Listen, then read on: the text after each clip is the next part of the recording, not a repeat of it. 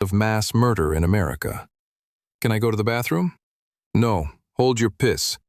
The younger cops around laughed. Court sighed. It was worth a shot. Off to his left, down the platform, a two-lane road twisted up and over a rise. The road was wet and clean and black like licorice, bisecting the white snowfall on the hill. A dark green panel truck was parked high up on the hill, 50 yards from the station's edge, and 100 yards or so from where Court sat and his police guard stood on the station's single platform. Exhaust vapors blew out from the muffler, rose into the air behind the vehicle. Court looked to his right now, still trying to find a way to gain the advantage before more cops showed up. To his right was the edge of the village proper. Gingerbread homes were sprinkled in among more modern structures. Plumes of wood smoke floated into the air above the homes and dissipated in the gray sky above. A green truck, identical to the one on his right, rolled slowly out of the village and pulled into a gas station 30 yards from where Court sat. It jolted to a stop in the parking lot, away from the pumps. The gray man decided in seconds that he had just been surrounded. "Sergeant," he called quickly to the cop in charge. The older man was speaking with his subordinates, but he walked over towards Court on the bench. "Please listen carefully. We have a problem. On both sides of us are green trucks. In or near those vehicles are men who have been sent to kill me. They will not hesitate to kill you and your men to get to me." The policeman looked to his left and right at both of the vehicles, then back to Gentry. "What is this shit you are saying? They will be well-trained killers. You need to move us all inside the station. Hurry." Slowly, the policeman pulled his walkie-talkie from his belt and brought it to his mouth. His eyes did not leave Gentry's. In German, he instructed his men behind him to come over. He switched to English. "2 green vehicles, one to the north, one to the south. This man tells me they are men here to rescue him. Not rescue, kill." All 5 looked up and down the platform at the vans. There was still no movement from either. "It's a trick," said a young blonde officer as he unfastened the retention restraint over the tang of his pistol. "Who are you?" asked another man. Court didn't answer. Instead, he said, "We need to go inside, quickly." The lead policeman told his officers, "Watch him. I'll check this out." He turned and began walking up the platform towards the van to the south at the gas station. "Sergeant, you really do not want to do that," Court called out, but was ignored by the silver-headed policeman in the heavy coat. The cop descended the platform steps and onto the property of the little gas station. The green van had tinted windows. It sat at idle, steam pouring from its exhaust and drifting away in the air behind. As the municipal officer approached the truck, Gentry spoke to the 4 remaining men. "He's going to die. Don't freak out. We will all have to work together. If you try to run, they will just gun you down. If you want to live, just do what I say." "Shut up," said one. And all 4 were looking at their sergeant as he approached the driver's side window. He used his walkie-talkie to tap on the tinted glass. "Don't forget about the other van," Court pleaded to the uniformed men standing over him. "Shut up," repeated the policeman. Gentry could see their growing concern as their heads swiveled back and forth between the north and south. The sergeant tapped harder on the glass. As Gentry and the others watched, the silver-haired man seemed to peer closely through the heavy tint. He must have seen something, some movement or other indicator of danger, because quickly the Swiss policeman stepped back and reached down to the pistol on his hip. The driver's side window shattered with the crack of gunfire. The cop backpedaled away quickly, and the door opened. A man in a black jumpsuit and a ski mask slid out from behind the wheel and onto the pavement, a short-barreled machine pistol in his hand. He fired another 3-round burst into the sergeant's stumbling body, and the Swiss officer dropped dead on his back. All 4 Swiss cops around Court drew their pistols with technique hampered by panic. At 30 yards, an accurate shot would be difficult, but the young men fired rounds downrange as they shouted in shock and dropped for cover. "The other truck! The other fucking truck!" Court screamed, as he himself dropped to the cement. He lay on the cold pavement next to the bench, his left arm above him in the seat, shackled to the armrest. The cops looked behind them and saw 4 masked men walking down the blacktop road towards their position. They all held rifles, similar to the man at the gas station, who was now joined by 3 Confederates. All 8 moved closer with confidence, like they had all the time in the world. "Uncuff me, we've got to get inside," Court yelled, but the policeman just pressed lower into the cement platform, squatted and ducked behind a wooden pushcart or lay flat in the open, and they fired inaccurate rounds at the gunmen as the men in black approached menacingly through the swirling snowfall from opposite directions. A bald-headed young policeman shouted into the radio affixed to the epaulets of his jacket. He crouched 15 feet from Gentry behind a luggage cart that provided him poor shielding from the men on the hill to the north and no cover whatsoever from the men fanned out at the gas station to his south. Court watched bursts of concrete stitch up the platform, race towards the young cop as he looked the other way and screamed into his microphone, unaware. Each explosion of cement and dust tracked closer to him, until finally, supersonic machine pistol rounds burrowed into his legs and back. He spun onto his side and twitched on the concrete. The death throes ceased as quickly as they began. "Somebody give me a gun," Gentry shouted. The 3 remaining policemen ignored him. They fired inaccurately and reloaded slowly with jittering hands. Court swiveled around on the cold concrete. He put his boots against the iron legs of the bench and kicked as hard as he could. He desperately tried to break the large iron end piece to which he was manacled free from the rest of the 12-foot wooden bench. The metal handcuff bit into his left wrist as he kicked and pulled. Soon he created a rhythm to his work. A kick with his feet, cracks of the old wood and searing pain in his wrist and hand. A salvo of automatic fire hit the window above him, sending broken glass over the bench and onto the ground all around. As he kicked, he looked back over to his right. A second policeman had been hit in the shoulder and hip. He dropped his gun and writhed on the cement in agony. It took over 30 simultaneous strikes with both feet to break the iron end piece away from the wooden bench. On the last drive down with his boot heels, he yanked back with his arm. The pain in his left wrist was excruciating, but the bench broke apart. Gentry crawled to his knees, knelt over the heavy piece of ornamental metal, and lifted it. It was easily 30 pounds and still attached to his scraped and swelling wrist. He hooked his handcuffed arm over the metalwork and hefted it off the platform. Then, in the line of fire from both directions, he ran towards the injured cop, writhing in agony in the middle of the platform. When he was still a dozen feet away, he flung the iron out in front of him, down next to the man, and fell with it in a slide. The piece clanged on the cement with nearly as much noise as the gunshots barking all around. His swelling wrist tightened inside the metal cuff. Kneeling over the Swiss officer, he reached to the man's midsection. The cop cried out to his rescuer. "My hip! I'm hit bad in the—" "Sorry," Court said as he pulled the handcuff key off the chain on the cop's utility belt. It was smeared with the young man's blood. Crouching lower in response to a supersonic whine just inches from his right ear, the American assassin pushed the ornamental iron armrest out in front of him, towards the platform's edge. He crawled along as he pushed it again. The injured policeman reached up and grabbed Court's leg as the American moved away, a pitiable attempt to both seek help from a rescuer and to regain control of his prisoner, as if that were somehow still an issue. Gentry kicked off the dying man's hand, picked the cop's Beretta off the platform, and kept crawling. A spray of subgun rounds chased Court all the way to the edge of the platform, just missing him as he and his iron anchor rolled off. Gentry dropped 4 feet down to the ground and behind the cover of the platform's edge. His adrenaline-tinged brain nearly panicked when he lost the key for a moment in the snow, but he quickly dug it out. Rising to his knees, he kept his frozen red fingers steady as he unhooked the handcuff on his left wrist. Of the 5 policemen who pulled him off the train, only 2 were still in the fight. Both crouched behind poor cover on the platform.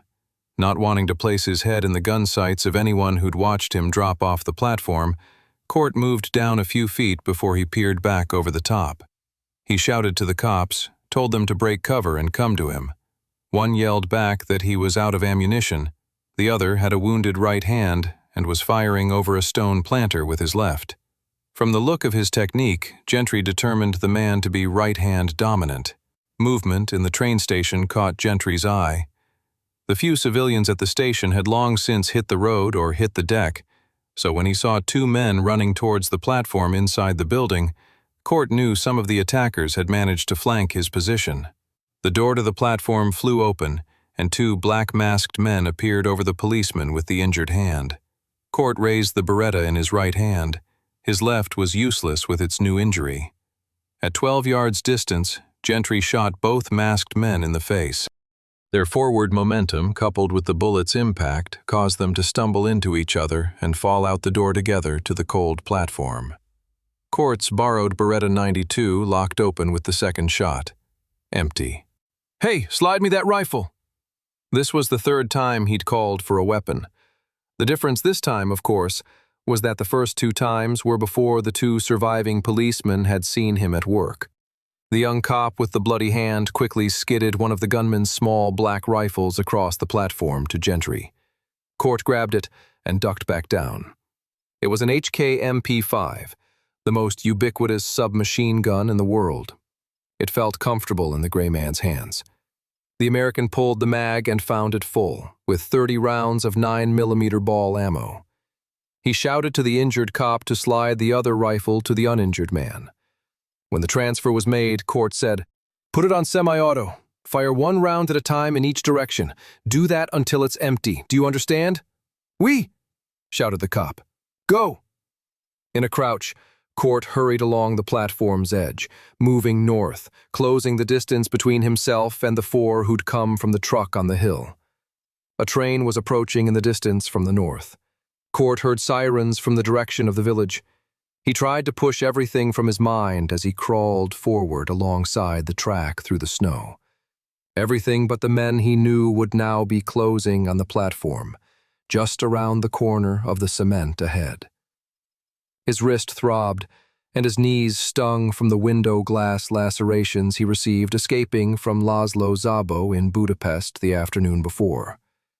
The ever-present pain in his thigh from Thursday's gunshot wound was the least of his maladies at the moment.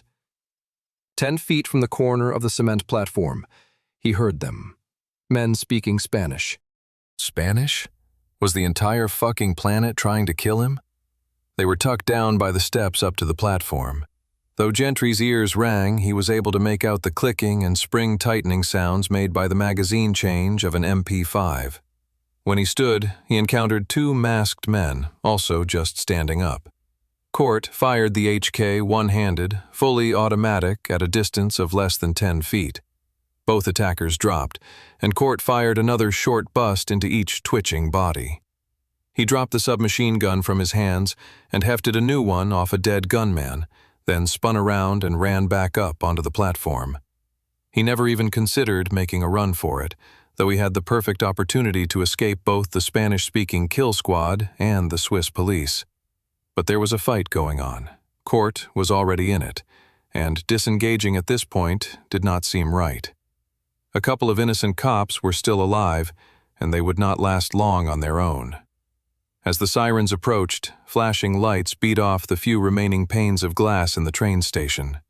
Court Gentry ran back to the aid of the two policemen, his one good arm holding the HK out in front of him, searching for fresh targets. Chapter 21. Claire Fitzroy sat on her bed and looked out the window at the lawn and the thick forest beyond. The sky had been drab and gray since they'd arrived at the chateau the previous afternoon, but during the morning the low cloud cover had scattered, and now she could see a great distance. Her lunch was beside her, all but untouched. Her sister was downstairs in the kitchen with Mummy and Daddy and the men in leather coats who followed around wherever her father went. But Claire had been excused from the table. She told her parents about her tummy ache, asked permission to go back to her room. The tummy ache was real. It came from the worry that had sat heavily inside her for over a day now. The hurried shuffle out of school, The worried faces of Mummy and Daddy, the argument on the phone between her father and grandfather, the arrival of the men with guns, and the trip in the big black cars to the chateau in the countryside. Something outside caught her attention. She leaned closer to the bedroom window, squinted. Then she stood excitedly. In the distance she could see the steeples. She knew those steeples. The steeples were from the huge Notre Dame Cathedral in Bayeux, and she knew Bayeux had a police station. It was near the big water wheel her daddy had taken her and her sister to. She remembered the policemen in their smart uniforms smiling at her the previous summer.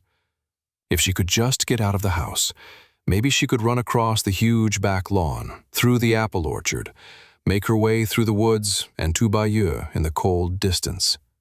Once there, she could find the police station and tell them what was happening. They could come help, make the men with the leather coats and the ugly foreign language let her family go. Mummy and Daddy would be so happy. It was a long way away, but she knew she could make it. She was the fastest winger on her football team. She could slip down to the cellar and out the little open window she and her sister chased the cat through the previous evening. Resolute, 8-year-old Claire Fitzroy buttoned up her coat, pulled on her mittens, and cracked open the door to the bedroom.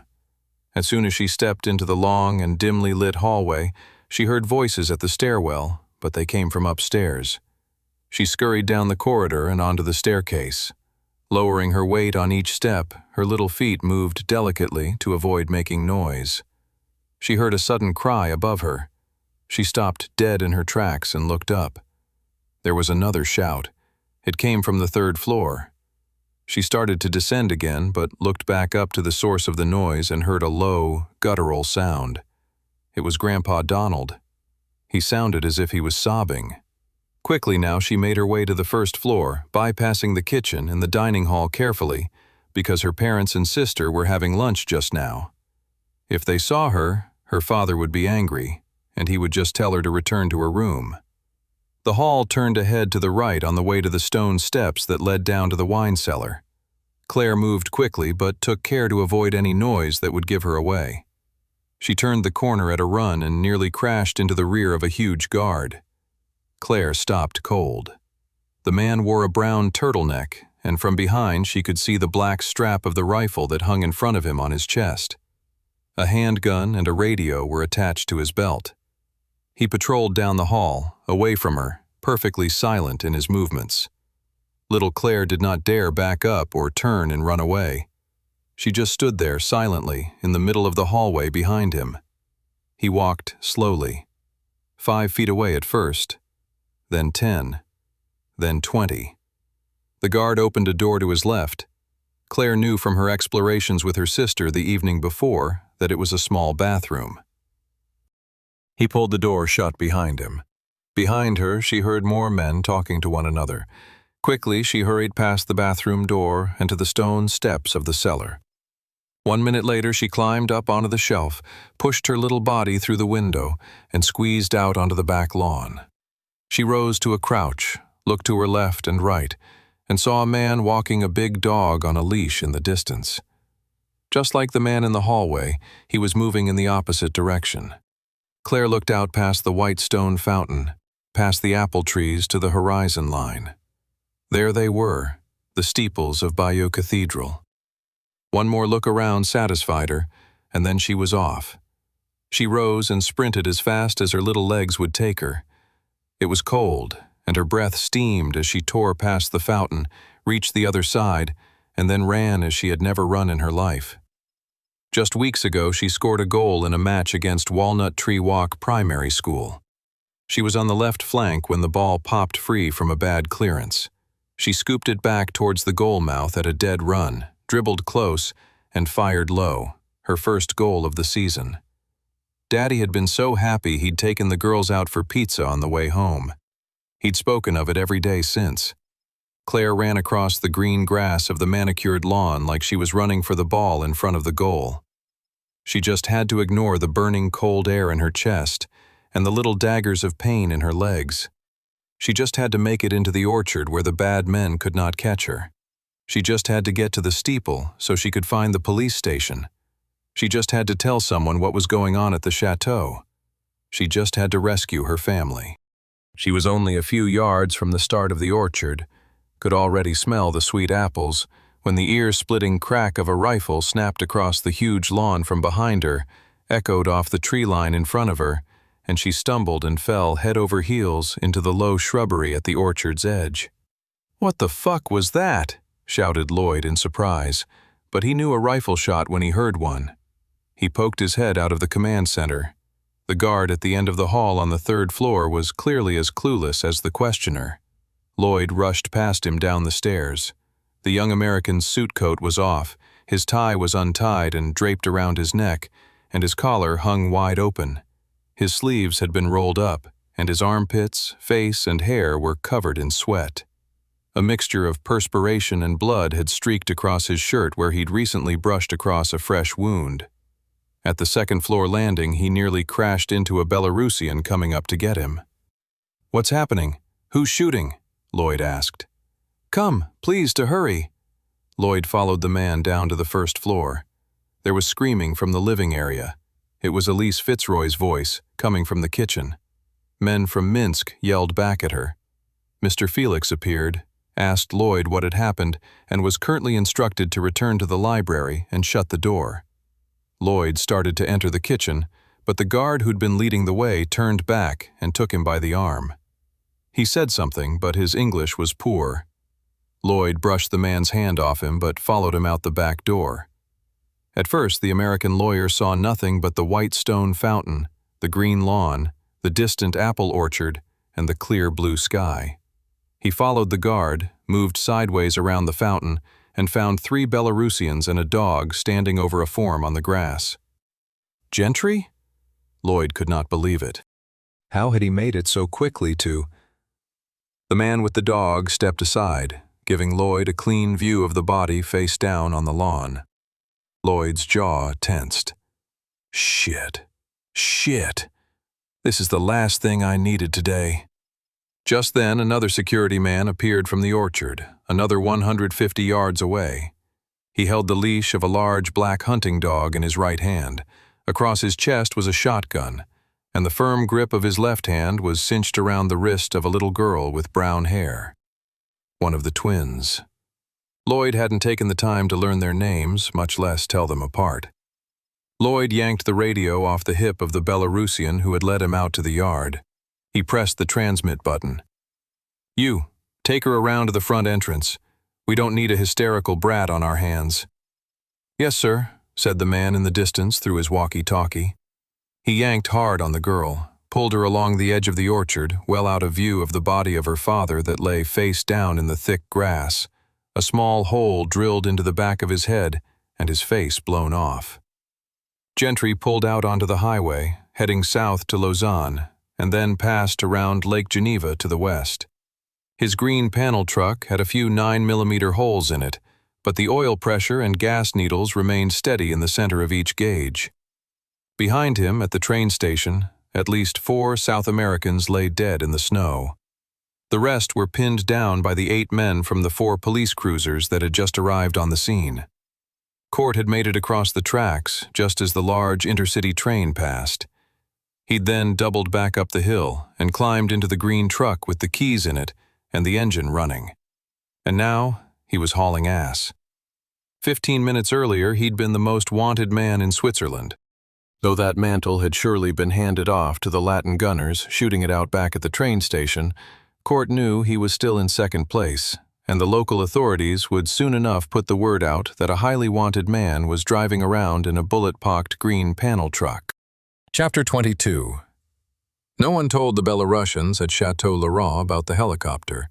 Consequently, pandemonium ensued when a Sikorsky S-76 appeared over the woods to the south, banked hard, and landed at the helipad next to the gravel car park.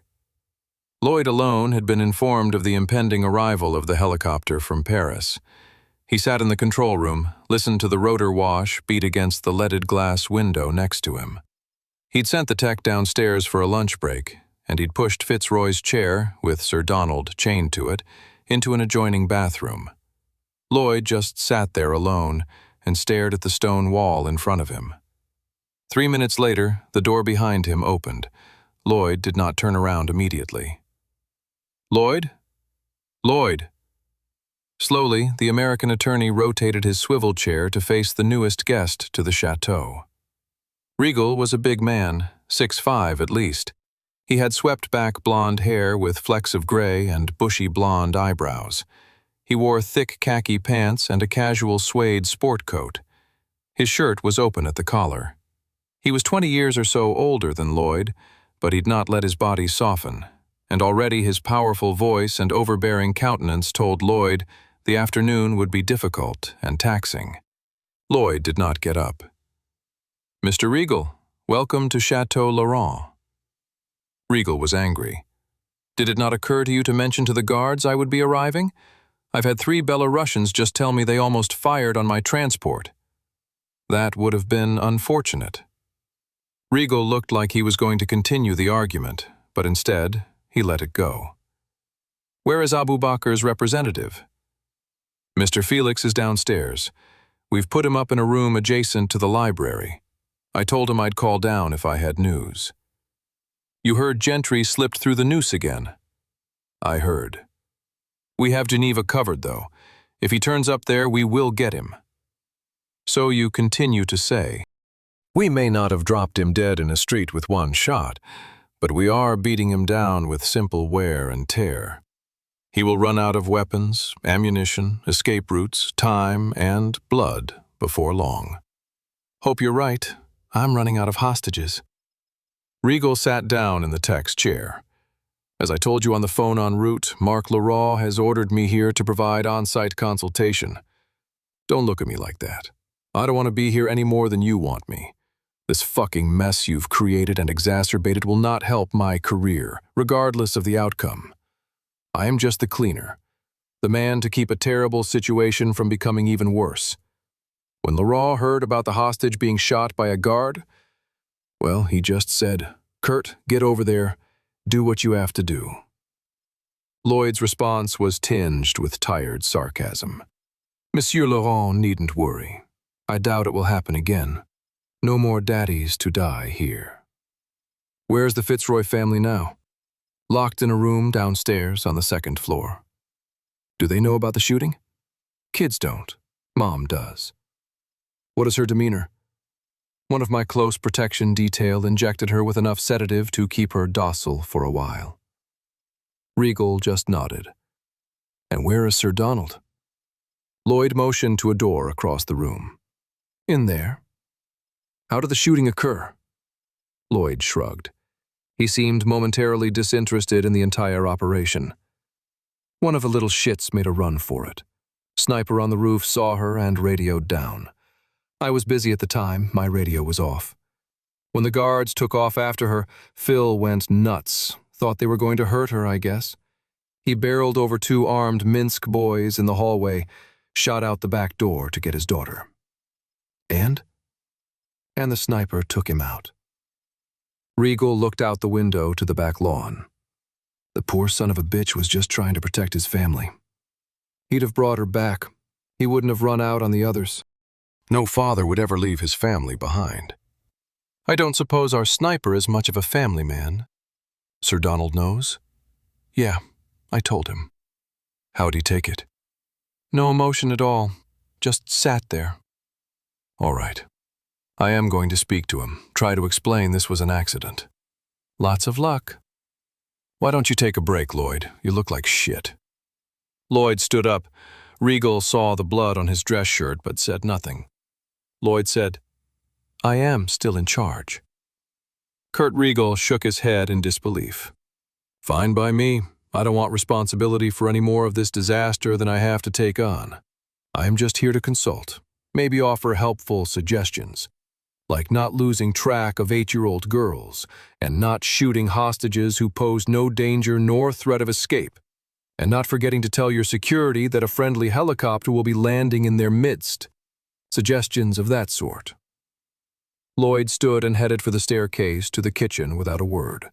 Regal crossed the room and opened the door behind which Lloyd said he'd find Sir Donald. The German was surprised to be looking into a large, tiled bathroom. Fitzroy was seated in a chair in the middle of the candlelit chamber. He looked up at Regal with wet and bloodshot eyes. His head and hands and ankles were secured to the chair with thick iron chains. His dress shirt was shredded on the floor next to him. He sat in a sweat and blood-stained undershirt. His face had been beaten, and there were fat splotches of blood on his torn tweed trousers. Kurt Regal took them for puncture marks. "Scheisse," Regal said. He stepped out of the room, leaned out into the hall, and called out to the 2 Scottish guards near the stairs. "I want the prisoner's bindings removed. I want him cleaned up, bandage his legs, and someone find him fresh clothing. Damn it, man, move!" 15 minutes later, Regal sat on a stool by the edge of a canopied bed in the master quarters on the 2nd floor. Sir Donald lay on the bed and stared back at him. The Englishman had been unshackled and cleaned up and dressed in fresh clothes. A wet bandage hung on his left temple where an ineffective blow had cut his skin. The bruises on his chin and eyes had received little attention. Neither man spoke at first, although Fitzroy had declined coffee with a shake of his head. His eyes hung low and malevolent. Finally, Regal found a starting place. "Sir Donald, my name is Herr Regal. First, allow me to sincerely apologize for your treatment. I had no idea Lloyd was going to... Well, no excuses. I take responsibility for this. I will make it right." Fitzroy said nothing, though his glare indicated no show of appreciation would be forthcoming. "I have food and water on the way to you. Something heavier, perhaps? A brandy, maybe? You Englishmen often enjoy an afternoon nip, am I right?" Still no response from the aged prisoner. "Further, my deepest condolences for your son. Nothing I can say or do can..." "Then don't bloody bother." Don's voice was sandpaper, gravel. "Understood.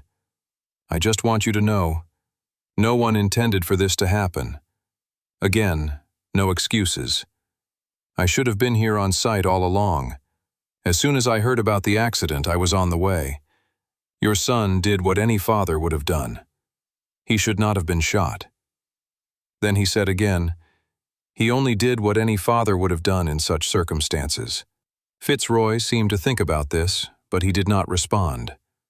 "From now on, I will be overseeing your care and the care of your family. Mr. Lloyd will coordinate the initiative to find and neutralize the Gray Man. I will also be in charge of the defenses here, to make things ready in the unlikely event Mr. Gentry manages to slip past the hunters we have out in the field looking for him. He'll be here soon enough, Fritz." Regal smiled a little and sat up. "He has managed to neutralize or effect the neutralization of the Albanians, the Indonesians, and the Venezuelans, and the Libyans suffered one inadvertent casualty during his escape from them. Meaning he has brought about the complete destruction of 3 kill squads and depleted the manpower of a 4th. Still, there are 9 teams between him and ourselves, 40 men or so, plus 100 pavement artists searching for him, plus a 14-man security detail in cordon here around the chateau, plus a technician here monitoring the phones and computers of all Gentry's known associates along his probable route. And there is word he is injured. Surely he is tired. His resources are thinning. He'll be here." Fitzroy's voice was matter-of-fact. The German smiled obligingly. "We'll see." Then his eyes turned darker. "Sir Donald, you are a professional. Surely you understand your situation. I would only insult your intelligence by telling you we will let you go when this matter with the Gray Man is resolved. You know as well as I that we cannot merely open the gates and let you walk out. Not to be dramatic, but, as they say in the movies, you simply know too much. No, regardless of the outcome with Gentry and the Lagos contract, you will not be leaving Chateau Laurent with your life. Ah, you knew that. I'm glad to see this in your eyes. But I will make this promise between 2 professionals. The twins and your daughter-in-law will not be harmed. They have gone through enough. I just need to keep them here until Mr. Gentry's arrival. Then they are free. As long as the Gray Man does not contact others, bring police or military down upon our little chateau here, there will be no danger to the woman and her daughters, regardless of whether or not President Abu Bakr signs the contract. I also promise you will suffer no more indignities at the hands of Mr. Lloyd." Fitzroy nodded and lifted his chin. "I want my son's body respected. It goes without saying. I'll see a proper casket is brought in. We'll ferry Philip back to Britain via helicopter. He will be delivered to the place of his wife's choosing as soon as she returns home." Fitzroy nodded slowly. "You do that, and you find a way to keep the girls out of the line of fire when the gray man shows up tonight. And I will be in your debt and be no trouble to your mission." When the gray man shows up tonight. Regal fought a little smile and won.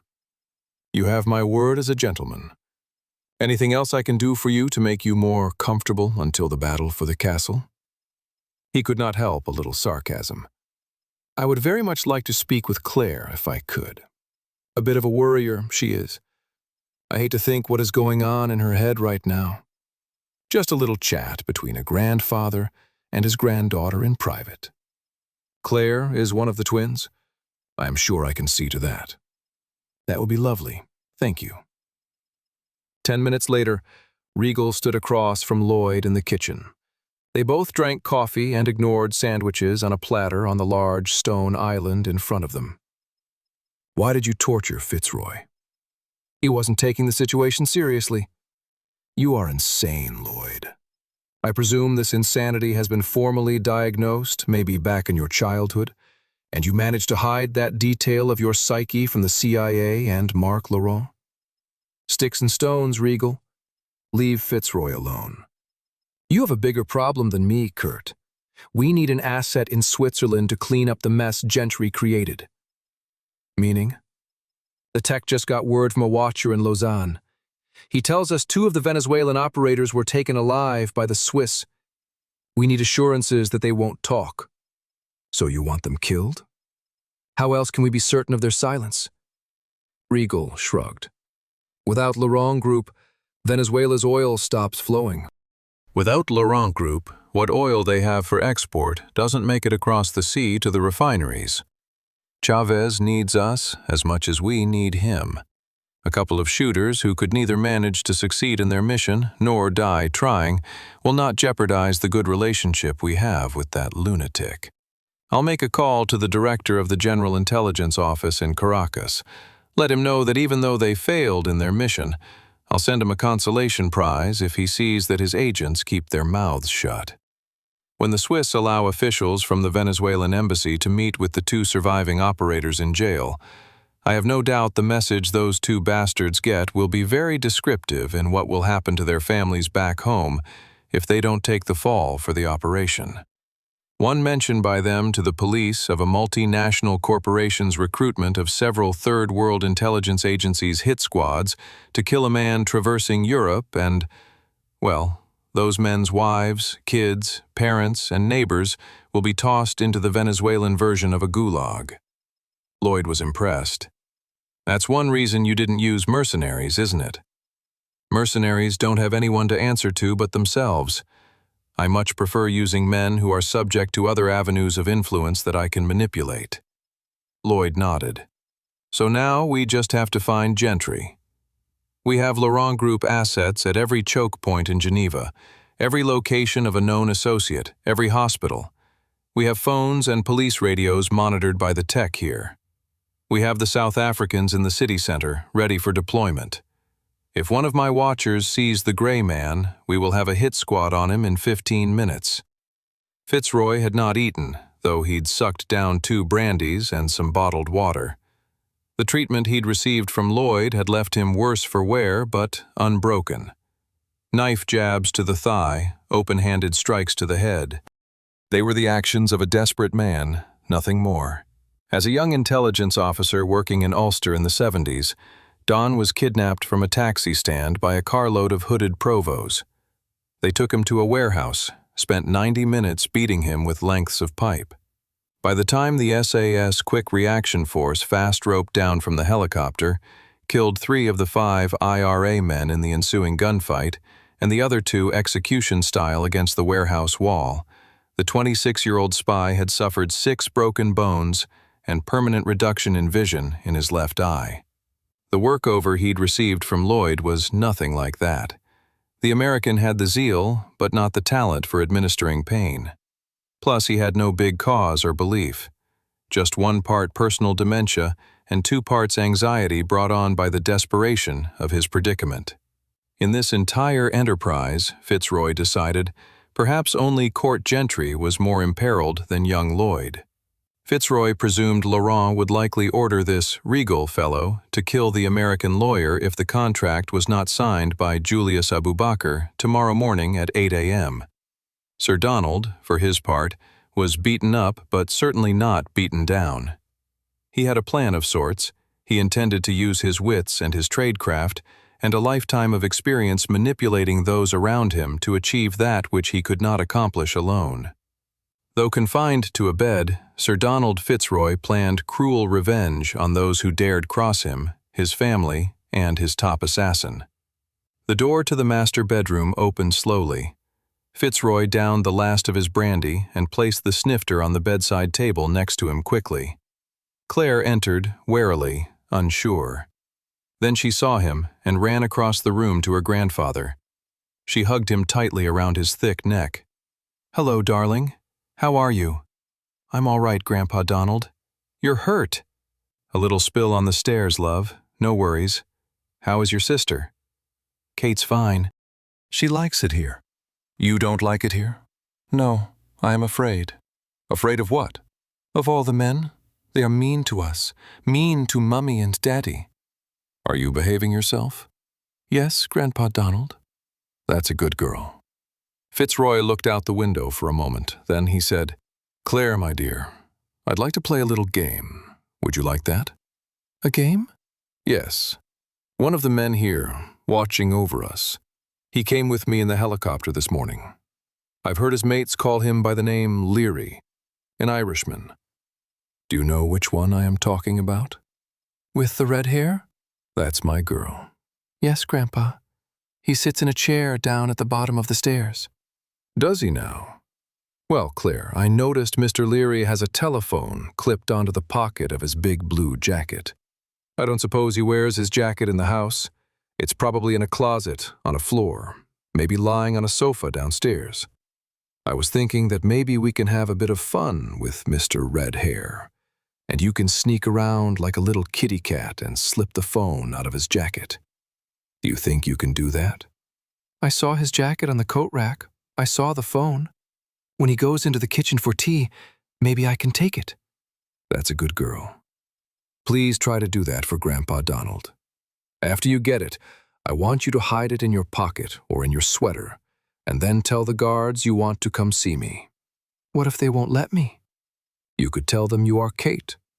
Can you pretend to be Kate?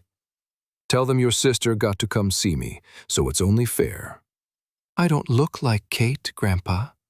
"Trust me, my dear, to these men you look exactly alike. Just change your clothes, tell them you're Kate, and you'd fancy a chat with your dear old grandpa." "All right.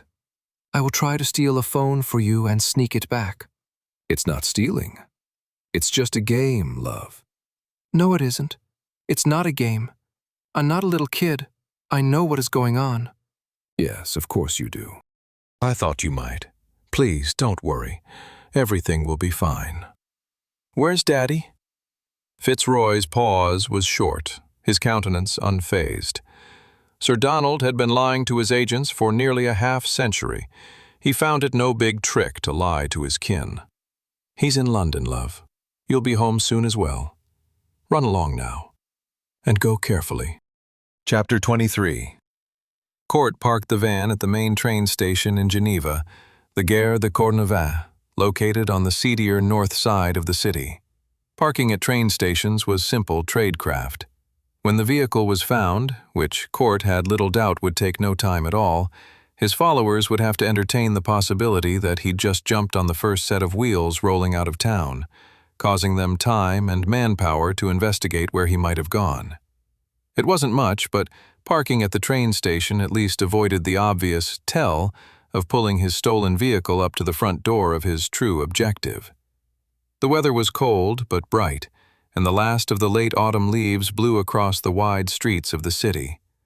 From the station he walked south, past the afternoon street whores and the sex shops of the red light district, over the bridge crossing the canal into huge Lake Geneva, passing middle-aged bankers and diplomats, heading towards all those street whores and sex shops behind him. 5 minutes south of the bridge, the wide and modern streets gave way to uneven cobblestone passageways, and the chic shops lining the roads morphed suddenly into medieval stone walls as a steep hill rose away from the modernity and towards the ancient, picturesque buildings of the old town. Gentry consulted a tourist map hanging on the wall of a hotel lobby, hid his scraped and swollen left wrist from the Japanese couple next to him, and then returned to the chilly street. Another minute or two of climbing an alley brought him to the square in front of the Cathédrale Saint-Pierre. There, Saturday afternoon tourists stood, heads and eyes and cameras all pointed to the 1,000-year-old cathedral's impressive facade. Court walked behind the 24 or so sightseers, then melted down a side street that ran along the south side of the church. On his left was a white wall 6 feet high with a large iron gate in the center.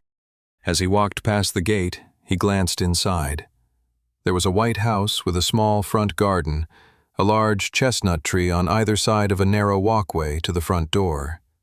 The trees strained for light in the shadow of the Cathédrale Saint-Pierre that loomed high in front of them. Court walked on down a cobblestone passage that ran off the little one-lane street, followed the winding footpath through a narrow tunnel that led him down and around to the back of the White House. Here, the wall was 2 stories high. Modern structures stood alongside it, an apartment building with a nail salon on one side, a nursery school on the other. A few tourists wandered towards a narrow shopping street that ran farther down the hill behind. Gentry saw the watcher immediately. An attractive woman with long, braided blonde hair, she sat at a picnic table in a little playground alongside the shopping street. Court was 25 yards from her, but her eyes were on the White House to his right. Gentry turned, walked back through the foot tunnel, followed it up and around towards the white wall of the White House. There was an iron handrail built into the wall to aid pedestrians with the steep incline of the passageway. Court stepped up on this and, with his good right arm, pulled himself up on the top of the wall. He kicked one leg and then the other over and dropped down, letting his good left leg take the majority of the impact with the ground. Still, the one-handed climb and the drop hurt like hell. Inside the small garden, Gentry saw the security system through the glass. He knew how to circumvent all sorts of countermeasures, but this looked too sophisticated for him. He'd need schematics and tools and time. Court moved low below a window, rose again at a side door. He drew a Beretta pistol he'd picked up on the platform shortly before fleeing the scene, left there by a dead Swiss municipal policeman. He held it low by his side as he tried a side door. It was unlocked. He entered a hallway and then a well-appointed kitchen. The lights were off, and he could easily make out the sounds of a television in the next room. The glowing set reflected off a mirror in a hallway on the other side of the kitchen, and Court used the flickering light to make his way. He saw a pistol sitting on the kitchen counter, a full-sized 1911 .45 caliber, an American's gun. Gentry crossed the long kitchen carefully. He hefted the weapon and slid it into the back of his pants. His swollen wrist rewarded the movement with a hot jolt of electricity up to his elbow. Court moved into the hallway, rose confidently now, and entered a wide living room. A plasma screen hung above a large fireplace that crackled with pine logs. A lone man sat on a leather sofa with his back to Court. His eyes were trained on the television. The language coming from the TV was French, but the images were clear enough to Gentry. Less than 2 hours earlier, he'd stood on that same train platform. He'd spoken to that young policeman who now lay face down and dead on the snowy cement, the video images catching the moment when a yellow tarp was draped over his still form. Court holstered his gun. There was no one else around. "Hello, Maurice." The man stood and turned. He was pale and wrinkled, easily 70 and unhealthy looking. If Gentry's appearance in his flat was a surprise to the old man, He made no sign of it. He stood on thin legs. "Hello, Court," American English. "Don't waste your time looking around," Gentry said. "I have your gun." Maurice smiled. "No, you have one of my guns." The old man pulled a small revolver from under his shirt and leveled it at Gentry's chest. "You don't have this one. I didn't figure you for the paranoid type. You weren't so careful in the old days. Even so, you should have kept your weapon trained on me till you knew I was unarmed." "Apparently so." The old man hesitated several seconds. The revolver did not waver. "Damn, boy. I taught you better." "You did. I'm sorry, sir," Gentry said sheepishly. "You look like shit. I've had a rough couple of days. I've seen you after rough days. You've never looked this bad." Court shrugged. "I'm not a kid anymore." The old man regarded Gentry for a long moment. "You never were." Maurice turned his revolver around in his hand, tossed it underhanded across the room to the younger American. Court caught it, looked it over. "38 Police Special Snubby. The other one's a 1911. You do know, Maurice, that there is no law that says that just because you are old, your guns have to be too. Kiss my ass. Want a beer?" Gentry tossed the revolver underhanded onto the leather sofa. More than anything else in the world. 2 minutes later, Court sat on the kitchen counter. He held a fat bag of frozen blueberries over his left wrist. The cold burned his skin, but it reduced the swelling. He could still move his fingers, though, so the hand was functional, if barely. His host was Maurice. Just Maurice. Court didn't know his real name, could only be certain that it was not Maurice. He was an old agency man, Gentry's primary instructor at the Special Activities Division's Autonomous Asset Development Program training center at Harvey Point, North Carolina. Court only knew tidbits about the man and his history. He knew he'd cut his teeth in Vietnam, performed targeted killings in the Phoenix program, then spent the next 20 years as a Cold War spook in Moscow and Berlin. He'd been demobilized for years, working as a trainer for the CIA when a 20-year-old convicted murderer was brought into his prefabricated aluminum classroom within sight of the Atlantic Ocean. Gentry was both cocky and quiet, raw beyond belief, but in possession of intelligence, discipline, and zeal. Maurice turned him out in under 2 years and announced to operations leadership that this kid was the best hard asset he'd ever built. That was 14 years ago, and their paths had seldom crossed since. Maurice had been lured back into the game after 9/11, as were most high-level retired assets still in possession of a pulse. Because of his age and uncertain health, he was sent to Geneva to work in the finance end of the CIA's Directorate of Clandestine Services. His knowledge of Swiss banking and bankers, accrued through 40 years of utilizing numbered accounts for CIA shell corporations in his operations, made him an effective paymaster for operatives and operations around the globe. It was easy work, clean, compared to some of the jobs he'd done as a younger man, but it was not without danger or controversy. Shortly after Court had been drummed out of the agency, Maurice himself was cashiered by the brass. Something about misappropriated funds, though Court did not believe the official story for a minute. The word from Langley was that Maurice was now completely retired from the CIA. Court did not know that for sure, wasn't 100% certain Maurice wouldn't turn on him, which explained the pupil's initial suspicion of his teacher. Maurice handed Gentry a bottle of French beer, so the younger man cradled the frozen bag of blueberries in his lap and let his wrist rest upon it. The stinging cold slowly numbed the ache. The old man asked, "You hurt bad?" "Not really." "You always were a tough bastard." "I learned from the best not to whine. It never worked around you." "I haven't seen you in 6 years. Cyprus, was it?" "Yes, sir." "You saw the watcher outside?" "Yeah. Girl with the braids." "Good boy. She's pretty good, dressed like a tourist. We get a lot of tourists here in the old town. I hate tourists." "Transitory faces." "That's right. Do yourself a favor, Court." If you make it to retirement, move someplace so damn God-forsaken no tourist would set foot there. "Will do." Maurice coughed, cleared his throat. There's news floating about, not connected yet, just bouncing around in the ether, waiting for dots to be connected. Prague, Budapest, and then this morning up by the Austrian border. I knew something big was going down. Didn't figure I knew any of the players until the coverage on my house started about 11:30. About an hour after she showed up, all the local stations began broadcasting the news of the gunfight just north of Lausanne. At that point, I knew you were heading this way. How did you know it was me? I connected the dots. A hunted man who just kept on living, death and destruction in his wake. As the bodies got closer, I told myself, here comes Court. Here I am, Gentry confirmed distantly, looking at the bottle in his hand. Tell me you didn't shoot those poor cops. You know me. I wouldn't kill a cop. I knew you. People change. I didn't change. The police were holding me when a wet team showed up. I tried to convince them I was no longer their biggest problem. They wouldn't listen. A lot of people want you dead, Court. You aren't exactly the flavor of the month yourself. The CIA burned you too. There's no shoot-on-sight directive against me. You were the one they really fucked over.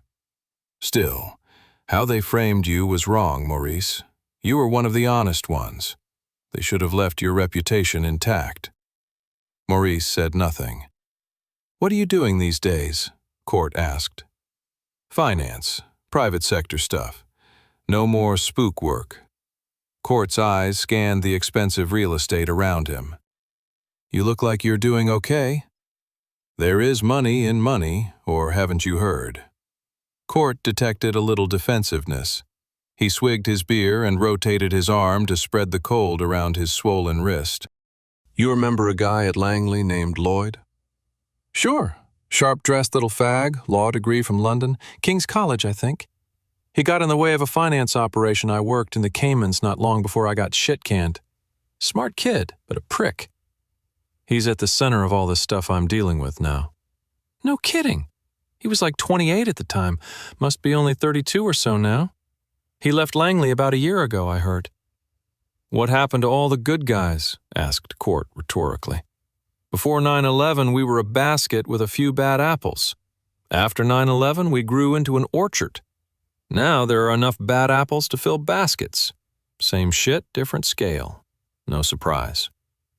They both sipped beer for a minute in silence, relaxing in each other's company, as if they spent every Saturday afternoon together. Maurice started to cough, and his coughing morphed into a violent hack. When it ended, Gentry asked, "What's wrong with you?" Maurice looked away a moment, answered without emotion. "Lungs and liver, take your pick." "Bad?" "The good news is I may not die from the lung cancer because the liver disease may get me first. Conversely, I may be buried with a working liver if I can only die from lung cancer. Drinking and smoking 50-some-odd years. Sorry. Don't be. If I had it to do over again, I wouldn't change a thing." He laughed, and this turned into a raspy coughing fit as well. "How much time do you have?" "There's an old Henny Youngman bit. Doc says I've got 6 months to live. I tell him I can't pay your bill. He tells me he'll give me another 6 months. Maurice's laugh turned into a wheeze and then a violent hack. "So, 6 months, then?" "That's what they said 7 months ago." "Don't pay him," quipped Court. It was gallows humor, though Gentry wasn't comfortable joking with his mentor about impending death. "Let's get back to you. What have you gotten yourself mixed up in?" "It's related to a job I did last week. I pissed someone off, I guess." "The colored guy who got it in Syria, Ali Baba, whatever his name was. That was you, wasn't it?" "Abu Bakr," Court corrected, but he neither confirmed nor denied his involvement. Maurice just shrugged. He needed to go. "I've followed your career as a private. Your ops are always white on black, not just nicely performed, but moral, just." "Tell that to Lloyd." "A lot of people say that thing in Kiev was you." "That's what they say." "So?" Maurice's phone rang.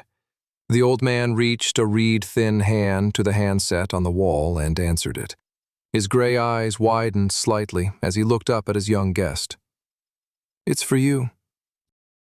Shit. Gentry took it. "Yeah? Court, it's Don.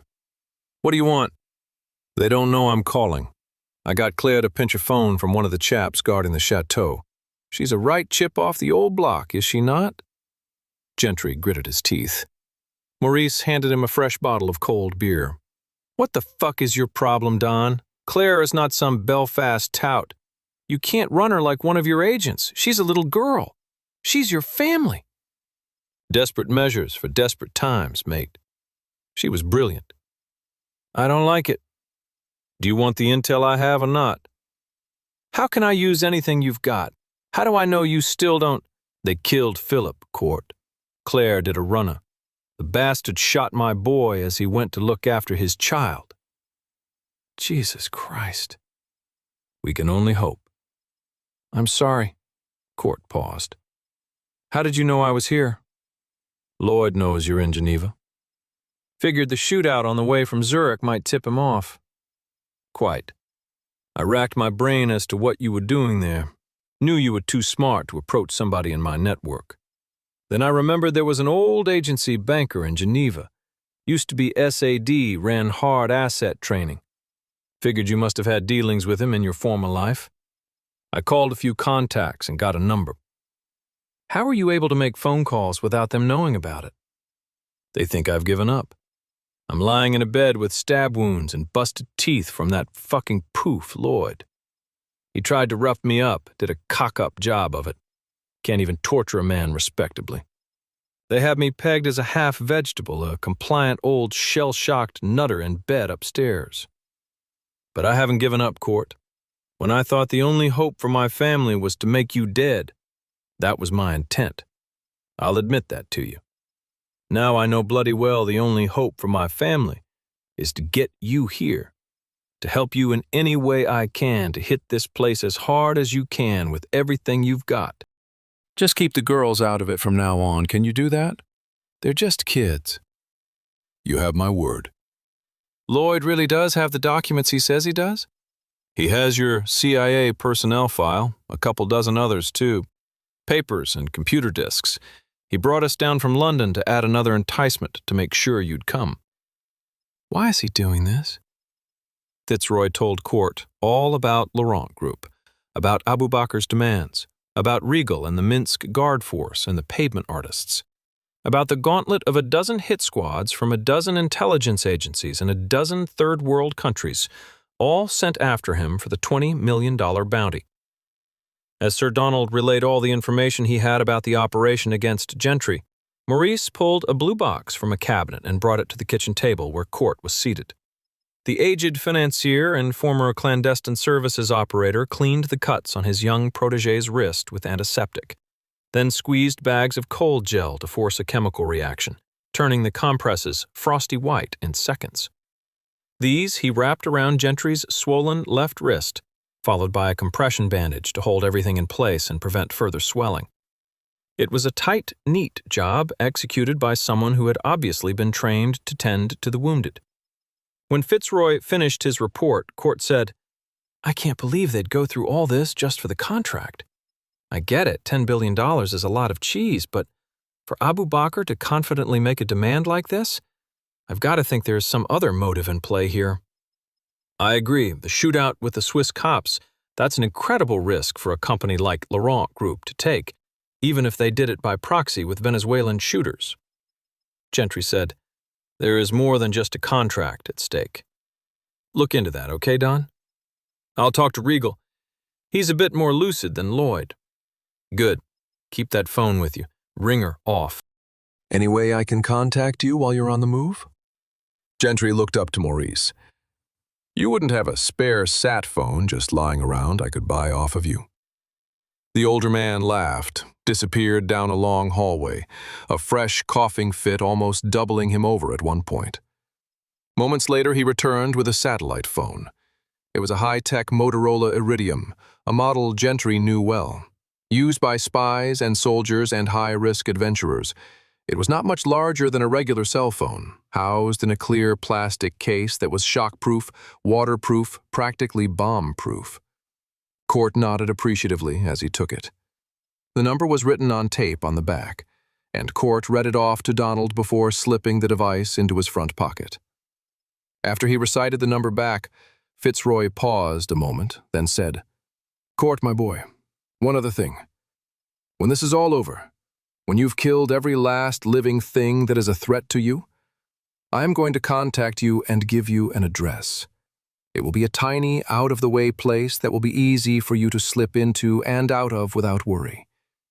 You will find a little one-room cottage, and I will be in that cottage, sitting in a chair, stripped to my undershirt with my hands flat on a table, and I will be waiting for you. My neck will be bare. For what I have put you through, for what you have done for me, I will give you my life in recompense.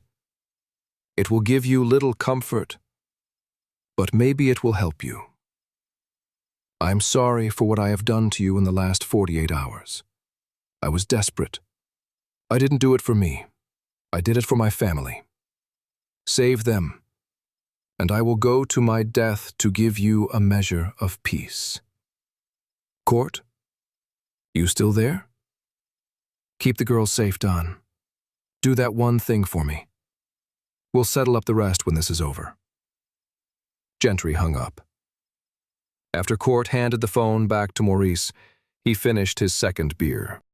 Wiping his fingerprints from the bottle with a rag from the counter, he walked to the rear of the home and looked through the long curtains. "When I leave, can you handle the watcher?" "She's just sitting there. I think I can manage that. I'm not dead yet. You'll outlive us all. Coming from you, son, that's not particularly comforting." He changed his tone. More fatherly now, he asked, "How can I help you?" "I've got to do a thing in northern France. Have to get up there and engage by first thing tomorrow morning." "You're in no condition to." "It doesn't matter. I have to go." "You need some money?" "A little, if you can spare it." "Of course, I can float you some cash. What else do you need?" "I'll take the 45, if you've got a few more mags." Maurice chuckled, hacked. The sickness in his lungs seemed to grow with the conversation. "You'd probably just hurt yourself with a big, manly weapon like that. They don't make them like they used to. That's my baby. I'll get you something a little more contemporary. I was hoping you might have a bug-out bag that you'd staged for a rainy day. I've got nothing, so any gear you could spare would be much appreciated. I've got a SHTF cache a couple of blocks from here, in case the shit ever hit the fan. From what you're telling me, I'd say your situation qualifies. I really appreciate it. Anything for my best student." Maurice disappeared down a back hallway. He returned a minute later with a sheaf of euros in an envelope and a key on a chain. He wrote an address down on the envelope and handed it to his protégé. "I think you'll be pleased with the gear." Court pocketed the items. "Another beer?" "I'd love one, but I'd better get moving." "Understood." Maurice poured several anti-inflammatory pain pills from a bottle in a cabinet into Gentry's hand. Court downed them with the last swig from his bottle. Then they walked together towards the back door. Court said, "I wish I could say I'd see you again. If I make it through tomorrow, I'll have to drop off the face of the earth for a while. Maybe if you don't pay your doctor's bill, we can have another beer someday." Maurice smiled, but this time he did not laugh. "I'm dying, Court. No sense in putting lipstick on a pig. I can't make it any prettier than it is. Is there anything I can do for you? Anybody you need me to see, look in on after you're gone?" "There's nobody. No family, no friends. There was just the agency." "I know the feeling," Court said. Spending time with his mentor was good in that Gentry had so few opportunities to talk to someone who'd gone through some of the same things in life as he had. But it was also bad, depressing, because Court saw a measure of himself in the tired, old, cynical eyes of the man facing him in the living room, and knew that, though no one likes to get old, in Gentry's profession, Mere survival was the absolute best one could hope for. And this was success? You can do one thing for me. Maurice smiled as he spoke. When you get yourself extracted from this mess you're in, I want you to get away to some tropical island somewhere. When you read in the paper about an older-than-dirt disgraced American banker dying in Switzerland, I want you to go out to your favorite cantina, find yourself a pretty girl, and drink the night away with her. I'm serious. Get through this and get out of this life. There's still corners of the world where no one gives a shit what you've done. Go there, meet somebody. Live like a human. Do that for me, kid. I'll try. Someday you will learn. All the things you've done, all the things in the past you thought were dead and buried. You think you put them behind you, but you haven't. You've just stored them away. Stored for the time when there is only you and a quiet room and your memories and the goddamned demons of those you killed. I've got to go, Maurice. I know I can't stop you from doing what you have to do, but think about what I am saying. All the shit I taught you back at Harvey Point. Sooner you forget what I taught you then, sooner you follow what I'm telling you now, the sooner the killing and the death will be dealt with. End of sermon, kid. They shook hands. Court's game face reappeared in a flash. He crammed the wad of cash into his pants pocket and the sat phone into his jacket and headed for the back door. He peered through the blinds out the front window into the medieval passageway. Instantly, he sensed that something wasn't right. What is it? Asked Maurice, picking up on his protégé's unease. Check the back, see if the girl is still there. Maurice walked down the hall to the back living room and called out to Court. She's gone. They pulled her. Who pulled her? Hitters. Because they want her out of the way when it goes loud? Exactly. They're here? Asked Maurice as he returned to Gentry's side. Not here, but close, confirmed the gray man. I can fucking smell them. Gentry's eyes narrowed. Tell me you didn't set me up, Maurice. Not on your life, Court. A moment's pause. I believe you. Sorry. Who's out there, any idea? Court and Maurice barricaded the doors with an armoire and a bookcase. God only knows. In the past 3 days, I've had everyone but killer Martians on my ass. This must be the killer Martians, then. I hear they're real bastards. You can get out through the ceiling. There are boards in the crawl space laid out to a vent. Push the vent out and you should just about fit through. This will drop you into the attic of the preschool behind my house. They are closed on Saturdays. They have a basement that leads into the nail salon next door. You look like you could do with a manicure, but try to fight the urge. Slip out their front door to the Rue du Purgatoire, then down the little alleyway, Rue d'Enfer. That should get you clear. What about cops? The closest station is at the Palais de Justice, but we are talking frontline troops. Better we don't call them at all, lest a bloodbath ensues. Gentry stood motionless and just stared at Maurice. The elderly man laughed heartily, fought his wheezing. I set the escape route up long ago. For me, back when I could have managed. I had a neighborhood boy test the crawl space just a few months back. No problem. Go on then. Come with me. You aren't getting my feeble ass into that crawl space. I'm not running from anyone. Now go. Maurice, in a few seconds an Alpha team is coming through those doors. They will know you helped me. They'll do whatever it takes to get intel from you. Maurice smiled, shrugged. I've never been afraid of dying, Court. But the thought of dying for nothing really chaps my ass. If I'd taken a bullet back in Nam like every goddamn friend I had back there, then it would have been worthwhile. If I'd died on the job with the company, that would have been honorable. I mean, depending on what we were doing at the time, you know what I'm saying. But sitting here in my house in Geneva, flipping channels on the television and waiting for the moment my lungs cough up or my liver pisses out, there's just no nobility in that. What are you saying? I'm saying I'll die for you, kid. You've done more righteous hits than the entire damn agency in the past 4 years. You deserve someone to help you when you're down. Gentry did not know what to say, so he said nothing. "Don't fuck it up, boy. Get out of here. I'll slow them down, maybe bloody a nose or two in the process. No promises, but I'll try to thin their ranks a bit." "I'll never forget you." Maurice smiled and pointed upwards. "If I get past security and make it up there to heaven, I'll put in a good word for you with the man. See if I can't save your scrawny ass in the afterlife, too." An awkward hug between two men whose minds were tightening for impending action. Maurice said, "One more thing. I hope you will remember me in a positive light, not think bad things about me if you should learn that I made a mistake or two along the way. You are my hero.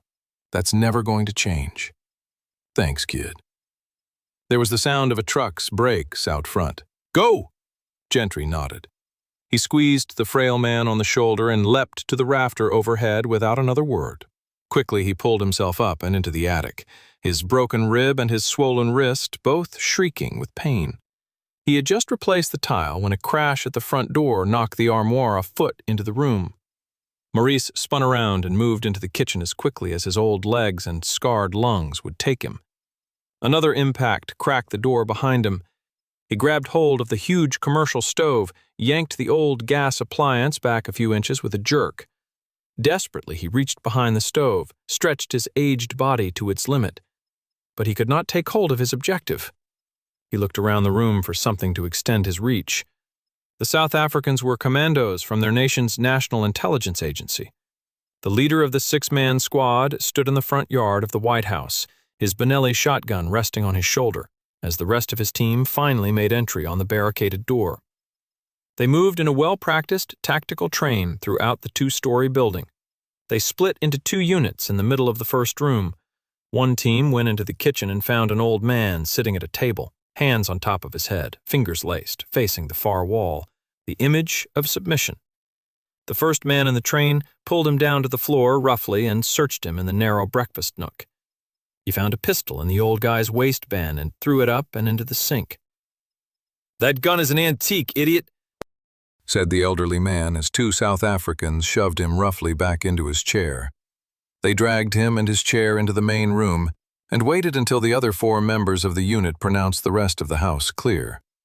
When the entire team reformed around their prisoner, the old American looked at all the faces. "South Africans," he said, obviously having heard their accents. The leader asked, "Where is the gray man?" "Look at you guys." Maurice ignored the leader's question. 3 black, 3 white, ebony and ivory. Back in the old days, you whiteys would be beating down on you darkies, wouldn't you? There was no response. "You white boys must miss those apartheid days, huh?" The leader repeated himself. "Where is the gray man?" "Ah, but the head of the operation is white. You boys still roll like that? The plantation owners put the slaves in the big house, but they still give the orders, am I right?" One of the black operators unhooked his Uzi from his chest rig and raised it to smash its butt into Maurice's jaw. "Stop!" shouted the leader. "He's just trying to slow us down so his lover boy can get clear. Won't work, old man. Now, where is the gray man?" Maurice smiled. "This is the part where I say, 'Who is that?'" The leader's eyebrows furrowed. He spoke in a thick Afrikaans accent. "And this is the part where my man hits you across the face for giving us an attitude instead of an answer." He nodded to the black operator still poised above him, and the Uzi's squat butt smashed into the old American's jaw, sending his head snapping back. "Now, fucker, let's try again. Where did he go?" Maurice spat blood and a bit of his bottom lip on the floor in front of him. "I don't remember. I have reached the advanced age where the memory starts to falter. Very forgetful, you understand. Getting old sucks." After several seconds of waiting, the leader shouted into the man's face, "I will not ask again. The gray man was here." "Where is he now?" "Sorry, young man. I'm unwell. You mind terribly if I use the restroom?" The leader of the assassins looked to his subordinate. "Hit the fucker again." Maurice said immediately, "He is gone, and you will not find him." The South African sneered at the thin man. "I'll find him. I'll find him and I'll kill him. The gray man's reputation is nothing but a load of hype." Maurice laughed and coughed. "Do you have any idea how many men who said that very thing are now rotting away eternity in a pine box?" "That ain't gonna be me, mate." Maurice nodded appreciatively. "I will have to concede that point to you. There's not going to be enough of you left for a pine box.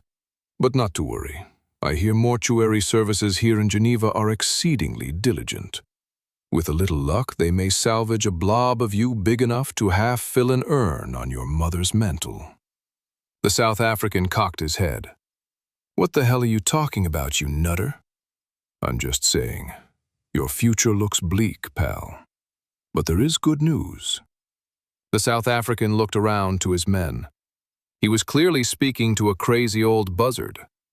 "I'll play along, Chief. What is the good news?" "Your bleak future will be short-lived." Then Maurice smiled. He softly began a prayer asking forgiveness for his sins. Just then the tech's voice came over the radio. The 6 men put their hands to their earpieces to aid their hearing. "Watcher 43 reports the subject just came out of the nail salon a block behind the house. He's on foot heading west." The leader of the South Africans nodded, turned his attention back to Maurice. "Good news all around, Granddad. We won't have to torture you to find out where he's going." Maurice did not look up from his prayer. The South African team leader shrugged his shoulders, lowered his shotgun to the seated man's chest, and fired one-handed.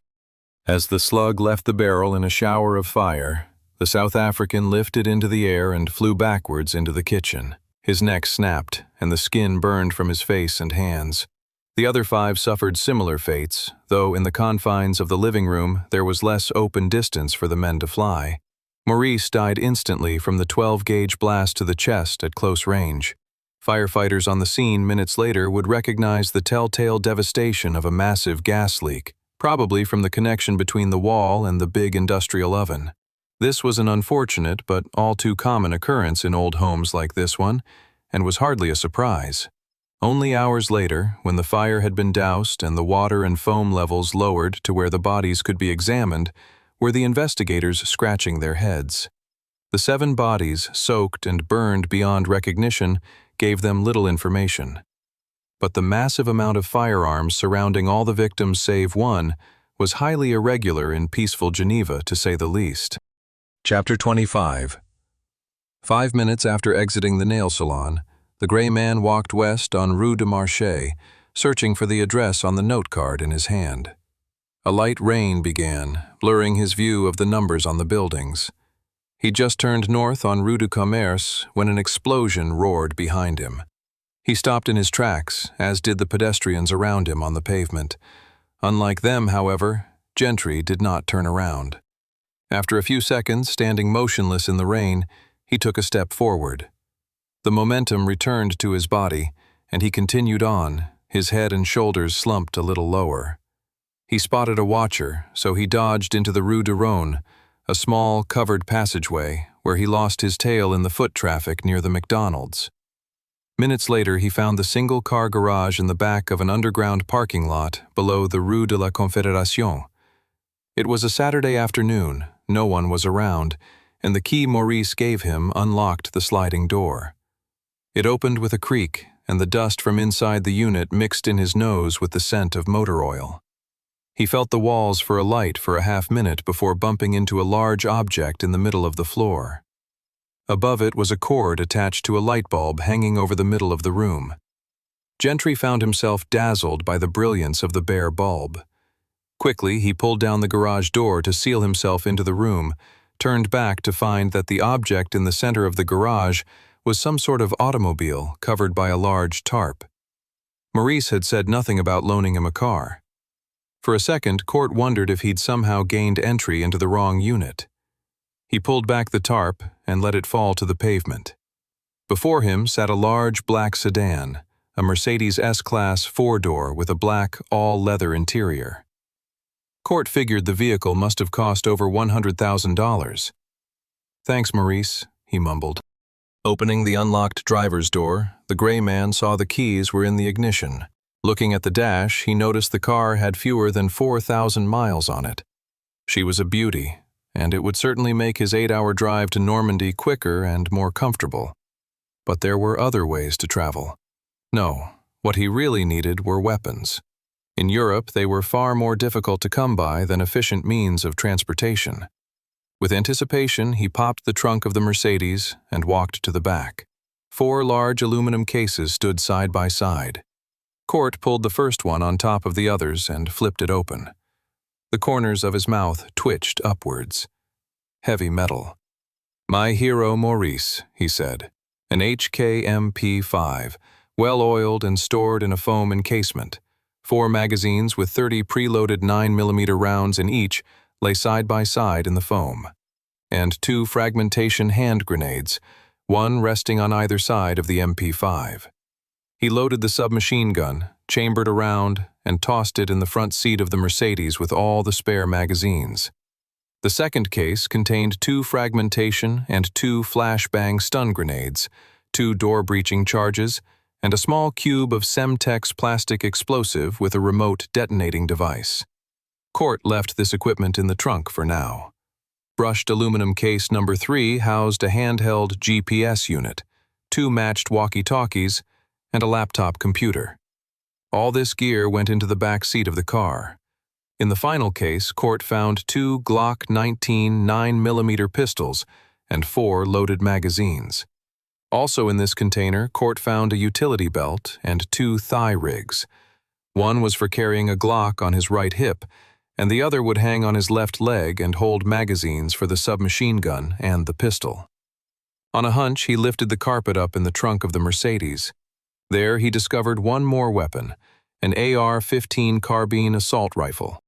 Alongside the spare tire was a plastic container with 3 loaded magazines full of .223 ammunition, 90 rounds in all. Court spent a few minutes powering up the sat phone and familiarizing himself with the GPS. All the while, the police, fire department, and ambulance sirens continued to wail a quarter-mile away at Maurice's house. This massive weapons cache told Gentry 2 things about his former mentor. 1, though he was out of the CIA and living in the open, he still had some reason to believe he might need to blast his way out of a sticky situation. And 2, from the look of the top-notch automobile and the insane quantity and quality of the gear, it was apparent to Gentry that the rumors about his mentor had been true. He had likely embezzled from the accounts he maintained for the CIA. Maurice had surely known Gentry would come to this conclusion, yet still he offered up his cash to his young protege. It was the dying man's last wish that Court use the horde to get away and succeed in his mission, and not to judge him too harshly for it. As Gentry pulled out of the garage, looked straight ahead through the tinted windows, and passed more first responders on their way to the crime scene on Rue de l'Evêché, his emotions were conflicted. Court had never misappropriated a dime in his life. He had never even run up per diem charges when working hits and black bag jobs for mobsters and drug dealers. No, he was a killer, but he was no thief. That Maurice had stolen from the company was disappointing, but in the end, a great bit of those stolen funds Gentry planned to put to use. Court was at once both idealistic and pragmatic. Maurice's thievery was wrong, but, he told himself, he would not judge his old instructor too harshly. Instead, he'd redeem the old man's honor, use every last goddamn bullet and gun to save the 3 innocents in Normandy, and retrieve the personnel histories of all the assets in the Special Activities Division. Regal stood behind the tech. Lloyd stood on his left. The young, ponytailed man sat at his desk in front of computer monitors, headphones pressed to his ears. From the expression on the young Brit's face, the 2 men in charge of the operation could tell the news was not good. The tech said, "We have confirmation from our local sources that all of the South Africans are dead. There was a large explosion at the target location. Looks like it may have been a gas leak. No doubt brought on by gunfire or some other use of ordnance. The fire department is still working on the blaze. They don't have a body count just yet. They only confirm there were no survivors. Multiple fatalities." Lloyd said, "Gentry?" The tech shook his head. He was seen leaving the building minutes before the explosion. Seen by? A watcher who lost him in the crowd. "Come on," screamed Lloyd. "Do I have to kill him myself?" Regal pulled his phone from his pocket and made a call, waited a moment. "Yes, it's me. I need a helicopter. Pick up the following items and get here before dark. Write all this down. Thermal imaging units, motion detectors, remote sensors, monitors, and cabling. You have all that? Also find Serge and Elaine and get them on that helicopter. Tell them to grab anything else they need to put a 360-degree electronic wall around Chateau Laurent." Regal hung up. Lloyd stared at him.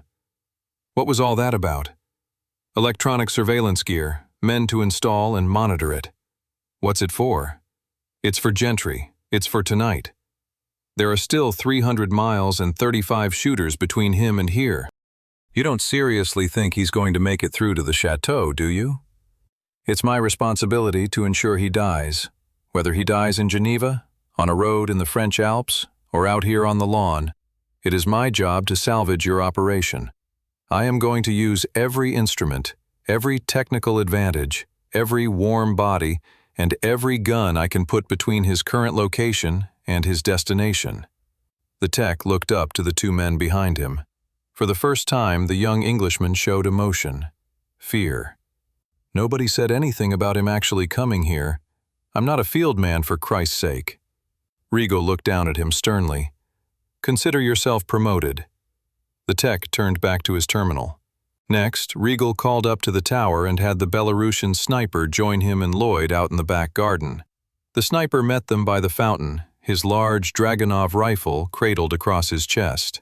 Together, they walked slowly past the blood-stained grass towards the apple orchard that started at the end of the backyard and continued on for several hundred yards to the high stone wall that ringed the entire property. Regal and the sniper sniffed the air, then knelt to the grass and put their hands in it. They looked at everything in their environment carefully. Lloyd just looked bored and annoyed. Regal spoke to the sniper in Russian. Lloyd stared off towards the orchard. You understand the rules of engagement? If it moves towards the chateau, shoot it. That's right. Simple enough. Regal's hiking boots sank in the well-manicured lawn. He sniffed the air again. Did you have fog this morning? Yes, visibility not more than 200 yards. Couldn't see as far as the apple trees until almost 10 a.m. Shouldn't be an issue. If he makes it here at all, it will be before sunrise. The Belarusian just nodded as he scanned the orchard through his scope. Regal said, You should not have shot the father. The sniper just shrugged as he scanned the near distance. If you were on the scene, I would not have. As it was, I did not have leadership. I made the decision to shoot. That is what I do unless told otherwise. Regal nodded. He regarded his sniper for a moment. I saw the body, the entry wound. Good decision or not, it was a magnificent shot.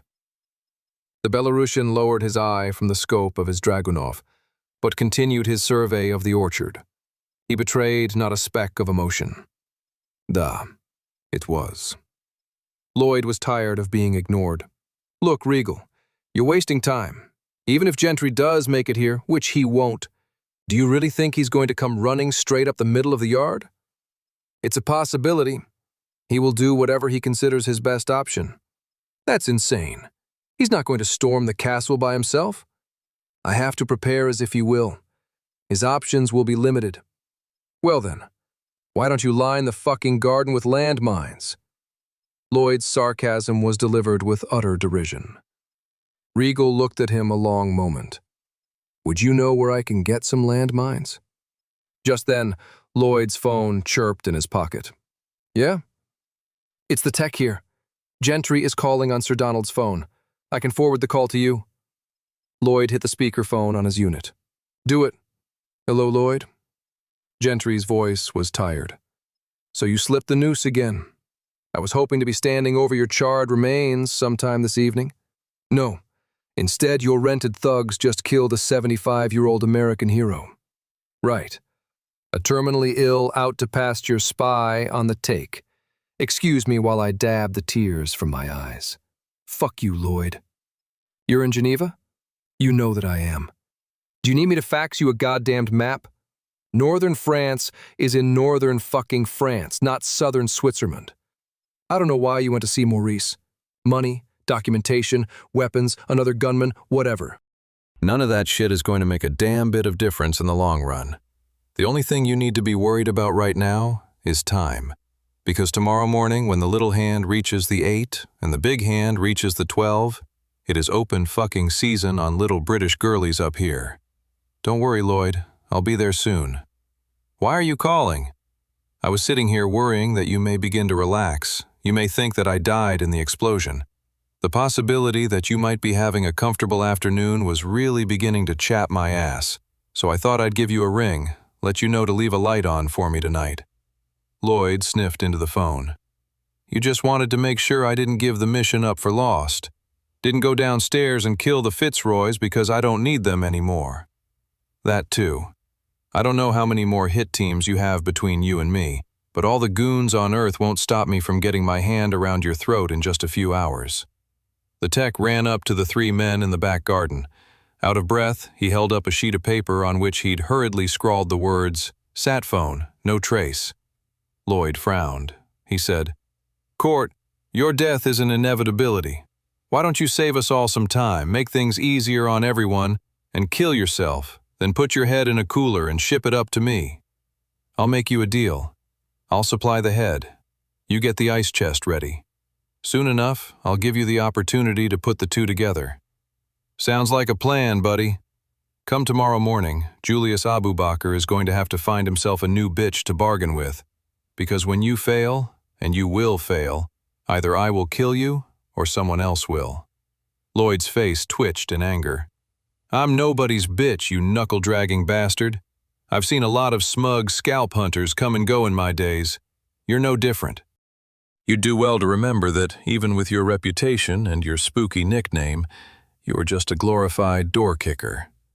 You'll be dead in a few hours, and I'll have forgotten about you before the maggots finish you off." There was a short pause. "Let me guess, Lloyd. Your dad was somebody. As a matter of fact, my father is somebody. Figures. See you soon." Gentry hung up the phone. Regal hid his smile from Lloyd. The tech still stood with his hands on his knees, breathless from the run. He said, "Gentry sounds like he really thinks he'll make it here." There was palpable terror in his voice between his gasps for air. Lloyd snapped at him. "Get back to work. I want helicopters in the air, I want men on the trains, and I want him dead before he gets to Paris." An hour later, Regal stood on a flat rampart lining the rear of the chateau's roof. He looked out through the decorative battlements at the cold but sunny afternoon. 3 teams of Belarusians, each consisting of 2 men with assault rifles and radios, walked the grounds in a crisscrossing pattern. The sniper and his spotter were on Regal's left, high in the tower with a near-perfect 360-degree view of the lawn in the back and the lawn in the front. The helicopter with the thermal imaging equipment had just radioed in that they were on their way back from Paris, with all the gear and the 2-man team of engineers that could set it up in under an hour. The tech had put a hit team on the TGV from Geneva, the high-speed train to Paris. They'd reported no sign of Gentry. 3 more teams and most of the available watchers were taking up positions on the highways through the French Alps that the gray man would have to traverse if he was traveling by car or motorcycle. 3 more kill squads were in Paris. It was a natural staging area, a city full of his known associates, and a city in which he might well stop for supplies or support. There was not much left for Kurt Regal to do at the moment but wait. Still, something was bothering him. It started out as a nagging irritation in the back of his mind and grew by the minute as he reconciled himself to the fact that he'd tidied up all the ends of the operation that he could at the moment. But it somehow remained after he could think of no other preparations to make. Finally, he closed in on the origin of his ill ease, something the gray man had said to Lloyd. Sure, Gentry would have figured out this op against him had to do with his assassination of Isaac Abu Bakr. But what did he mean by Lloyd being Abu Bakr's bitch? How could Gentry have known that Lloyd wasn't just an employee of Abu Bakr or of the CIA doing a job? that he did his job for some other reason, some sort of bargain. Regal had read the tech's handwritten transcripts of Gentry's phone conversation with Lloyd earlier in the day, before Regal was on site. There was no mention by Lloyd or Fitzroy of Laurent Group or the true reasons behind this endeavor. Why on earth would the gray man assume this operation involved some sort of deal between the parties, which clearly the term bargain implied? Why on earth would the gray man assume Lloyd's life hung in the balance of his success? It was another full minute of speculation, and when the answer came to Regal, the sign came to him like it would were he hunting prey on safari. When tracking an animal, a skilled hunter can find indication in the animal's tracks, indications that it knows it is being pursued. It had picked up a scent. It had seen movement. The gait changes when prey senses trouble, and only a uniquely adept hunter can pick up this subtle alteration in his quarry's tracks. Kurt Regal was such a hunter. Gentry had more than a scent of the real operation against him. He had specific details that he only could have gotten one way. Kurt Regal spun on the rampart and entered the chateau. He passed Lloyd, who was stepping out of the bathroom, continued down the corridor with the bearing of a stormtrooper. Lloyd saw the hunter's determination. "What is it? What's wrong?" Regal said nothing. He marched down the hall and descended the wide, carpeted staircase to the second floor. He stormed down this hallway, past the sconces and the paintings, past the door to Elise Fitzroy's room, past the bedroom where the kids were locked up. With Lloyd close on his heels, he passed Leary, one of the Northern Irish thugs Lloyd had brought along from Laurent Group London.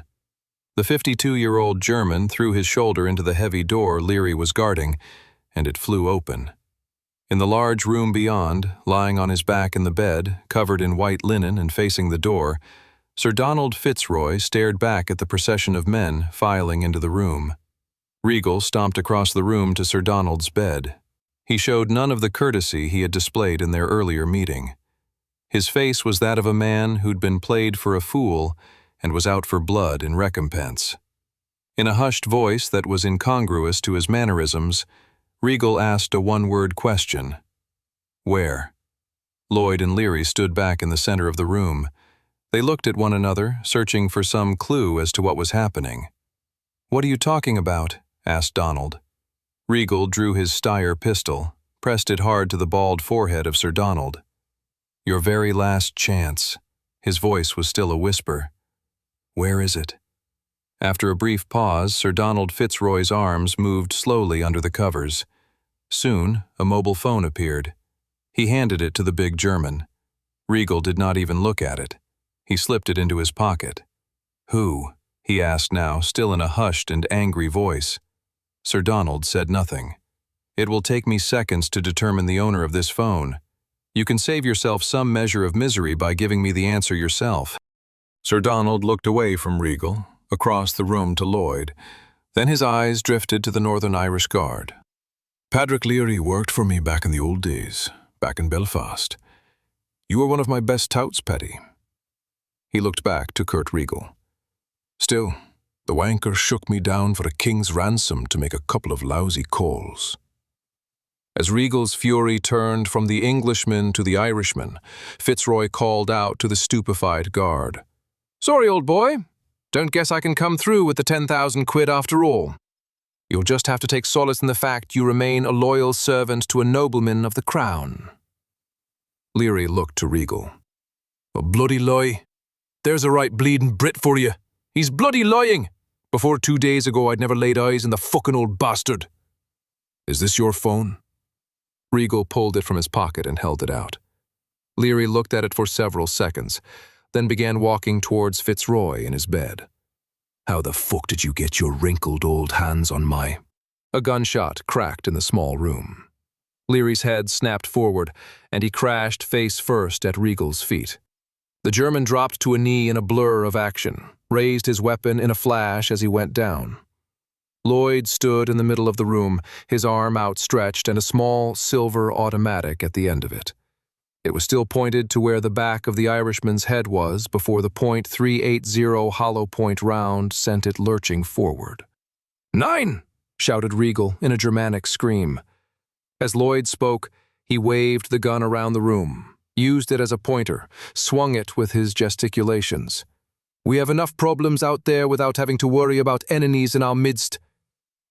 He then motioned to Regal, who was still in a low crouch, eyes on the handgun dancing about the room at the end of Lloyd's arm. "You wanted to treat Donny Boy like a gentleman, and this is how he repays you. You were too soft, and he used that against you." He's been manipulating people since before I was born. That's what he does. Find out who he called and what he said. You do it right now, or I will call Mark Laurent and tell him you are getting in the way of my mission. Lloyd lowered the gun and turned. He left the room. After a few more seconds on his knee with his gun raised, still scanning for targets, Regal holstered his weapon, looked back to Fitzroy and said, "I'm disappointed." Fitzroy's voice was surprisingly strong. "I see the desperation, Regal. I see it in your eyes as well as Lloyd's. This is not only about a contract to siphon and ship natural gas. Abu Bakr has something else he's holding over Laurent Group.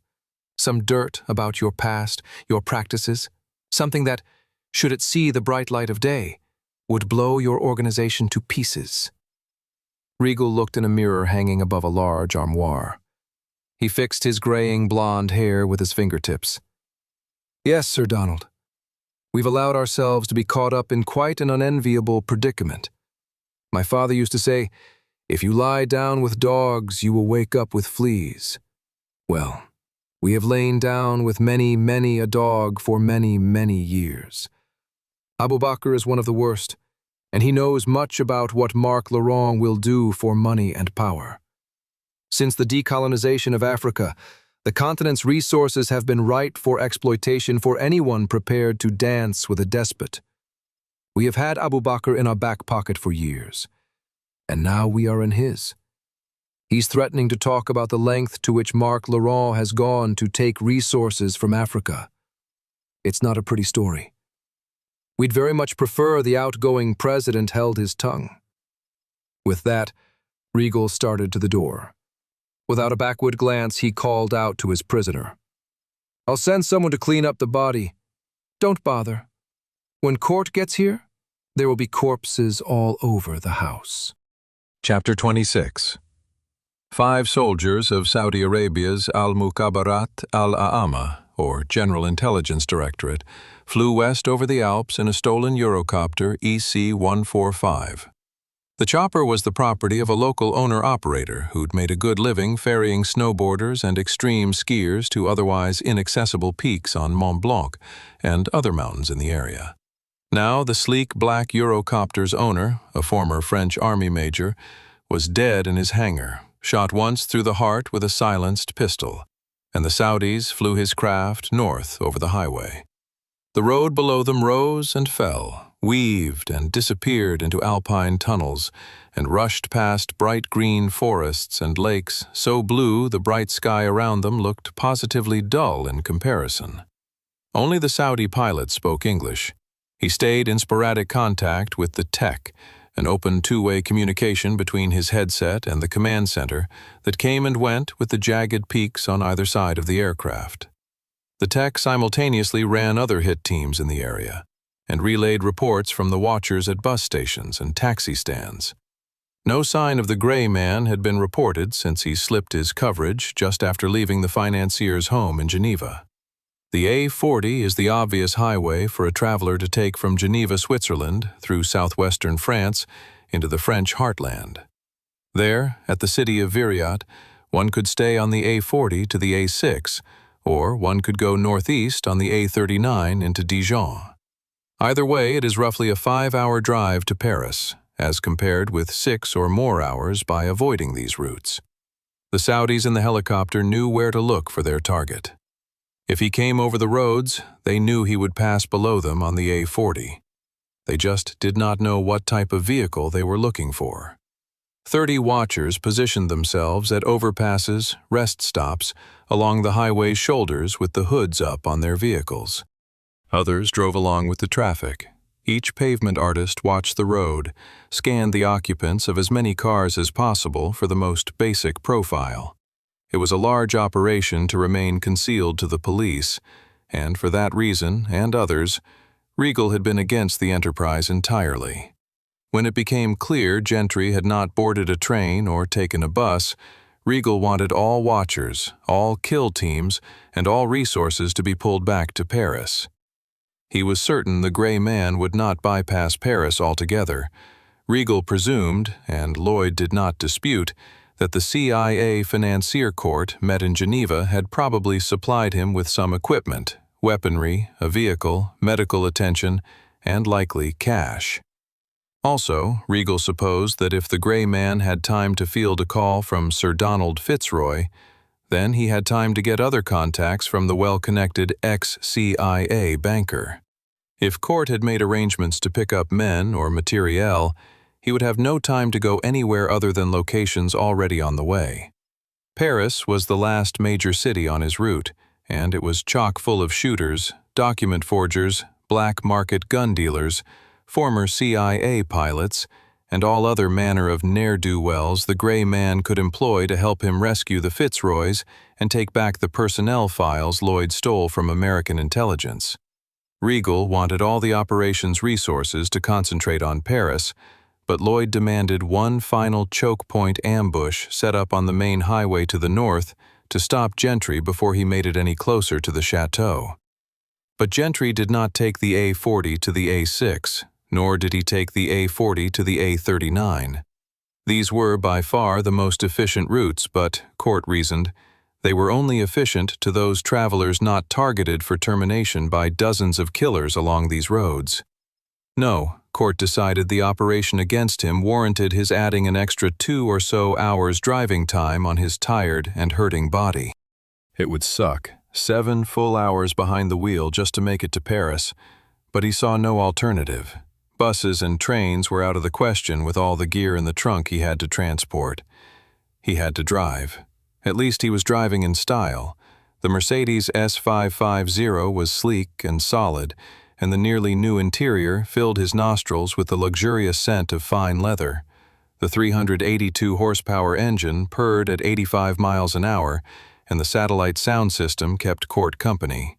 From time to time, Gentry put on local radio, struggled with the French to pick up tidbits of information about gun battles in Budapest, Guarda, and Lausanne, and something about a house explosion in the Old Town section of Geneva. By 5 in the afternoon, Gentry's exhaustion threatened to run him off the road. He pulled into a rest stop just shy of the town of Saint-Dizier. He filled his tank and bought a ubiquitous French ham and cheese sandwich and a large baguette.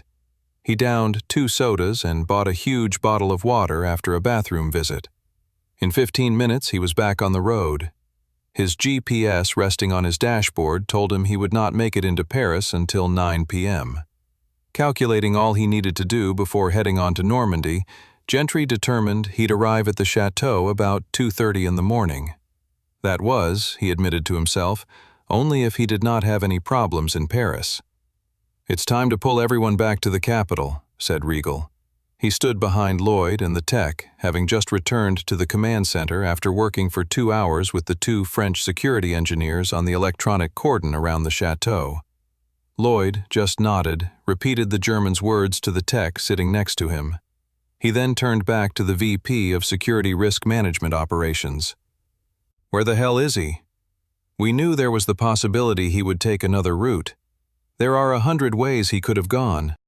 A drive through the countryside will delay his arrival to Paris, but it will still get him there. If he goes to Paris, we assume he is not going to attack a defended fortress full of gunmen and hostages by himself. He's going to have to get some help before he comes here. And he has more known associates in Paris than anywhere else. If he stops at all, he stops in Paris. We have all the associates covered.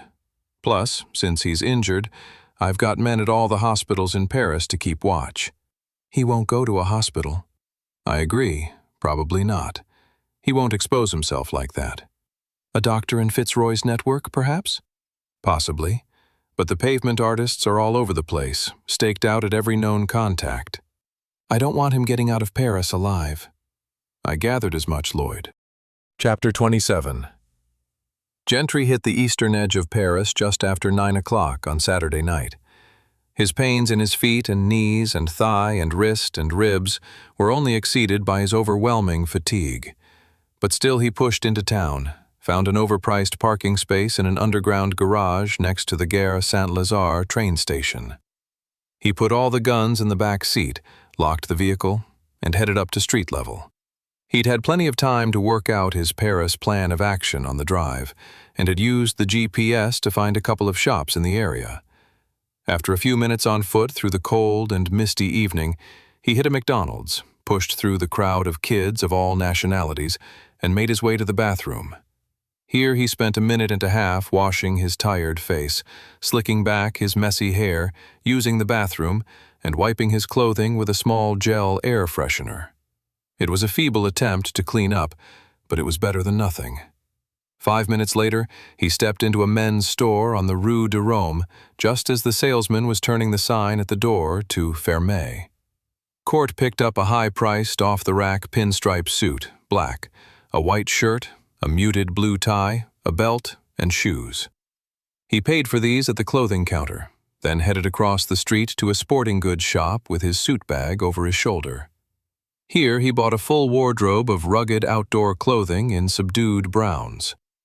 He made his way back out into the street just as the last of the late-night clothing shops shut for the evening, found a pharmacy across from the station, and purchased an electric razor and a straight razor, scissors, shaving cream, and a few candy bars. He took a pair of black-framed costume glasses out of a rack and tried them on, decided they would suit his needs. Just as he stepped up to the counter to pay, he spotted a distinguished-looking long black umbrella hanging off a shelf by its hooked handle. The well-made accessory had caught his eye. Fumbling with his new wares and his other bags, he snatched up the umbrella and paid the bored Asian man at the register. Just after 10, Gentry hauled all his loot back to the train station, stayed close to the walls, and kept his head down and away from the security cameras around the long, open hall. He ignored a half-dozen Bosnian women begging for change and entered an empty bathroom down a hallway from a platform that had accommodated its last train of the evening. He stowed all his bags in a stall and went to work. Quickly, he stripped to his undershirt and cut his hair. He tried to get as much in the toilet as possible, but also laid plastic bags from his clothing purchases on the floor to catch the rest. Next, he used the electric razor to shave his head down to the absolute stubble. The straight razor and cream finished the job. He popped out of the stall twice to check his work in the mirror, but retreated back to privacy quickly to avoid arousing suspicion should someone walk in. When he finished, he carefully pushed the bags of clippings into the waste bin and then flushed the toilet of hair. With his head cleanly shaved, he washed it again in the sink, quickly put on the suit and the shirt and the tie and the shoes. He slipped on his costume glasses, hefted his distinguished-looking umbrella, and collected the rest of his bags. 18 minutes after Gentry walked into the bathroom, a different man walked out. The hair and clothing had changed, of course, but also his gait was longer, his posture more erect. Court fought against his desire to limp off his right leg.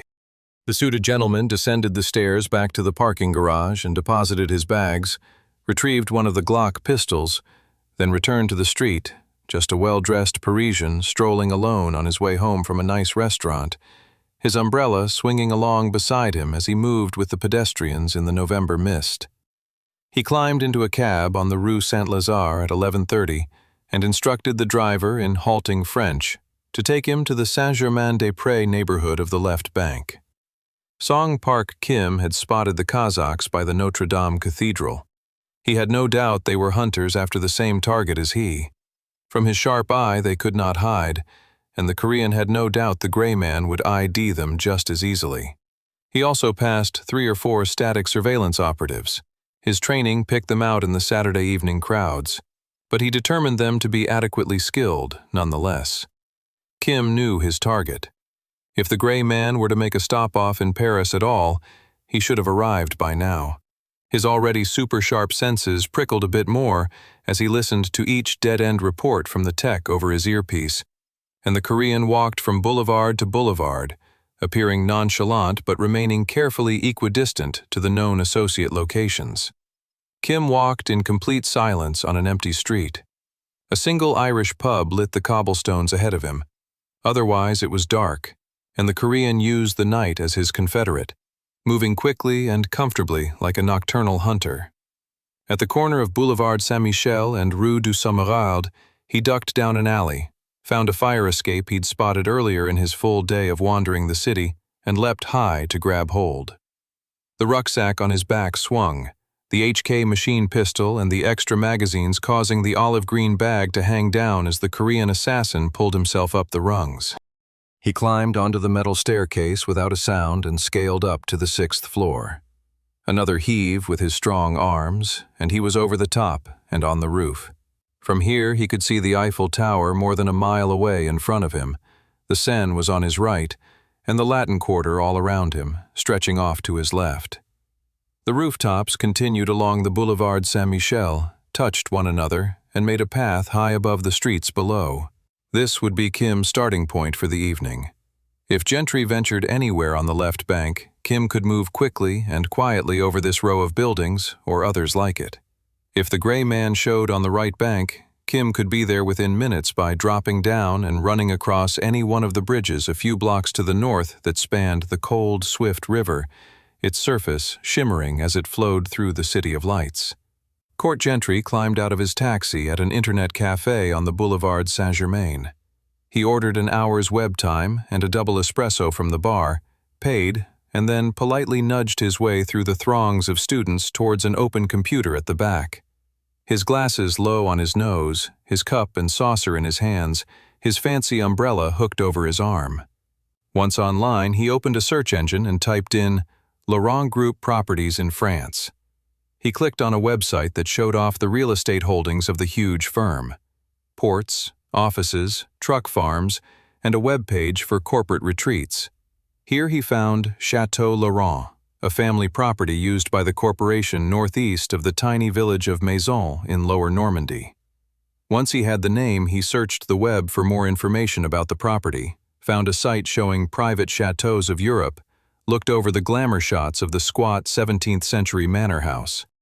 He committed many of the facts to memory, ignored others that didn't seem so important, like the fact that Mitterrand had shot rabbits on the grounds, or that some of Rommel's senior officers had billeted their wives there when in town to make final preparations to the Atlantic Wall.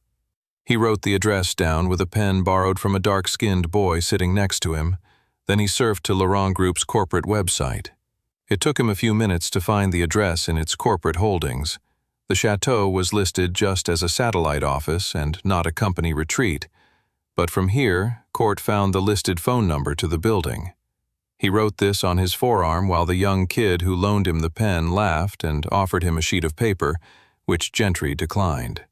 Next, the American took a few minutes to look at a satellite map of the area around the castle. The layout of the forest, streams running nearby, the orchards behind the 300-year-old stone building, and the graveled country roads outside the encircling wall. He took one more look at the shots of the structure. A large turret was the high point of the building. Court knew a marksman would lurk there.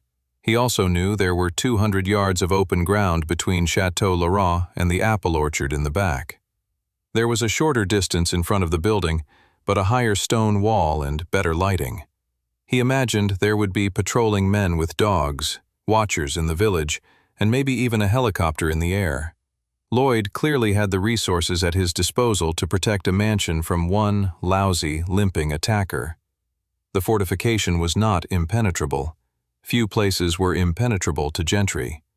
But if he left Paris right this very minute, he would not get to Bayeux before 2 in the morning.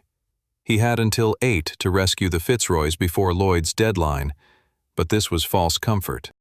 He knew if he was to have any chance for success, he'd have to make his move in the dead of night, when the guard force would be groggy and reaction times would suffer. So, even though there were surely ways to breach Chateau Laurent, Court knew it would be tough to breach without laying up for hours and hours to get a feel for the security measures. He would not have hours and hours. A couple hours watch at most before daylight. And again, that was only if he left Paris right now, and that was not his plan. At 1 a.m., Gentry sat in the Café Le Luxembourg and drank his second double espresso of the evening, among the young and the beautiful on the Rue Soufflot. A small ham sandwich sat untouched on a plate in front of him. The coffee was bitter, but he knew the caffeine would help him through the next few hours. That and good hydration, so he chugged his second €5 bottle of mineral water while he pretended to read a day-old copy of Le Monde. His eyes darted around, but they kept returning to a building across the street, number 23. Really, Court just wanted to get up and go, get out of town without pursuing his objective in Paris. He knew he would be taking a tremendous risk to pay a visit to the man in the apartment building across the little street. But he needed help, not just for himself, but also a way to get the Fitzroys clear. The man across the street was named Van Zandt.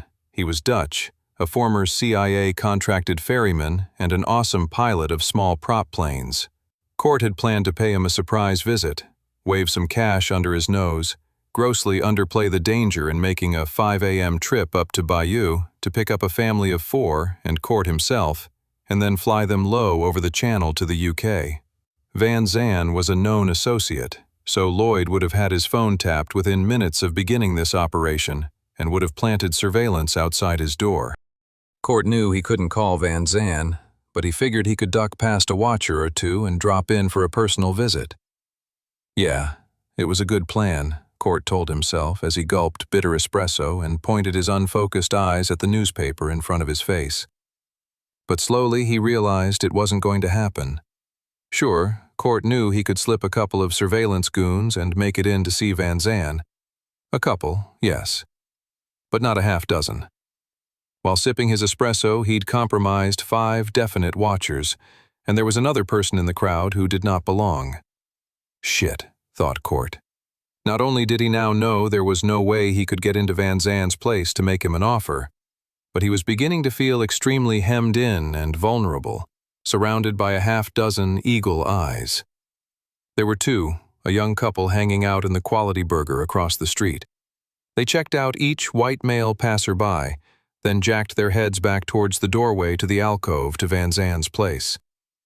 Then there was the man alone in his parked car. He was Middle Eastern, strummed his fingers on the dash like he was listening to music, watched the crowd as they passed. Number 4 stood at the bus stop in front of the Luxembourg Gardens like he was waiting for a bus, but he never even glanced at the front of any of the buses that pulled up to see where they were going. 5 stood on a second-floor balcony, held a camera with a lens the size of a baguette, and pretended to take photos of the vibrant intersection. But Court wasn't buying it for a second. His shots were up and down the pavement below him and across the street at the alcove. Nothing of the well-lit Pantheon up the road to his left. Nothing of the typically French produce stands and the beautiful iron fencing around the Luxembourg Gardens. And number 6 was a woman, alone, in the cafe just a few tables ahead of Gentry. He'd made sure to get a table towards the back, but near the window that ran along the side of the eatery. From here, he could keep an eye on everyone in the room with him while covering his face with the paper, and yet still look to his right, to Van Zandt's place and those around it. She had done the same thing, sitting just ahead.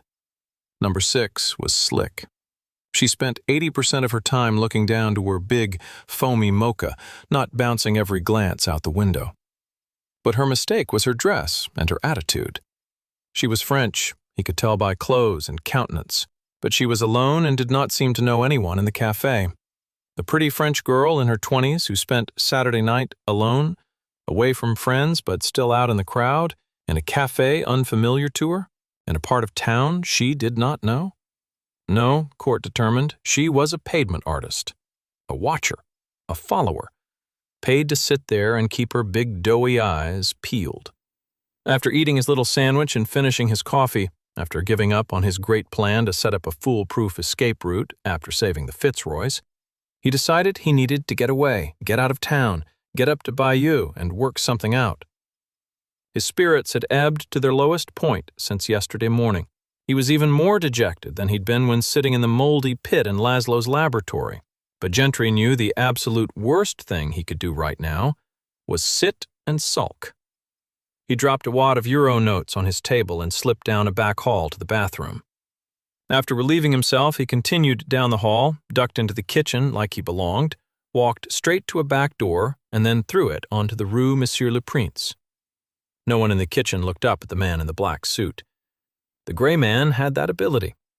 5 minutes later, Regal stood again on the walkway on the roof and stared through the crenellations at the moonlit gardens. The scent of the apple orchard in the distance mixed with the cold darkness. Regal hoped to clear his head a bit, to get away from Lloyd and the tech and the Belarusians and the incessant radio reports from the watchers in Paris who had yet to see anyone, and the kill squads who had yet to kill anyone. His phone chirped in his pocket. His first inclination was to ignore the call. It was probably one of the Foreign Intelligence Service chieftains wondering why their team hadn't checked in and how the fuck they could have all been wiped out working on a commercial job.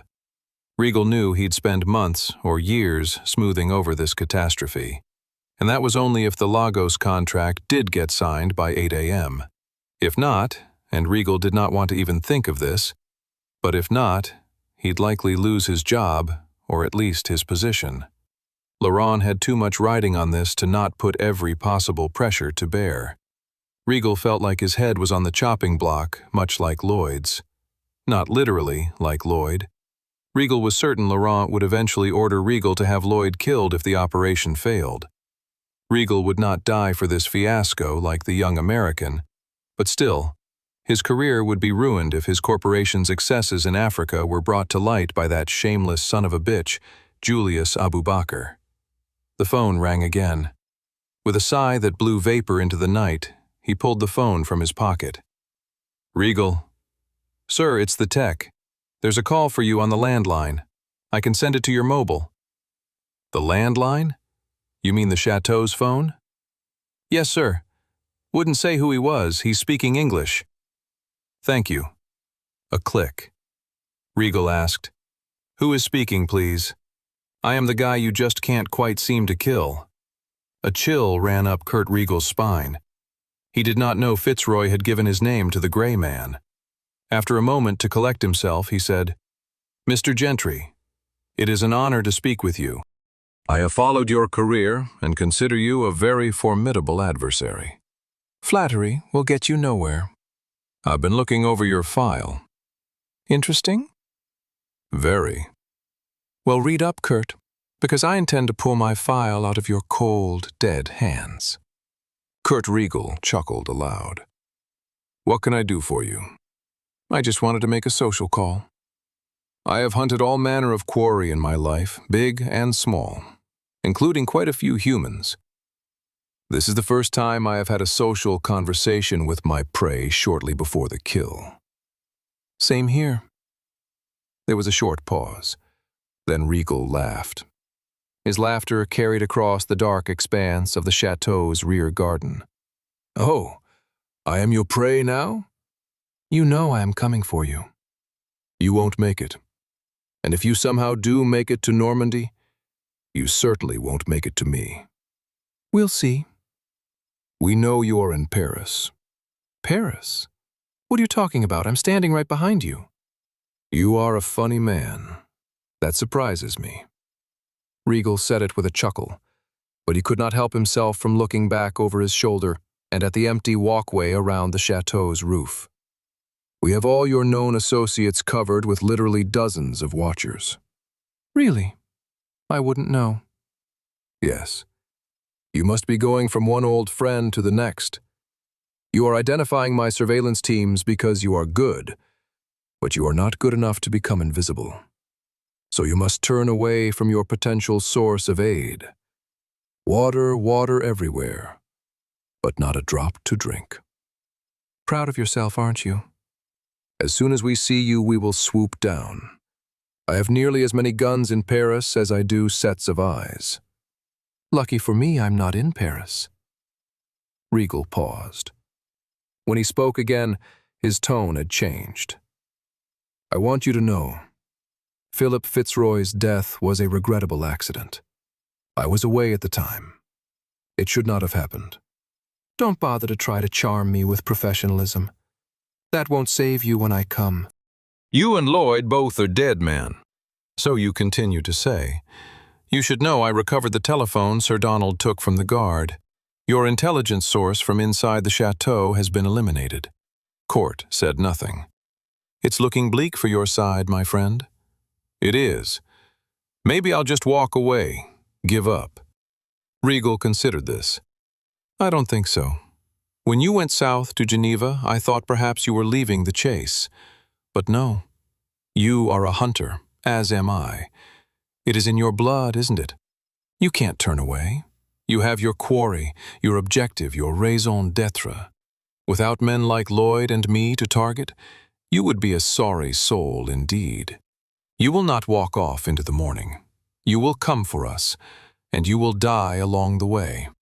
You must know this, but you would rather be killed by your prey than give up the hunt. Perhaps we can make an alternate arrangement. Regal smiled. Ah, now we come to the reason for your call. Not just being social, then. I'm listening with interest, Mr. Gentry. You will lose the contract. When I am still alive in 7 hours, Abu Bakr will give your natural gas deal to your competitor, and he will use whatever it is he has on Laurent Group against you.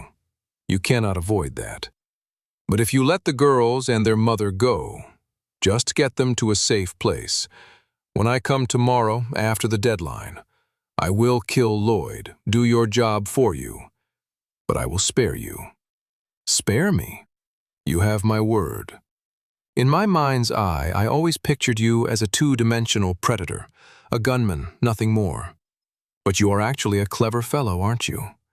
You and I could be friends under other circumstances. Are you flirting with me? You make me smile, Gentry. But you will make me smile even more when I am standing over your body, another trophy for my case. You really should consider my offer. You overestimate your negotiating leverage, sir. We will have you within the hour. A pause. You'd better hope so. Sleep well, Mr. Regal. I might stay up a while. I am expecting some good news from my associates in Paris. Bonsoir, Court. A bientôt, Kurt. See you soon.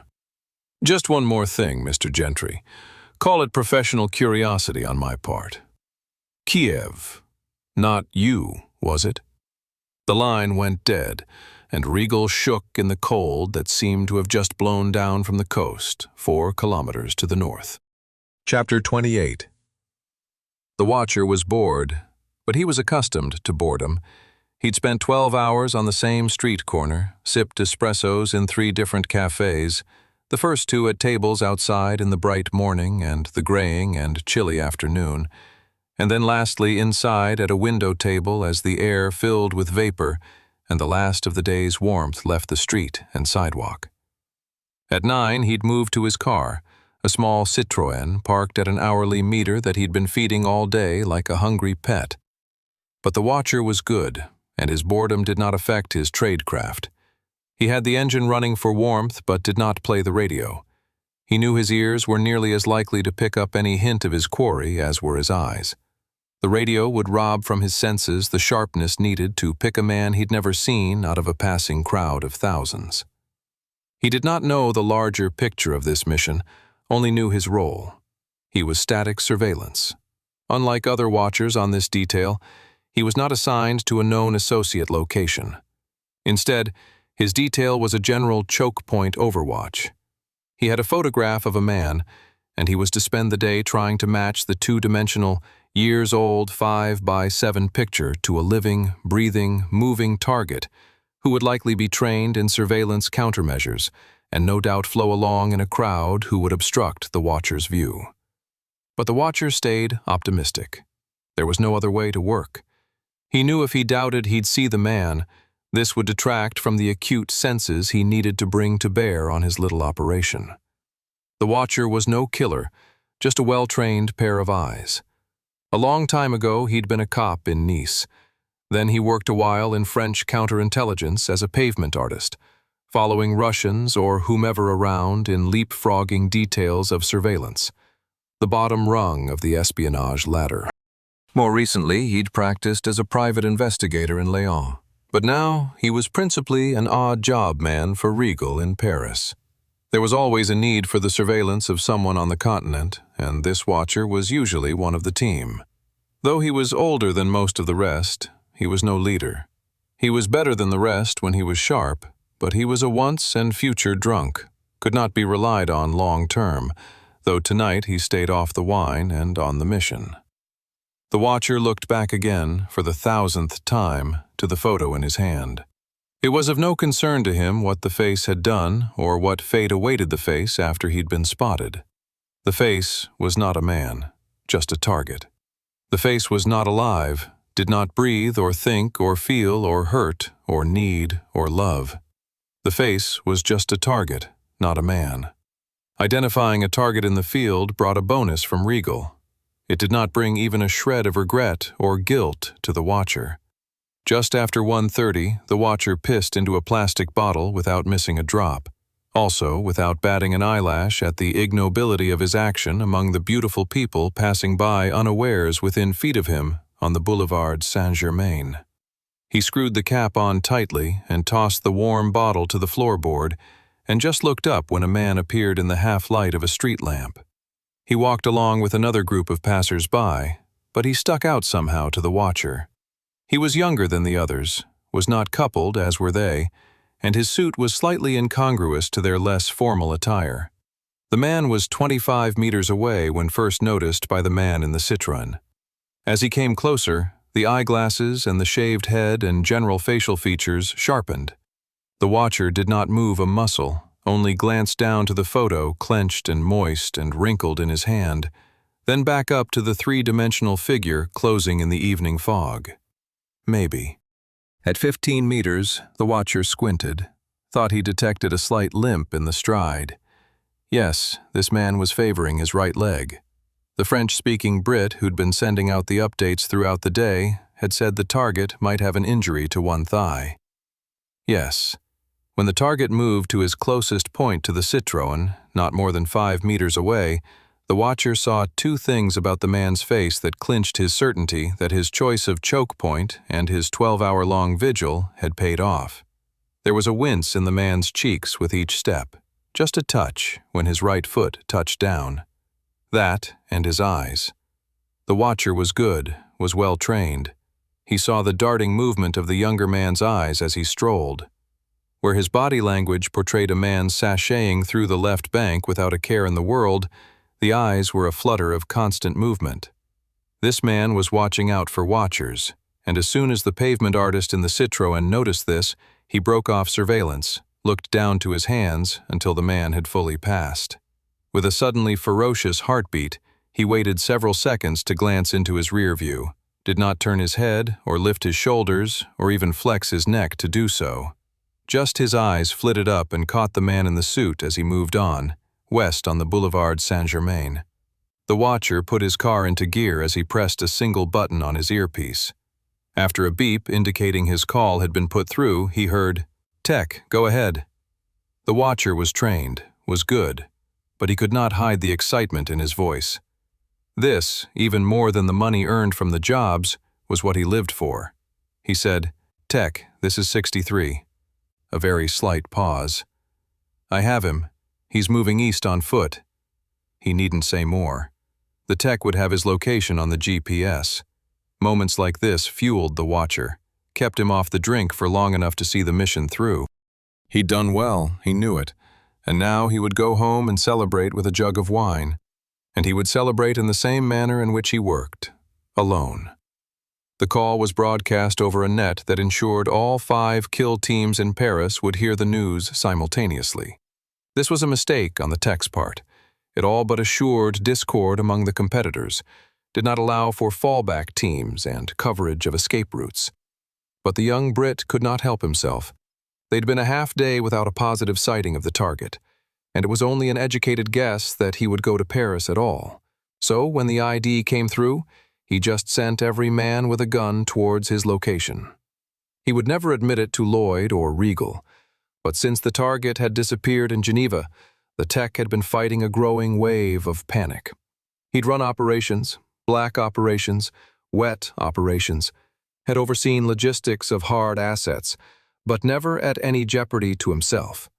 This was the first time his superiors had purposefully set up a scenario where the hunted man, an uber killer, had known good and goddamn well where the operations control center was and how to get there. The bad guy had been given a golden engraved invitation to come to the tech's physical location. And that was just fucking stupid. Still, the ponytailed man amid the huge table of technology had to admit, it did have the effect of focusing his skills acutely on the matter at hand. The tech had a personal incentive in getting this son of a bitch before he got to the chateau. And for that reason, he'd just broadcast the target's current coordinates as soon as the confirmation had come through. Lloyd appeared behind him suddenly, just as he was admitting to himself he'd made a stupid move. His superior's proximity made him jump a little. This entire operation made him jumpy. Regal heard on the radio. We've got him? A watcher on Boulevard Saint-Germain.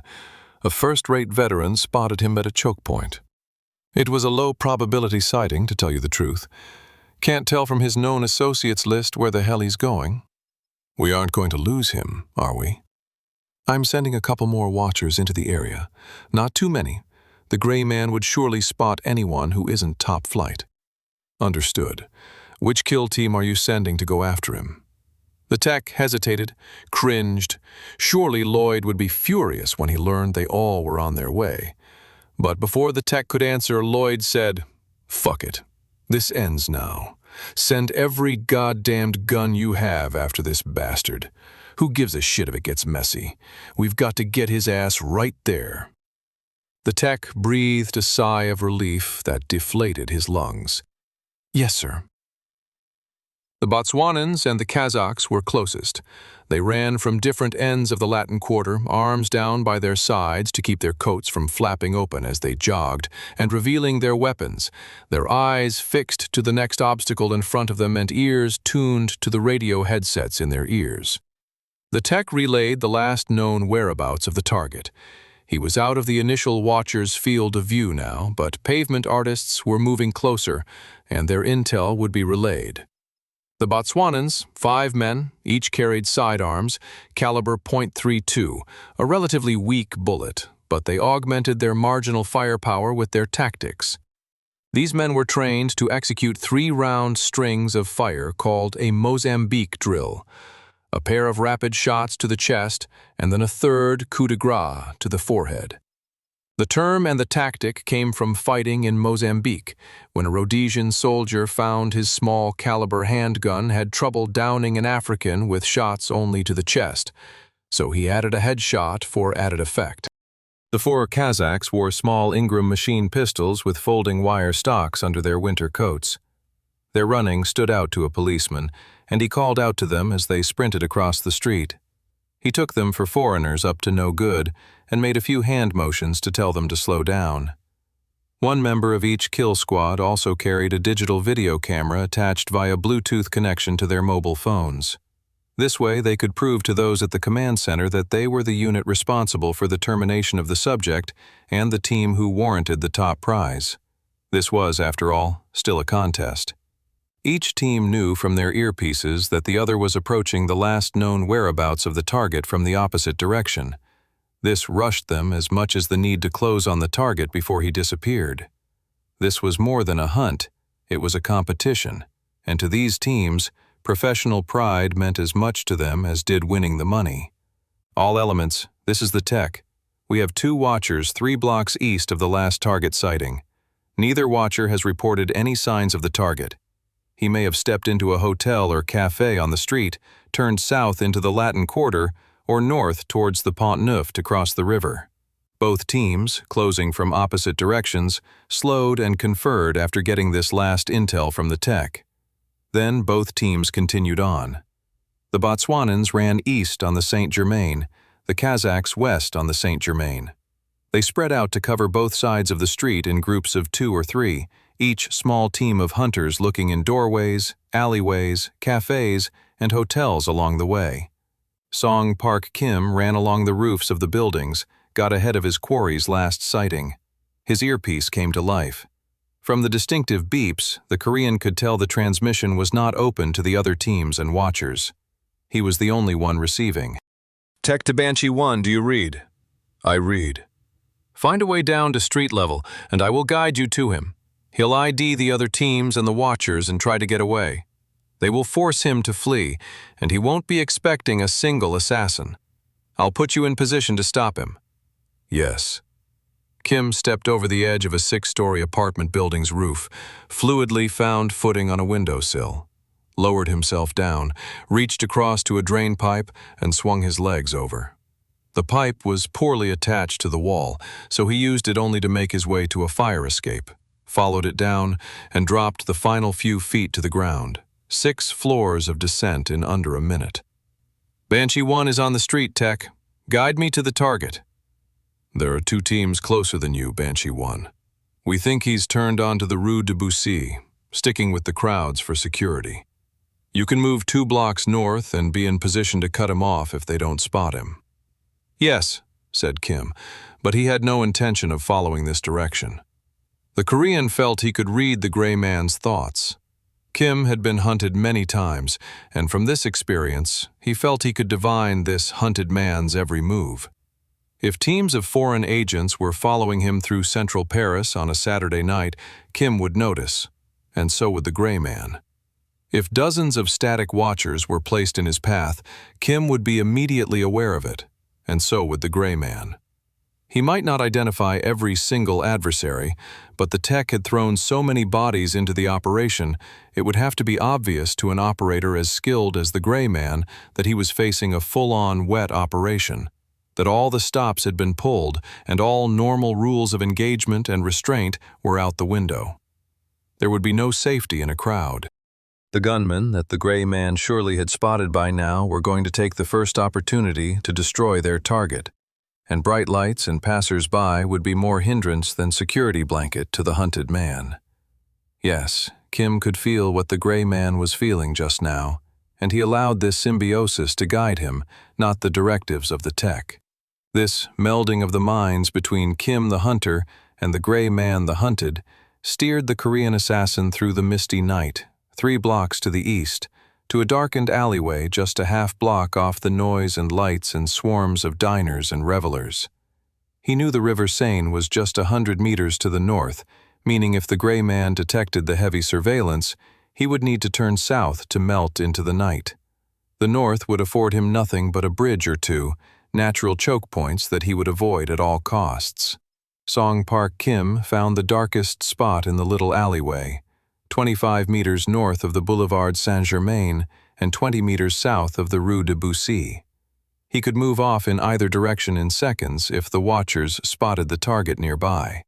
But Kim had a feeling this little alley would be the site of his final confrontation with his adversary. There were restaurants and nightclubs brimming with patrons just yards from his darkened hiding space. Plus, there were competing kill teams close by. He did not want to draw attention to his act by using a firearm, so he left the MP7 in the backpack on his shoulders.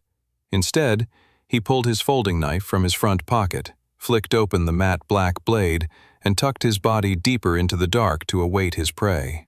Court Gentry felt his black suit moistening from the sweat running down his back as he walked east on the Rue de Bussy. In his right hand, his umbrella swung by his side with each step. He fought the urge to use it as a cane because his feet were hurting from the lacerations he'd picked up in Budapest the day before. But it wasn't the walk that caused him to sweat. It was the eyes scanning the street in front of him. 30 yards distant, he saw a young couple huddled together on a bench, talking to one another but actively checking the male passers-by. Court had found a bald-headed man about his own age to follow behind. He kept his eyes ahead of the man to see if he was garnering attention that seemed out of place. This would indicate to Gentry he'd been spotted and identified via radio to other surveillance teams in the area. Immediately, the young lovers fixed on the bald man for a few seconds. One seemed to speak to the other about the man, and then their eyes moved on, satisfied he was not the subject of their surveillance. Court knew immediately he had been compromised. He'd seen at least 10 watchers so far, and was reasonably sure he'd slipped every one of them. But there must have been someone he missed, some asset static in a dark window or a car on the street, or somewhere Gentry could not get a fix on him. And this asset had broadcast Court's appearance and direction to every watcher and hunter in the city. Quickly, Court chanced to glance back over his shoulder. 3 dark-skinned men were moving quickly, looking in a shop window not 20 meters behind. Across the street, there were 2 more. These guys were part of the same squad, and they were scanning the north side of the street, looking over tables full of diners in front of a cafe. Shit. Court turned left down a little passageway off the Rue de l'Ancienne Comédie and followed it in the dark. At its end was dim light from a quiet passage 20 yards on. The watchers would be sparse off the main drag of the left bank as long as they didn't know he'd spotted the surveillance on him. Court walked into the dark, his eyes on the light ahead, the tip of his umbrella scuffing the wet cobblestones. The noise echoed in the black, covered passageway. Court needed to catch a cab back to the Gare Saint-Lazare, pick up his Mercedes, and head on to Bayeux. This stop in Paris, like the stop in Budapest yesterday afternoon, and the one in Guarda last night, had been all but useless. At least this time he had gotten away without being hurt, and that was something, though he really needed more help before. From the close dark, there was a flash of movement. Quickly from his left came the figure of a man. Before Court's lightning reflexes could react, he sensed further movement low, an arm swinging towards him. Gentry moved his own right arm to parry it, but he was too slow. He was never too slow. Court Gentry felt the knife stab into his belly and shear through soft flesh just above his left hip bone. Chapter 29. At 2 a.m., a shaft of light poured into the blackened second-floor bedroom. Sir Donald lay awake. The rest of the family had been moved into his room so that they could all be watched over by just one guard. Claire slept fitfully on her grandfather's left. Kate snored on his right. Elise was so medicated, it was hard to tell if she was with it or not. She lay sprawled across a chair and ottoman on the other side of the room. Donald saw the silhouette of the Scottish guard, the one named McSpadden. He figured he was in for a covert beating and wondered if he could take much more. McSpadden walked up to the bed, ignored the little girls, and whispered to Fitzroy. "I'll do you a deal, old man. Here's a phone. Snuck it out of one of the Ivan's kit bags. They're all at battle stations now. I'm the only one on the floor." "Bugger off and trying to sleep," said Fitzroy. "Plenty of time for that come the morning, if you're dead. You don't think I can smell a trap? Why would a tosser like you just hand me a bloody phone?" Because I want some consideration when this is through." Fitzroy cocked his corpulent head and pressed it deeper into the pillow to focus on the man standing above him. "What sort of consideration?" "The gray man. Heard he did Kiev. If he did Kiev and he did half the other ops they say he did, if he did the team in Prague and Budapest and the teams in Switzerland, hell, he just might make it here. He makes it here, and my gun's going in the dirt. I'm doing a runner. I'm not fighting it out with that cold bastard. Got a couple of things to live for, I do. You understand me? Yeah, he shows up, and I'm doing a runner. And I don't want Donald bleeding Fitzroy or his crazy attack dog coming after me, you see?" The Scot held out the phone to Fitzroy, and he took it. "On the level?" asked Fitzroy. "You're probably dead as dust come the morning, Sir Donald." "I'm not sticking my neck out too far. But if you do make it, remember Ewan McSpadden was the one who helped you." "I'll do that, Ewan." "Call your dog. Tell him if he makes it. I'm the bloke with the green shirt and the black trousers. My gun will be in the dirt. He needn't worry about that." "Good lad, McSpadden." The Scot receded into the dark. The shaft of light reappeared and then narrowed and extinguished behind him. The knife dug deeper into Gentry's stomach. The pain was horrific. Knee weakening, bowel loosening. Something was happening that Gentry didn't understand, so he looked down, saw he'd somehow caught the attacker's wrist with the hook of the umbrella. Gentry pulled down and away on the umbrella's shaft, did not have the strength to pull the knife out of his body, but at least his effort kept the blade from sinking in more than a couple of inches. Painful, excruciatingly painful, but much better than the knife digging in hilt deep, or worse, cutting up into his gut like a fish filleted. With all his might, Court pulled down on the umbrella with his right hand. With his left, he reached out at the attacker. He fisted him in the chest, weakly, because there was little strength in reserve after the exertion from his right arm and the pain deep in his belly. The assassin punched back, tried a headbutt, but Court leaned away from it in time. Court reached across his body to his waistband, took poor hold of the Glock pistol with his left hand, but drew it anyway, just pulled it free of his belt as the assassin knocked it away. The steel and polymer weapon clanged to the cobblestones, rattled off in the dark.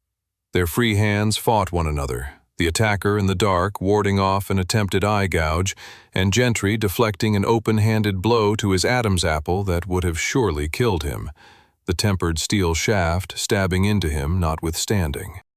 The attacker gave up on trying to yank the knife up to the sternum or push it in deeper. The umbrella's hook on his arm prevented him from accomplishing either task. Instead, the blade cut down, came to rest against the hip bone and gouged into it. Gentry stifled a scream. He was nearly out of his mind from pain, but knew more killers were yards away. Any slim chance he had at survival against the blade in him and the man manipulating it would disappear if more men intent on his demise heard his cries. Court changed tactics himself. He pushed forward with his legs and shoved his chest into the smaller man, an Asian he could clearly now see. He slammed him into the wall, which only served to jab the knife in him a fraction of an inch deeper. Court followed this with a headbutt that slammed the two men's foreheads together with a crack louder than any other sound in the alleyway since the fight began. The umbrella still held the Asian's right hand down. Court pushed again with his body, and the Asian stumbled backwards all the way across the alley and slammed into the other wall. Court was still attached by the knife's blade, so he moved along with his attacker. The light was better over here, and through the agony that threatened to cloud his mind to mush, Court saw the straps of the backpack and realized the man was now trying to take hold of something behind him in the bag with his free hand. Court grabbed the Korean's wrist with his own free hand and slammed it back into the brick wall. "What you got?" Court asked, his voice quavering with pain and exertion. "What's in the bag?" There was enough light for eye contact on this side of the covered alley, and their eye contact did not waver, though both men's lids twitched with the expenditure of effort. One pushed forward, the other pushed back. "What's in the bag?" Gentry yanked sideways with the umbrella, pulled the Asian quickly off balance, used the moment to reach behind the man to the pack pressed against the wall. The American had to tighten his abdominals to do so, and his voice cracked as he groaned in agony. The Asian turned the knife. The 2-inch deep wound opened with the twist, and Gentry felt blood run freely across his crotch and down the insides of both legs. "Ugh!" It was quieter than a scream, but it echoed in the alleyway nonetheless. Court had the bag now and got a hand on a zipper. Kim knocked the hand away with the side of his head. Another headbutt from Gentry stunned the assassin, and Court quickly opened the top of the backpack and reached inside with his left hand. "What's this? What's this?" he asked, as tears began streaming down his face. The tears dripped into the spit that sprayed from his sobbing mouth as he spoke. The discharge flew into his attacker's face with his words. "This what you want? This what you're after, huh?" Court pulled the end of a small black sub-gun from the bag, stared into the new fear in the eyes of his adversary. Kim reached back and got his hand around the squat suppressor of the weapon, then pushed harder on the knife hilt. Court tried to back off of the blade but could not, and the shaft sank another millimeter into his gut. Court slid his finger into the trigger guard and fired the MP7. Kim had left the fire selector switch on semi-auto just as Gentry would have. The barrel was pointed at the brick wall behind Kim, and rounds exploded off the masonry and debris whizzed around them both. As fast as he could, Gentry pulled the trigger. Each ignition of a cartridge in the breech caused recoil, which made Court's body jerk, which allowed the knife in his gut to bite into a new morsel of flesh and bone. 3 rounds, 5 rounds, 10 rounds, 20 rounds. Kim screamed in agony and let go of the weapon's silencer, nearly white-hot now from the gunfire. He wrapped his burned hand around the hand that held the knife, and now with both clenched fists and all his might, He tried to force one last, fast, massive thrust of the blade through to the gray man's spine. The American's blood pumped over his scorched fingers. Gentry brought the empty HK down in one quick action, smashed the hot barrel into Kim's face, breaking his nose. Both men fell to the cobblestones, their connection finally broken. Kim lay on his back, head against the bullet-pocked wall, blood gushing out his nose, and his burned hand cradled in his lap. His chest heaved from exertion. Gentry lay on his side in the center of the alley, his chest also heaving, the black hilt of the black knife jutting obscenely from his lower abdomen. Court tried to pull the knife free, cried out as he did so. The Asian, exhausted and stunned from the concussion, clambered to his knees and frantically crawled across the cold stones to close the distance between them. At 5 feet, he leapt into the air, desperate to get his hand on the knife before the gray man pulled it out of his stomach. An instant before he landed on his target, the full length of the black knife's blade appeared in the low light, slick, wet with blood. Court slashed it backhanded across the wide-eyed Asian's throat as he came down. Arterial blood spewed forth. Song Park Kim thrashed in the alleyway and died in seconds, his lower torso ending up across the gray man's body. Gentry dropped the knife on the cobblestones and pushed the dead man's still spasming legs off him. The body rolled unceremoniously onto its back, and all movement ceased. Court unfastened his tie with one hand and wadded it into a ball. He took a couple of deep breaths to steady himself, and then pressed the ball down into the hole in his abdomen. Blood ran down his white shirt onto the pavement. "Jesus!" he screamed, tears and spit and snot covering a face contorted with pain. He felt the nausea brought on by abject agony, but quelled it by focusing on his work. Normally, he was careful about his DNA, but now he didn't bother. It would take a bathtub of bleach, a 5-man cleaning crew, and a full day to sanitize this scene, and Court had nothing of the sort. The pressure of the wadded necktie actually reduced the pain when he flexed his abs. Without it, he would not have been able to stand. But he did stand, stumbled, steadied himself on the alley's wall, and shuffled on. He heard voices behind him. Passers-by had been alerted by the noise of the scuffle. Police and killers would be here in seconds. He stumbled around the corner to a shopping passage. The stores were closed for the night, and there were no window shoppers. With his body slumped over, his face white, he staggered away from the orgy of blood behind him. He moved north off into the cold night, his life's blood draining down his leg and dripping onto the paving stones at his feet. 30 seconds later, one of the Botswanans shoved his way through a panicking crowd and found the Korean's body, the dark alley a blood-dripping horror show in the beam of light from the African assassin's tactical flashlight. He called it in to the tech. "There is a dead man here. He is Asian, nearly decapitated." Lloyd and Regal stood behind the tech as the Botswanan assassin's accented English came over the speakers. Mr. Felix entered the room, stood back in the shadows, and watched intently. The tech flipped a switch on his bank of electronics in front of him. "Banshee 1, do you read? Banshee 1, how do you copy?" There was a shuffling sound on the speaker. Lloyd and Regal looked up in hope. "He can't come to the phone right now. Don't bother to leave a message," said a mocking African voice. The Botswanan had obviously pulled the radio set off the dead Korean and was speaking into it. Regal said, "The Korean was probably the best man we had on this job. His organization is going to be furious he was lost on this operation." "Fuck 'em," snapped Lloyd. "They should have sent us someone who could complete the task. When they gave us only one man, I knew their heart wasn't in this game." "You are an idiot, Lloyd. Do you have any idea what that assassin has done in his career?" "Sure do. He left a greasy stain in a Paris alleyway. The rest I couldn't give a flying fuck about." Just then, the Botswanan hunter came back over the speakers. "There is a blood trail leading north. We'll follow it. We'll find him. You see, said Regal. Banshee 1 served his purpose. 3 minutes later, a watcher came over the net. 54 to Tech. Go ahead, 54. I'm in a 4th floor window near the Place Saint-Michel. I believe I'm tracking the subject on my camera. I can send it to you for verification.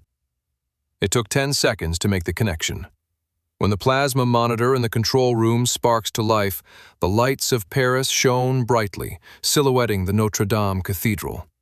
The Seine was a glimmering ribbon bisecting the city. The camera did not seem to be centered on anything in particular. Where is he? Shouted Regal, the hunter, wild from the chase now, frantically searching for his quarry. 54, tighten up on the subject. Oui, monsieur. The image zoomed to the Pont Neuf bridge that ran over the river to the cathedral.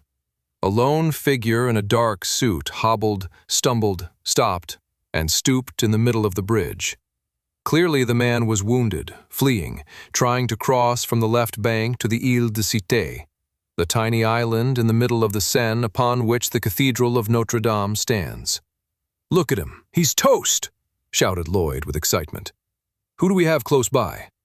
The tech answered before Lloyd finished posing the question. The Kazakhs are 30 seconds out. You'll see them coming up the bridge from the south. The Botswanans are close behind them, and the Bolivians are to the north of the Seine. The Sri Lankans are still 10 minutes west. The video image widened enough to see the buildings on the Quai des Grands Augustins, the left bank road that rimmed the Seine. Several men sprinted along the road and turned right onto the bridge. One of them slipped on the wet cobblestones and fell, but the others held their footing and raced up the incline of the Pont Neuf. This is it, Regal proclaimed victoriously. Tell them to finish him, get the body into a car and on the way to the heliport. We'll have it ferried here for Mr. Felix to see up close. That would be satisfactory, Mr. Regal, thank you, said Felix, standing like a statue behind the animated men in front of the bank of monitors. The watcher's camera tightened back in on Gentry. He'd turned around and was facing the Kazakhs, who were not more than 40 yards away now. The injured American stood upright, though it obviously pained him to do so. He looked back over his shoulder to the other end of the bridge. Lloyd said, You won't make it, Court. You can't run anymore. You are so fucked. There was mirth in his voice, but Regal muttered, Shit. What's wrong? Asked Lloyd. Scheisse, Regal repeated himself in German. What's wrong with you? We've got him. Just then, the gray man stepped to the cement railing. He looked back up to the men closing on him, 25 yards off. No, said Lloyd, understanding Regal's worry. No, no, no, no. Kurt Regal pulled the microphone off the tech's table, jammed the button down, and shouted, Schießt ihn sofort! He caught himself speaking German in his excitement. He screamed, Shoot him now! But it was too late. Court Gentry tipped himself over the railing, fell 30 feet to the shimmering water, its crystalline surface exploding as his body crashed through it, his dark form disappearing as the current reformed into a swiftly flowing mirror. Lloyd spun away from the monitor. He put his hands on his head in shock. Then he turned to Felix, who remained silently behind. You saw that. You saw him. He's dead. Falling into water does not kill a man, my friend. I'm sorry. I need confirmation for my president. Lloyd turned back to the tech and screamed loud enough to be heard all over the chateau. God damn it. Tell them to get their asses in the water. We need his corpse. The image on the plasma screen showed the Kazakhs converging on the portion of the Pont Neuf just vacated by the target not 5 seconds earlier. They all looked over the side. 5 men were on the bridge. 2 jumped over the railing and dropped into the cold, black water, while 3 ran back to the left bank. Regal belted out instructions to the tech. He's injured badly, and that fall didn't help him. Get the Botswanans there. Move the Bolivians and the Sri Lankans, too. Put somebody in a boat in case his body doesn't wash up immediately. Brief everyone to search both banks. Move all the watchers downstream to hunt for where he washes up. We need his body, and we need it now. Chapter 30.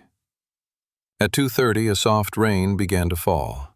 500 yards east-southeast of the Cathedral of Notre Dame, on the left bank of the Seine, the Jardin Tino Rossi was barren in the dark.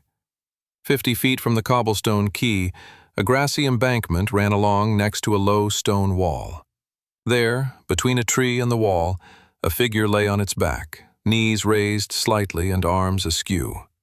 Anyone who walked up to the waterlogged body would see it had obviously come from the river. Perhaps a defiant, final jolt of strength had allowed its weak arms to crawl clear of the river's edge into the soft, wet grass. Maybe it even found its feet for a moment. But then those arms and legs must have given out wholly, and the body had collapsed on the cold ground. There was no movement at all from the body, no sound either, until an electronic noise began peeping, muffled by soaked clothing.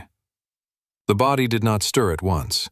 Finally, a twitch in the shoulders, a slight turn of the head in new recognition of its surroundings. After another ring, the form slowly reached into a coat pocket, pulled out a plastic case, and fumbled with it with one hand. It popped open, and the satellite phone dropped into the grass. The body's eyes remained on the sky. After jumping from the bridge, Gentry had hit the water hard. The cold took away what breath remained in his lungs after the impact. He sank deep.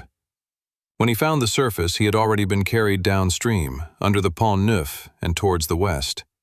He sucked air and water as he bobbed for a minute or so before seeing a small house barge churning upstream towards him.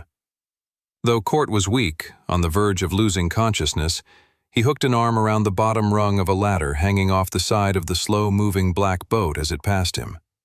He held on with one hand, kept his head low in the boat's foamy wake as the craft towed him back under the bridge from which he had just fallen. He heard the shouts of men in the water around him as they dove down, looking for a body, or trained their flashlights around the spans of the bridge. 10 minutes later, Court was free of immediate detection. With nearly his last ounce of strength, he tried to climb the ladder to get on board the boat, but he fell.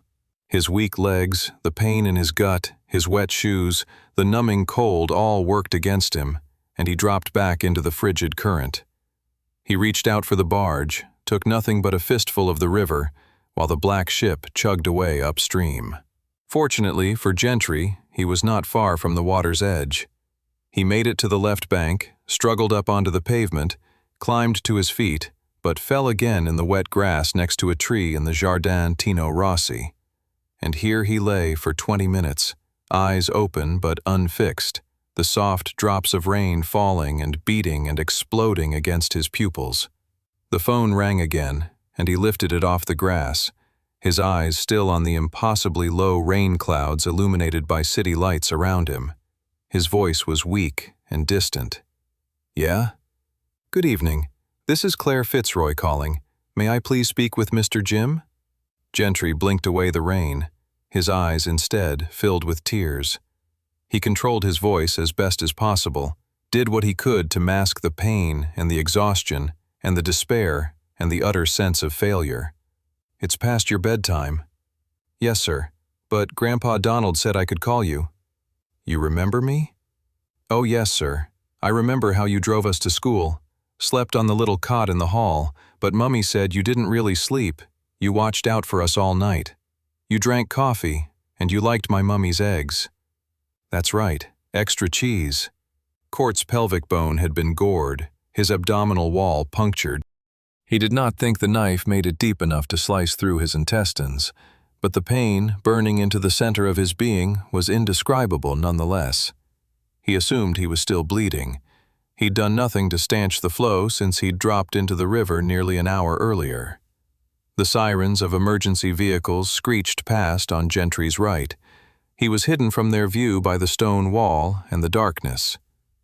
"Mr. Jim, Grandpa Donald said you were coming to save us." Tears streamed down the American's face. He wasn't dead, but this felt a lot like dying.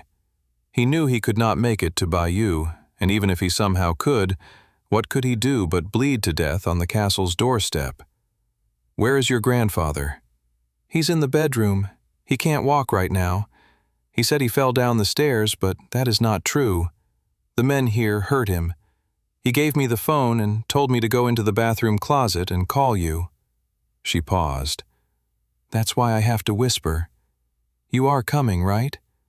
Please tell me you are coming. If you don't come..." You are our only chance since Daddy's gone to London. Mr. Jim? Are you there? Typical of Fitzroy. If Sir Donald himself had made this call, Court would have told him all was lost. But the cagey bastard had known Gentry would be in dire straits right about now, so who better to entice him to keep up the fight than one of the twins? I'll do my best. Do you promise? Court lay there in the dark, his freezing, soaked suit askew on his body, the cold mud pressed into the back of his neck and his shaved head. Slowly, with a weak voice, he said, I'll be there very soon. Do you promise? Court looked down at the wound in his belly. He pressed hard upon it now. I promise, he said, and he seemed to muster a little power in his voice. And when I get there, I need you to promise you will do something for me. Yes, sir. When you hear a lot of noise, I want you to go to your room, crawl under your bed, and stay there. Can you do that for me? Noise? What kind of noise? Do you mean guns? I do mean guns. Okay. Stay there until I come to get you. Get your sister to do the same, okay? Thank you, Jim. I just knew you would come. Claire. There was a shred of new strength in Gentry's voice now. I need you to sneak the phone back to your grandfather. I have to ask him a very important question. All right, Jim. And Claire, thank you for calling. It was nice to hear from you. 16 minutes later, Gentry staggered along the Rue du Cardinal Lemoine. The rain had picked up and there was no one around, which was lucky for the gray man because he walked with both hands pressed to the left side of his abdomen, his left leg ramrod straight as he kicked it forward. Every 25 yards or so he stopped, leaned against a wall or a car or a lamppost, bent forward from pain, recovered after a few seconds to push off and cover a few more steps before again seeking refuge from the exhaustion of the blood loss. He found the address Fitzroy gave him. The door was closed and bolted as he knew it would be, so he found a dark alcove a few doorways down and tucked into it, sat on a piece of cardboard like a bum, and leaned his head on the stoop to rest. Sing-song police sirens wailed in the distance, maybe a mile away now. Surely the cops and the hitters and the watchers were all along the Seine looking for him, though hopefully they were concentrating their search not upstream but down, and hopefully they were all hindering one another with their respective presence. He was just on the verge of dozing, his fist pressed into his bloody stomach, when he heard a noise back by the address Fitzroy gave him. He peered out of the alcove and saw the locked door open slowly. He'd expected someone to come by car, but apparently whoever worked at the location lived in a flat above in the same building. A woman appeared on the pavement, barely visible from a street lamp 20 meters on. Court rose to his feet and staggered forward. Allez, she shouted in a whisper. hurry. He passed her, staggering still, and found himself in a long hall. Steadying his weak and swaying body on the corridor's walls, he saw immediately he was smearing his own blood with his hands as he walked. The woman quickly tucked her head under his arm and hefted him. She was tall and thin, but strong. After each step, he felt himself giving in to her more and more. They went through a doorway and into a darkened room. Before she could flip on the light, encumbered by the 170-pound man, Court was startled by a barking dog, close. Then another, then 10 or more dogs barking at once, all around him. When the bright overhead snapped on, he realized immediately that the emergency clinic Donald had sent him to was, in actuality, a veterinarian's office. His knees gave out, and his weight dropped on the girl by his side. With a boyish grunt, she pushed him forward and down to a small chair. Parlez-vous français? She asked, looking down to him. He looked up and saw, apropos of nothing, that she was rather pretty. Parlez-vous anglais? He asked. Yes, some. You are English? Yeah, he lied. But he had no intention of trying to fake an accent. Monsieur, I tried to tell Monsieur Fitzroy. The doctor is out of town, but I called him. He's on his way here now. He will arrive in a few hours. I am sorry. I did not know how badly you were hurt. I cannot help you. I will call an ambulance. You need a hospital. No. You are in Fitzroy's network. You at least have medicine and blood and bandages. Not here, I am sorry. Dr. Le Pen has access to a clinic nearby, but I do not. I only work here with the animals. You need a hospital. You need emergency aid. Mon Dieu, you are cold. I will find you a blanket. She turned from him and left the room, returned with a thick wool blanket that smelled like cat piss. She draped it over his shoulders. "What is your name?" Court asked, his voice at its weakest point yet. "Justine." "Look, Justine, you're a vet. That's close enough.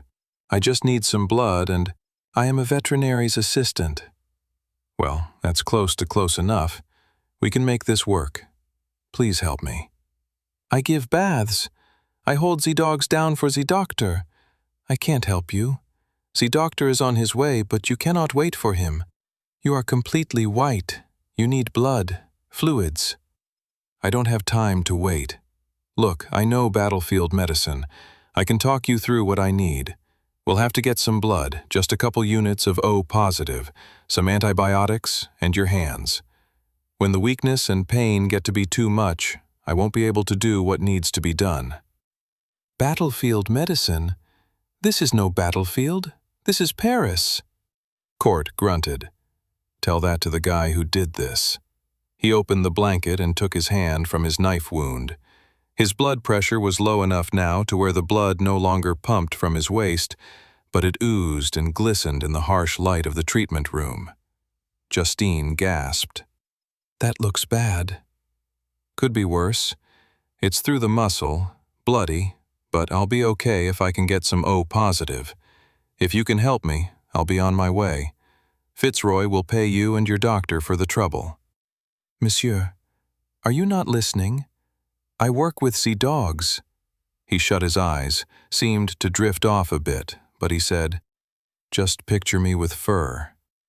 "How can you joke? You are bleeding to death." "Only because we're arguing. Where is this clinic? We can go there, get what I need. I can't go to a hospital. Have to do it this way." She breathed out a long sigh, nodded, and tied her brown hair in a ponytail behind her head. "Let me put a bandage on that so you do not lose more blood." The barking of the dogs began to subside. The small surgical center in the vet's office was filthy. It had not been well cleaned after the close of business on Friday. "I am sorry, monsieur. If I knew you were coming—" "It's fine."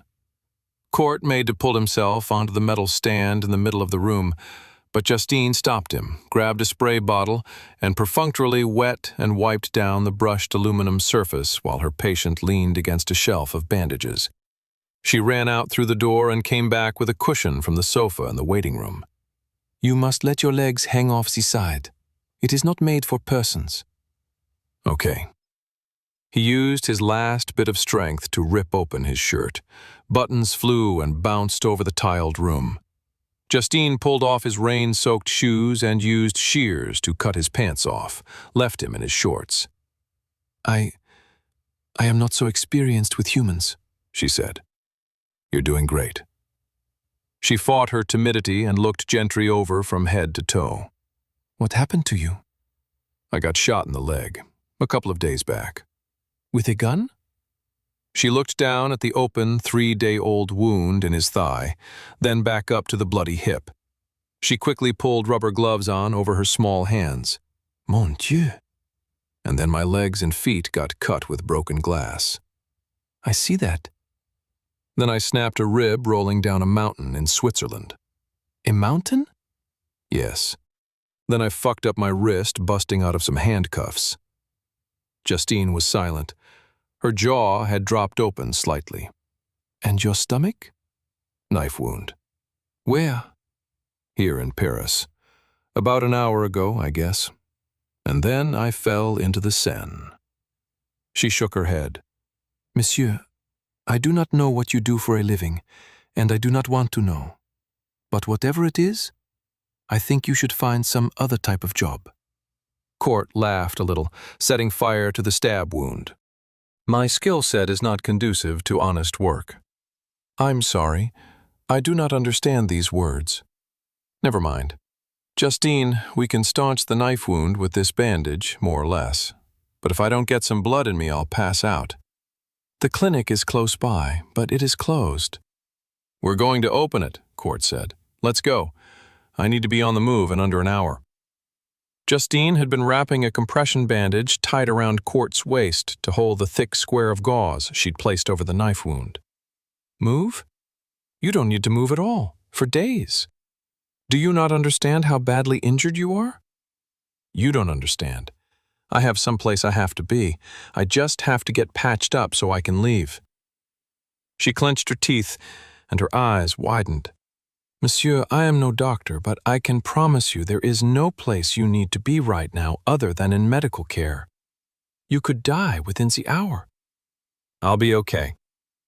I have to be. Justine knelt down, unlocked a low cabinet, and began pulling equipment from it.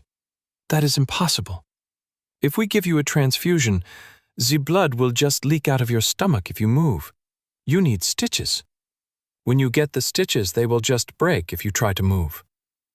Court thought it over. He looked down to his wristwatch to find it was 3 a.m. I need to get to Bayeux up in Normandy. Tonight? Are you crazy? It's life or death, Justine. Yes, your death, monsieur. Court pulled Maurice's envelope of cash from his pocket. It was soaked, but it was a miracle it had survived the river, as had his car keys.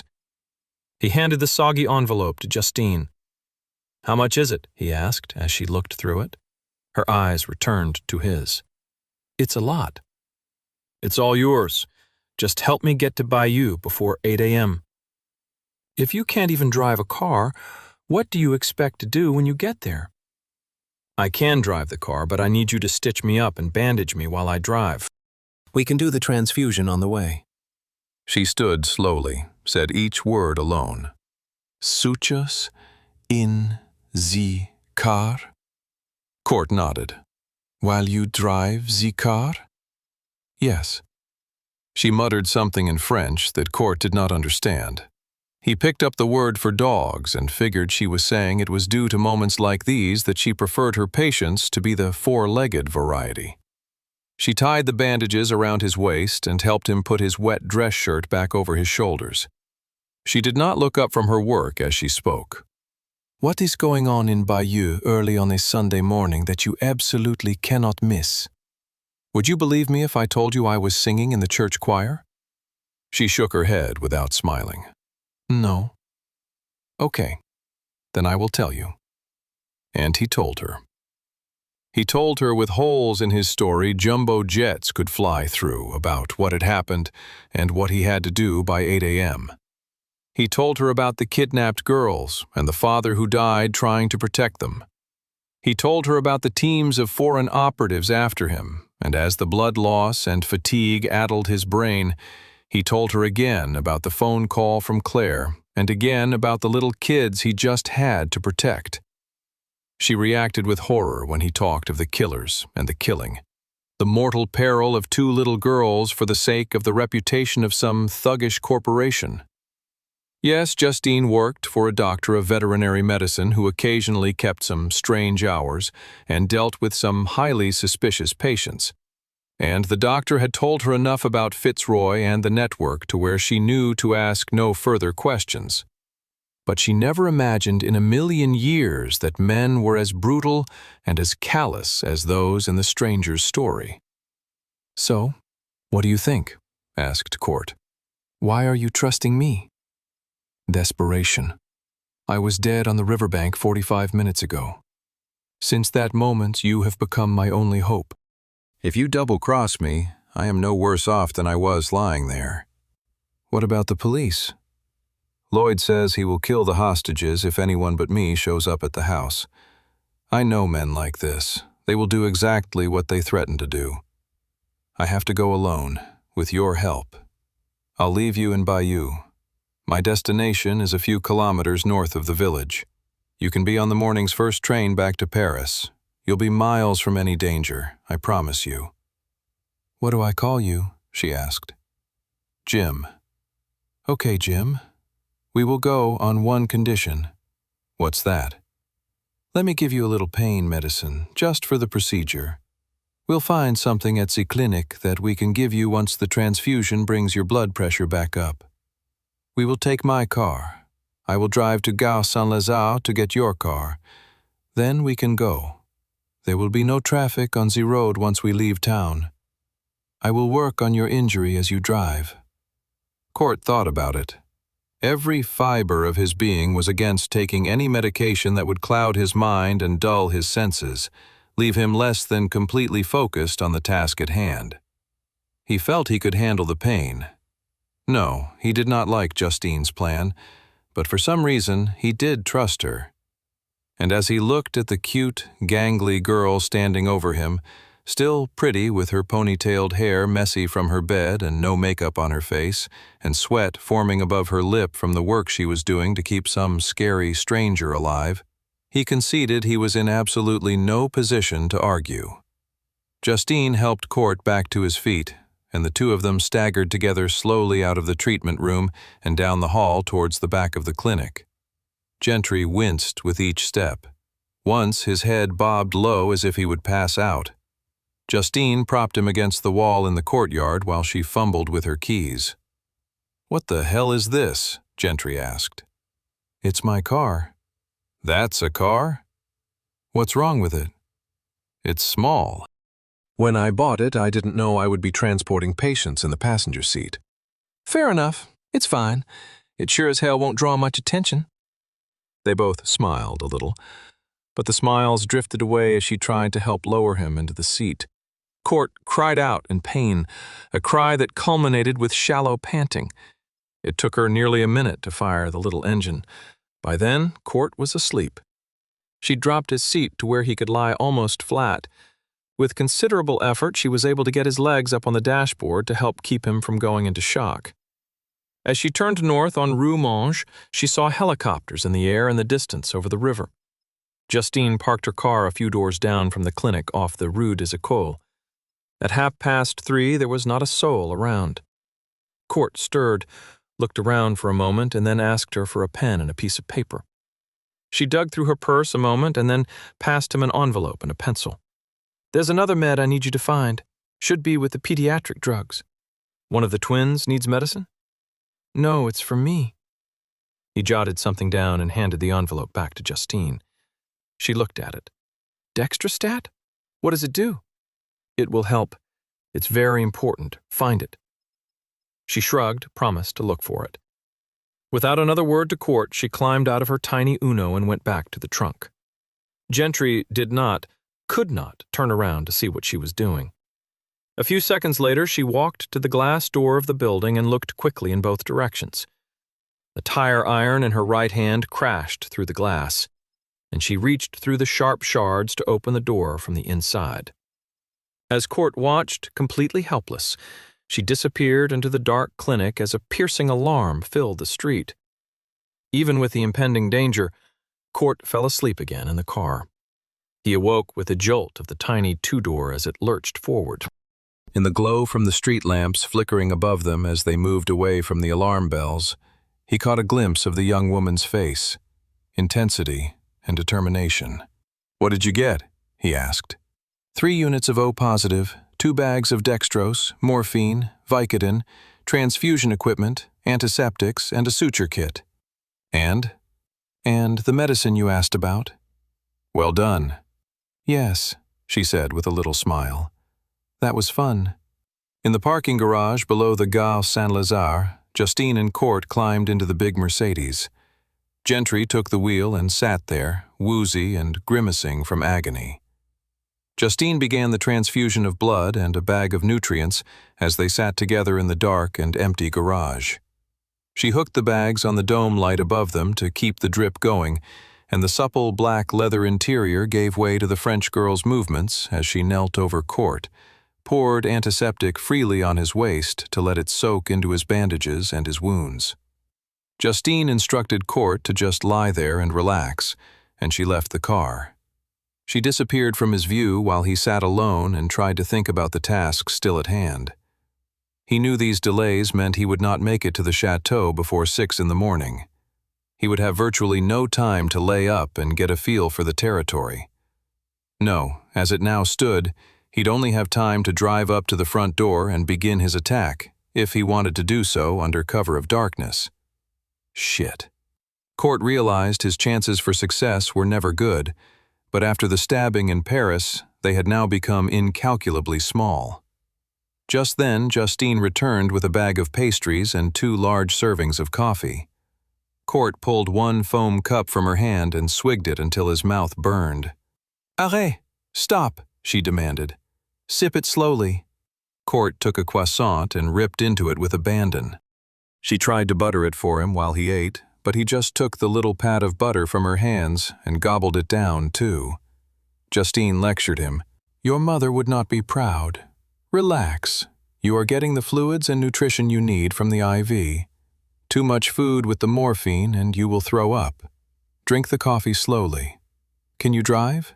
"We're about to find out," Court said with a look of grim determination, and he backed the Mercedes out of the space, exited the underground garage slowly, and rolled out into the night. They took the A15 north out of the city, and just as Justine had promised, there was virtually no traffic at 4 on a Sunday morning. She cursed loudly when she noticed the blood bag empty just a few minutes out of town. She switched it out with a second full-liter bag and switched out the dextrose just to keep the fluids dripping into the IV at the fastest rate possible. The A13 was the most direct route to Bayeux, but Court avoided it. He knew surveillance could easily be set up on the main route to the chateau. Instead, Court took a series of back roads that would add a half hour or so to his journey. For an hour, they delayed the inevitable. Justine talked about her family and friends and her 6 cats. Her nervousness was evident to Court from her random conversation. With less than an hour to go till the chateau, Justine grew quiet, carefully injected a tiny dose of morphine into Gentry's IV. If his blood pressure was too low, as it surely had been back at the vet clinic, the morphine could have stopped his heart. But after 2.5 units of blood, she determined a small shot of the strong painkiller was worth the risk, considering what he was about to endure.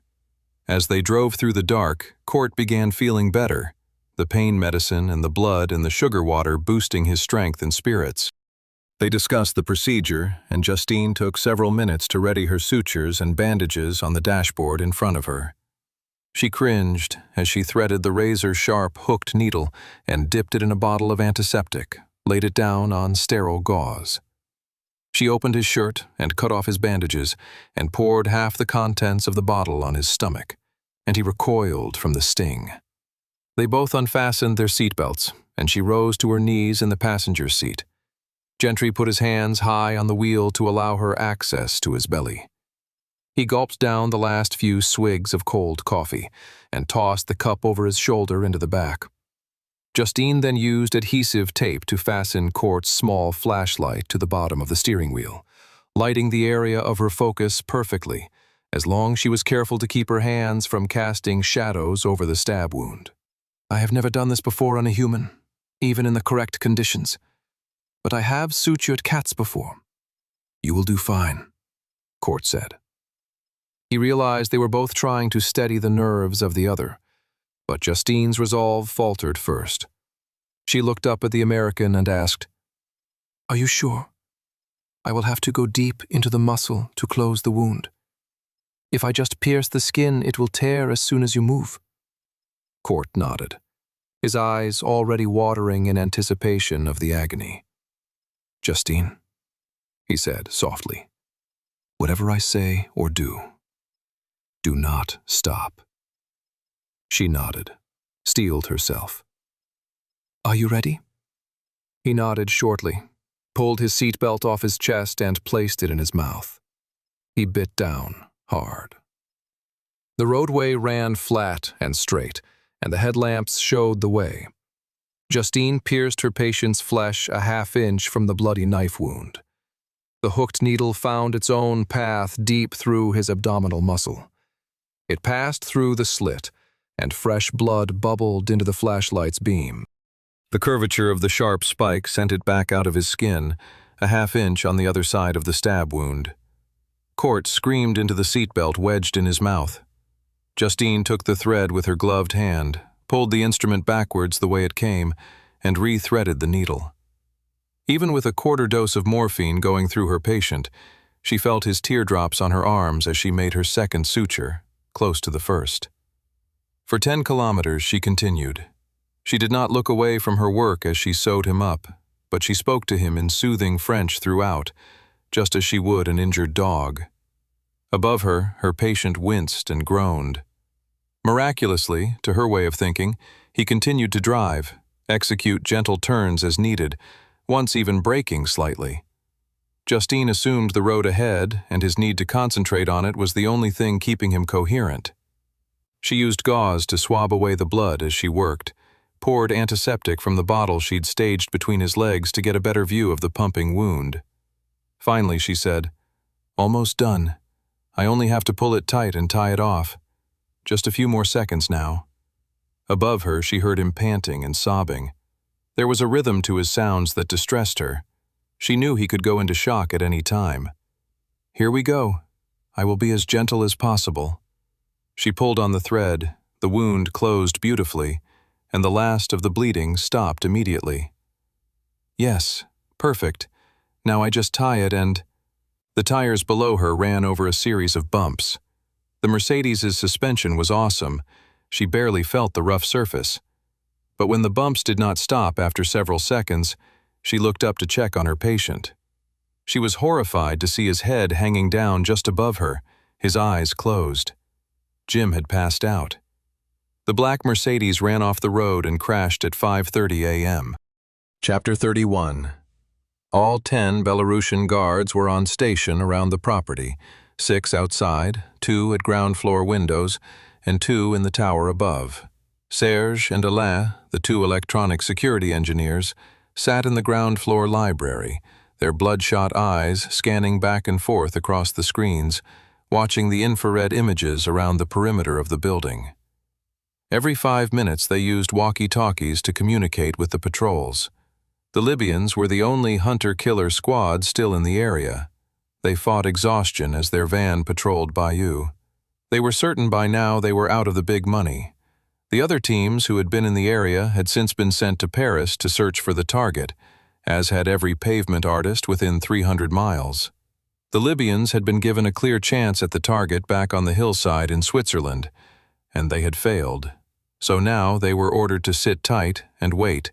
Were facing 100-to-1 odds at best they would get another crack at the Gray Man. No one expected Gentry to make it to Bayeux now.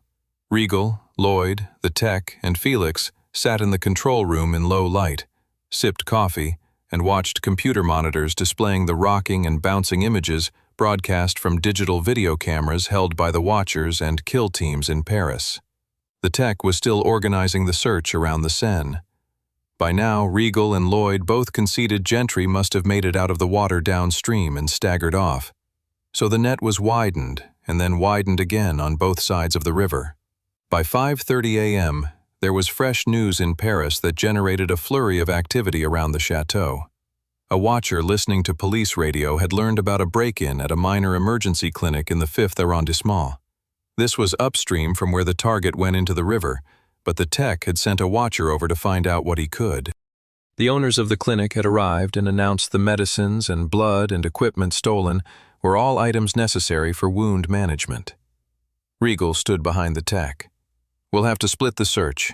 Keep the Bolivians and the Sri Lankans in Paris. Tell the Botswanans to come here via the highway. See if they can spot him on the way. Send a helicopter up to pick up the Kazakhs. They are the most skilled gunners. I want them here. They can patrol the back roads around the property, checking anything that moves. And alert the Libyans in Bayeux. They need to stay there to watch the train station and the routes through town. If the Gray Man is somehow still in the fight, he'll be here before daybreak." The tech muttered to himself, "We bloody saw him. We bloody well saw him hurt. We bloody well saw him fall into the water." Lloyd slapped him on the back of the head as he stormed out of the room, heading downstairs to tell the men monitoring the infrared cameras that their target may be on the way. Please Please, Jim, you must wake. Court Gentry opened his eyes. Above him, a figure loomed close in the dark. Instinctively, he reached out and took the figure's neck and grabbed it tight and slammed it to the ground next to him as he tried to roll on top of it. Court fell on Justine in the tall, wet grass. "Sorry," was all he could say as he climbed off of the French girl. He moved sluggishly, his body clearly impeded by drugs. She was slow to get up as well. It was dark, and he could make out her wide eyes best of all. She sat up next to him finally, and he looked away uncomfortably. He took stock of his surroundings. He was seated in wet grass, both of their backs leaned against the Mercedes. They were in a field, the black sedan 4/5 through a thicket. Gentry assumed the road was on the other side. The glow of the moon was diffused by the mist above him, but he could make out the lumbering movement of cows in the muddy field near the car. The air was cold. Where are we? I could not wake you. We are west of Caen, still 30 minutes from Bayeux. Shit, what time is it? The American slowly remembered his mission, as if it appeared from out of the fog of his drug-addled brain. It is almost 7. The sun will be up in under an hour. We crashed, didn't we? No, monsieur, we did not crash. You crashed. It was coming back to him, but slowly. He put his hands down to his injured belly, though it was barely hurting at the moment. He wore a clean brown shirt. Through it, he could feel bandages cinched tight. He looked down at his new pants. You dressed me? Justine looked away, out to the dark field. I found the clothes in a bag in the car, after the wreck. Are you hurt? He asked. Not bad, some bruises. We were lucky. You ran off the road onto a cow path through the hedgerow. We crashed through these trees. The car is stuck. After the wreck, I gave you a little medicine, bandaged you, and dressed you. We have been here ever since. A little while ago, a helicopter flew over. It scared me. I thought maybe they are looking for us. Court's head was clearing by the second. He was back with it now. I'll never make it in time. You told me 8 a.m. We can still make it before then. I needed to be in position before the sun came up. Gentry sighed, let it go. He stood slowly, found it less difficult than he expected. What did you give me? I gave you some painkillers, and I put bandages very tight around your waist to lower the pain. Gentry was checking the wrappings through the shirt as she spoke. Good. I don't feel too bad. It won't last. The pain will return soon. I did not give you the other drug, the dextrostat. I read the bottle. It is a very strong amphetamine. If you take one of those pills, your blood pressure will increase. If my stitches are not perfect, you will bleed very badly. You could bleed internally as well. It would be crazy for you to swallow one of those pills. I'm not going to swallow one of the pills. I'm going to break open 3 of them, pour the contents into a cup of hot coffee. That will break down the time-release coating, so I will get all of the effect instantly. That is suicide, she said. I am not a doctor, but I know what that will do to your body. This will help me stay sharp for a half hour or so. If I bleed out after that, well, that's okay. I just have to do my job first. She began to protest, but he interrupted her. We need new transport, something local, something that will not draw attention. Justine shook her head in frustration. There is a farmhouse just over there. Maybe you can borrow their vehicle. Court looked around the side of the hedgerow to the farmhouse, 75 yards away. Already a light was on in the window. An old, white 4-door, splattered waist-high with mud and manure, sat outside glowing in the window's light. Yeah, I'll go borrow their vehicle. He reached slowly into the trunk of the Mercedes and retrieved the second Glock pistol. The first he had lost in the Paris passageway.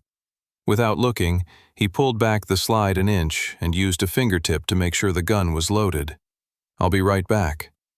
In the last hour before dawn, Regal had the entire force at the chateau at full battle stations, because he fully expected the Gray Man to come then, if he was to come at all. The 10 gunmen from Minsk were divided into 3 groups of 2, patrolling the garden and driveway to the main gate, their Kalashnikov battle rifles in hand. 2 more manned AK-47s on the first floor of the chateau. One watched out a window to the drive, and the other a window towards the garden in the back. The final 2 Belarusians were in the chateau's turret above. One sniper with a Dragunov scoped rifle, the same man and the same weapon used to end the life of Philip Fitzroy, and one spotter who wore an AR-15 on his back and looked out in all directions into the night with binoculars.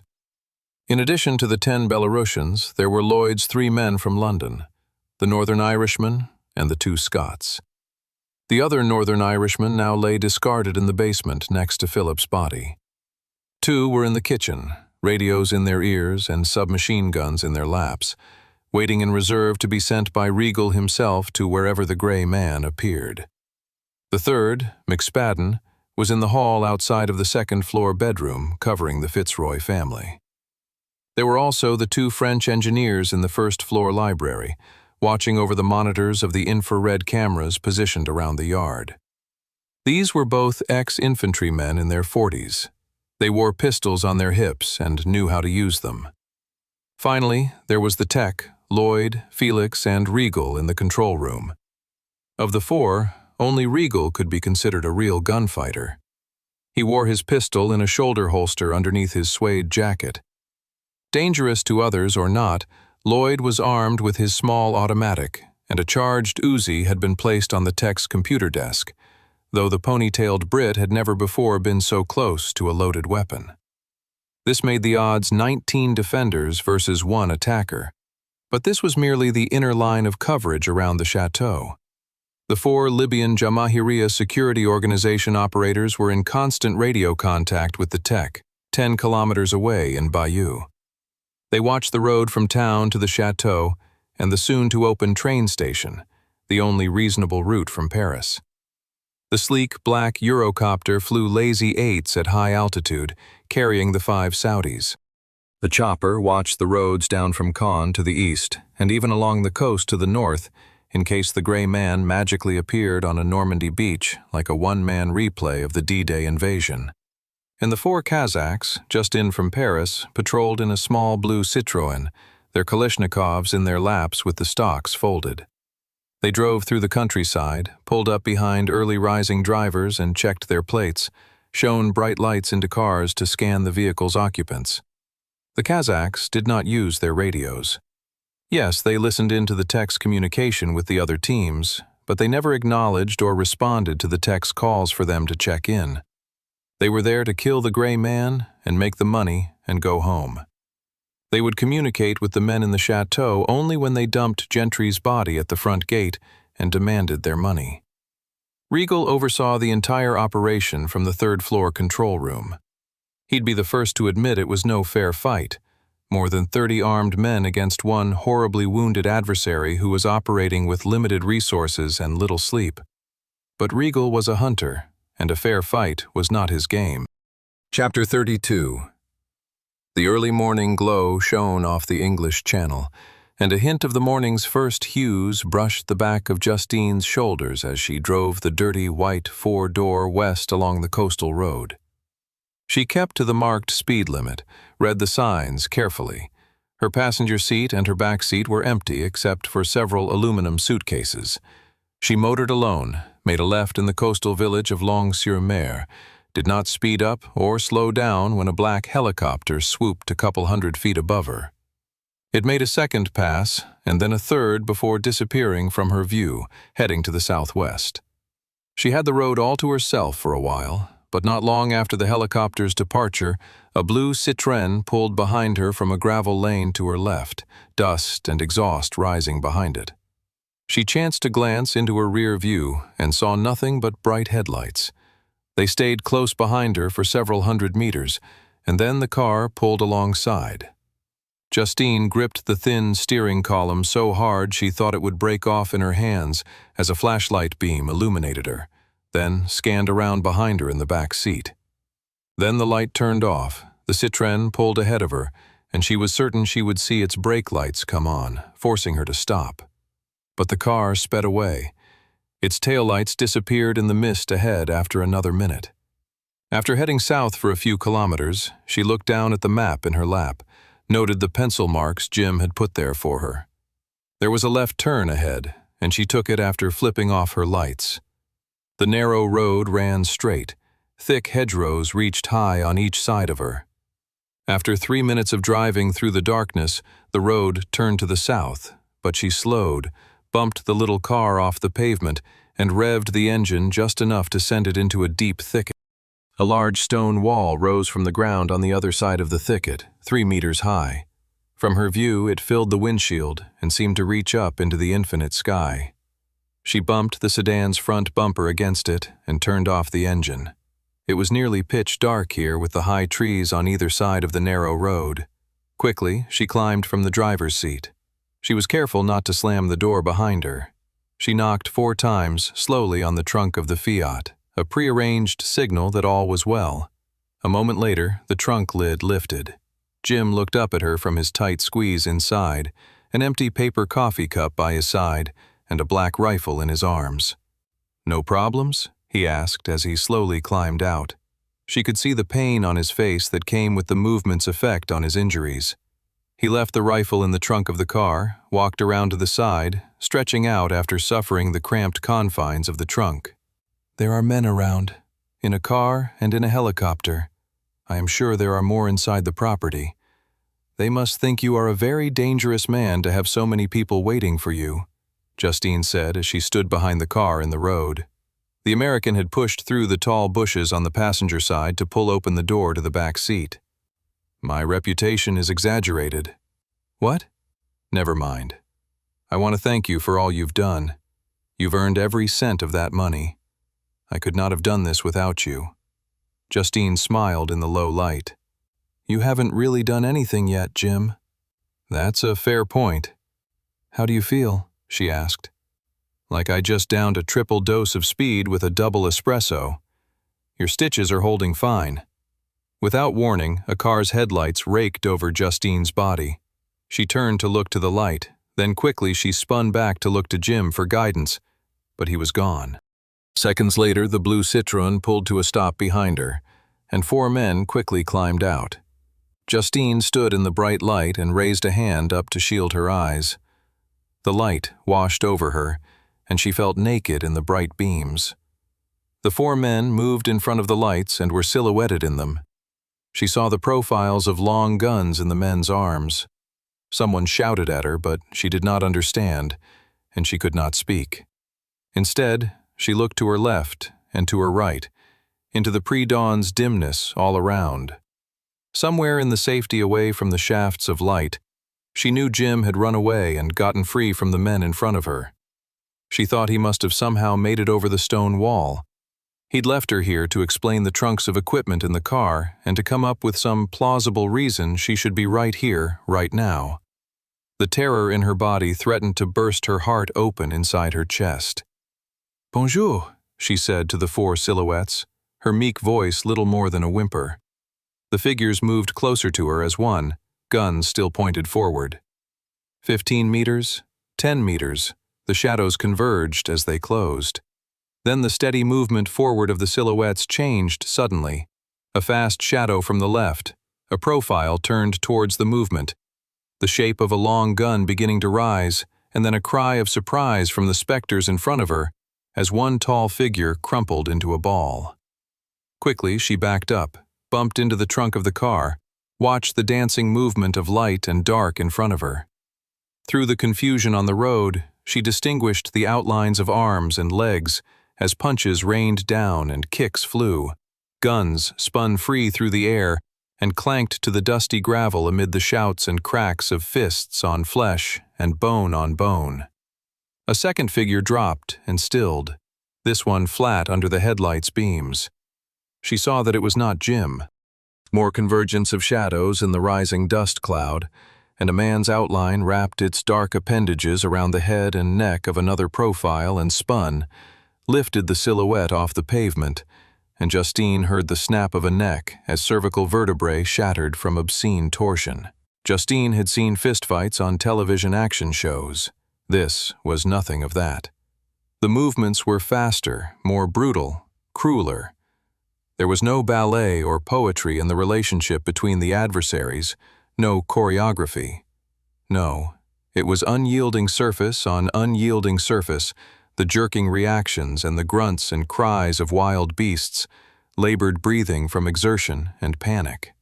The sounds of cracking impacts and the frenzy of a combat so pitiless, she was sure all the men would tear to pieces in the street in front of her. 3 men were down now, and a 4th ran out of the shafts of light to go for a rifle that had fallen and skidded free of the fight. Justine saw Jim now as he pursued in the dusty street and knocked the other man down from behind. Blows were exchanged by each, and Jim was thrown flat on his back in the cold road. Quickly, the Frenchwoman turned to the trunk to lift the rifle the American had left there, though she had no idea how to turn it on so that she could use it. As she looked away from the fight, she heard a sick cry of pain. She hefted the big gun and turned back to find Jim up on his knees and the 4th man rolling away from him, hands over his eyes. Jim regained his feet, bringing a long gun up with him and then over his head. While Justine watched, Jim beat the writhing man with the butt end of the gun. One after another, like an axe chopping wood, the blows fell onto the struggling man's back. His hands raised in defense, but the rifle's butt beat its way to the horror-stricken eyes. The eyes erupted in blood, and his jaw broke and hung open sickeningly.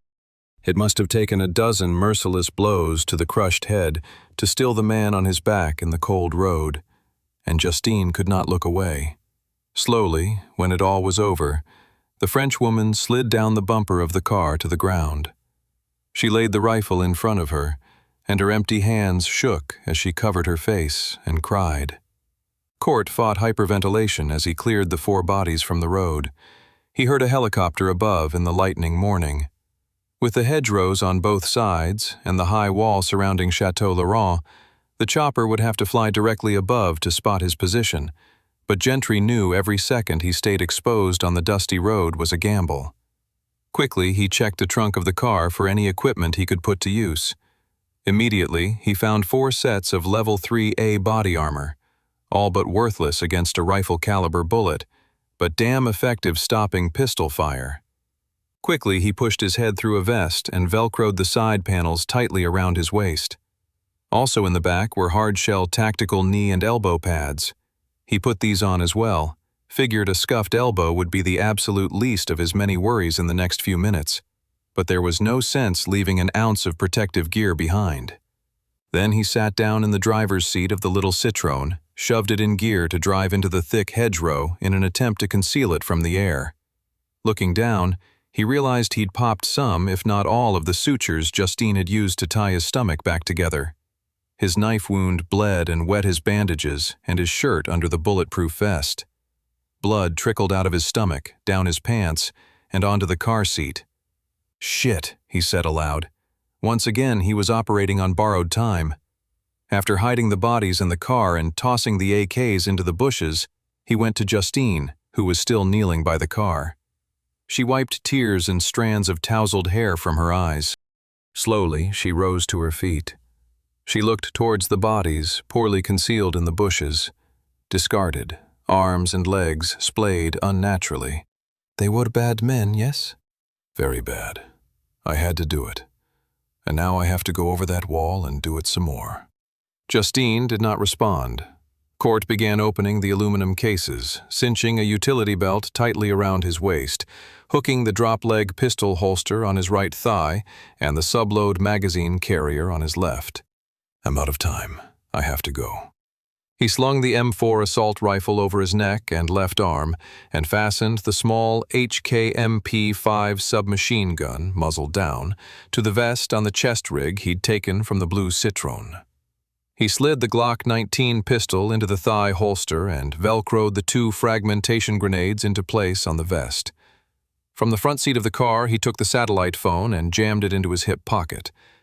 In just under 3 minutes, he was ready. He turned back to Justine, who stood silently behind him, still looking at the exposed legs of the 4 shattered corpses. "I'll need to use the hood of the car to climb over the fence. Once I clear the top, I want you to back up, turn around, drive back up the coast. Go west, not east. Park this car at the next train station you see. Get on the first morning train to Paris and go home. Thank you again for everything you've done for me." Justine's eyes were distant. Gentry knew killing the 4 men in hand-to-hand combat right in front of her had shaken her badly. It would upset anyone, he thought, at least any normal person who did not live his life. "Are you going to be okay?" he asked gently. Are you a bad man, Jim? She asked, her pupils still wide from the fight. He put his hand on her arm, held it gently if uncomfortably. "I don't think so. I've been taught some bad things. I do some bad things, but only to bad people." Yes, she said. She seems to clear a little. yes. She looked up at him.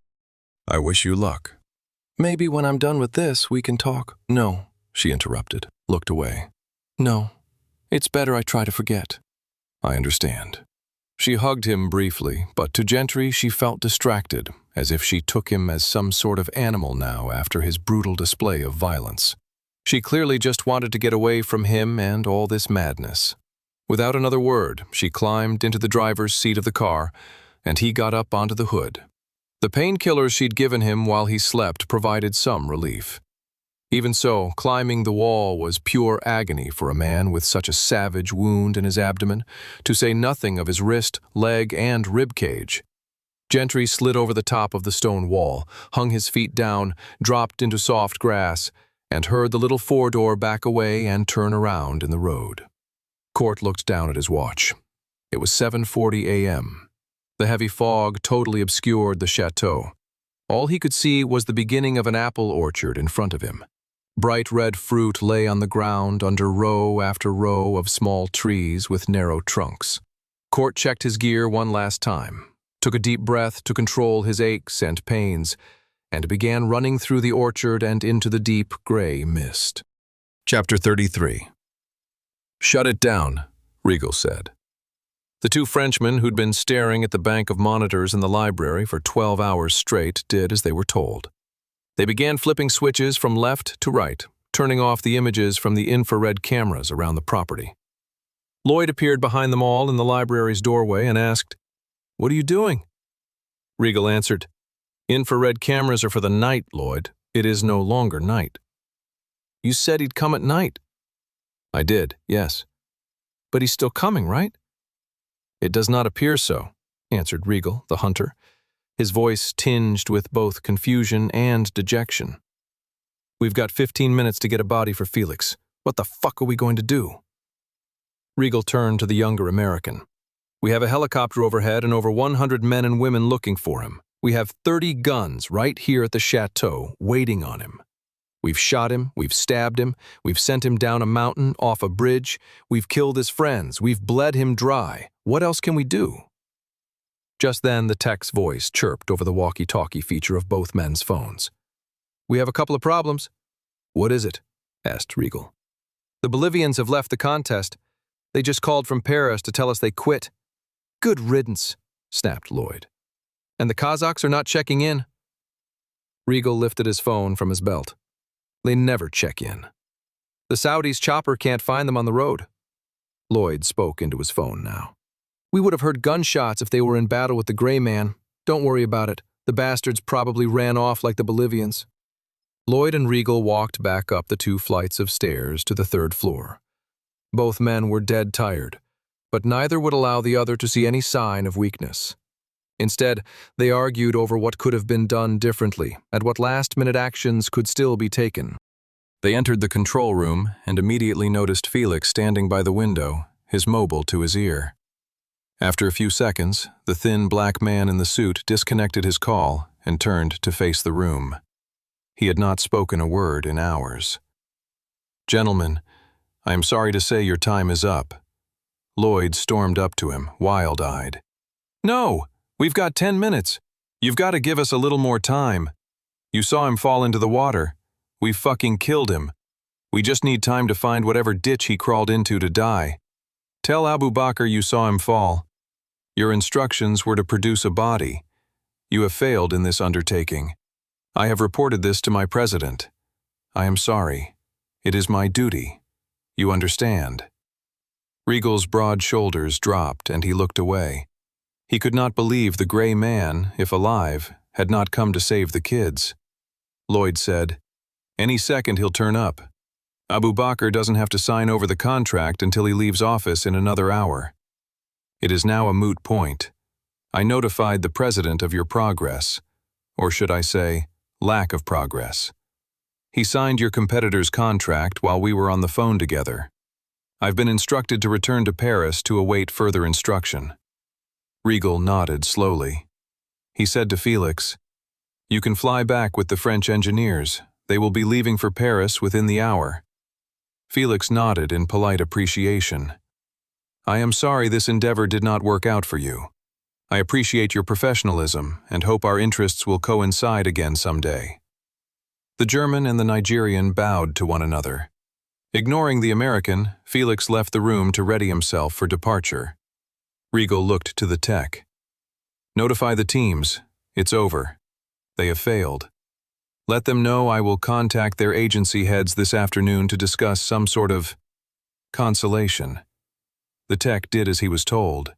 Then he flipped off the monitors in front of him.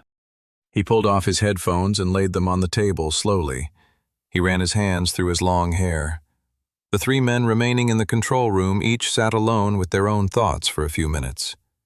The morning light shone through the window, seemed to crawl across the floor towards them, taunting them with their failure. They were to have their man by sunrise, and sunrise now mocked them.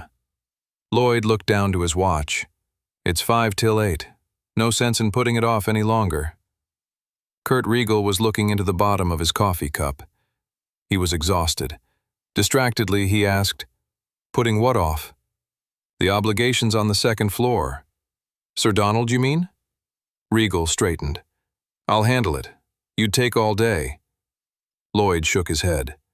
"Not just Don, all of them, all 4. Regal looked up from his chair. "What are you talking about?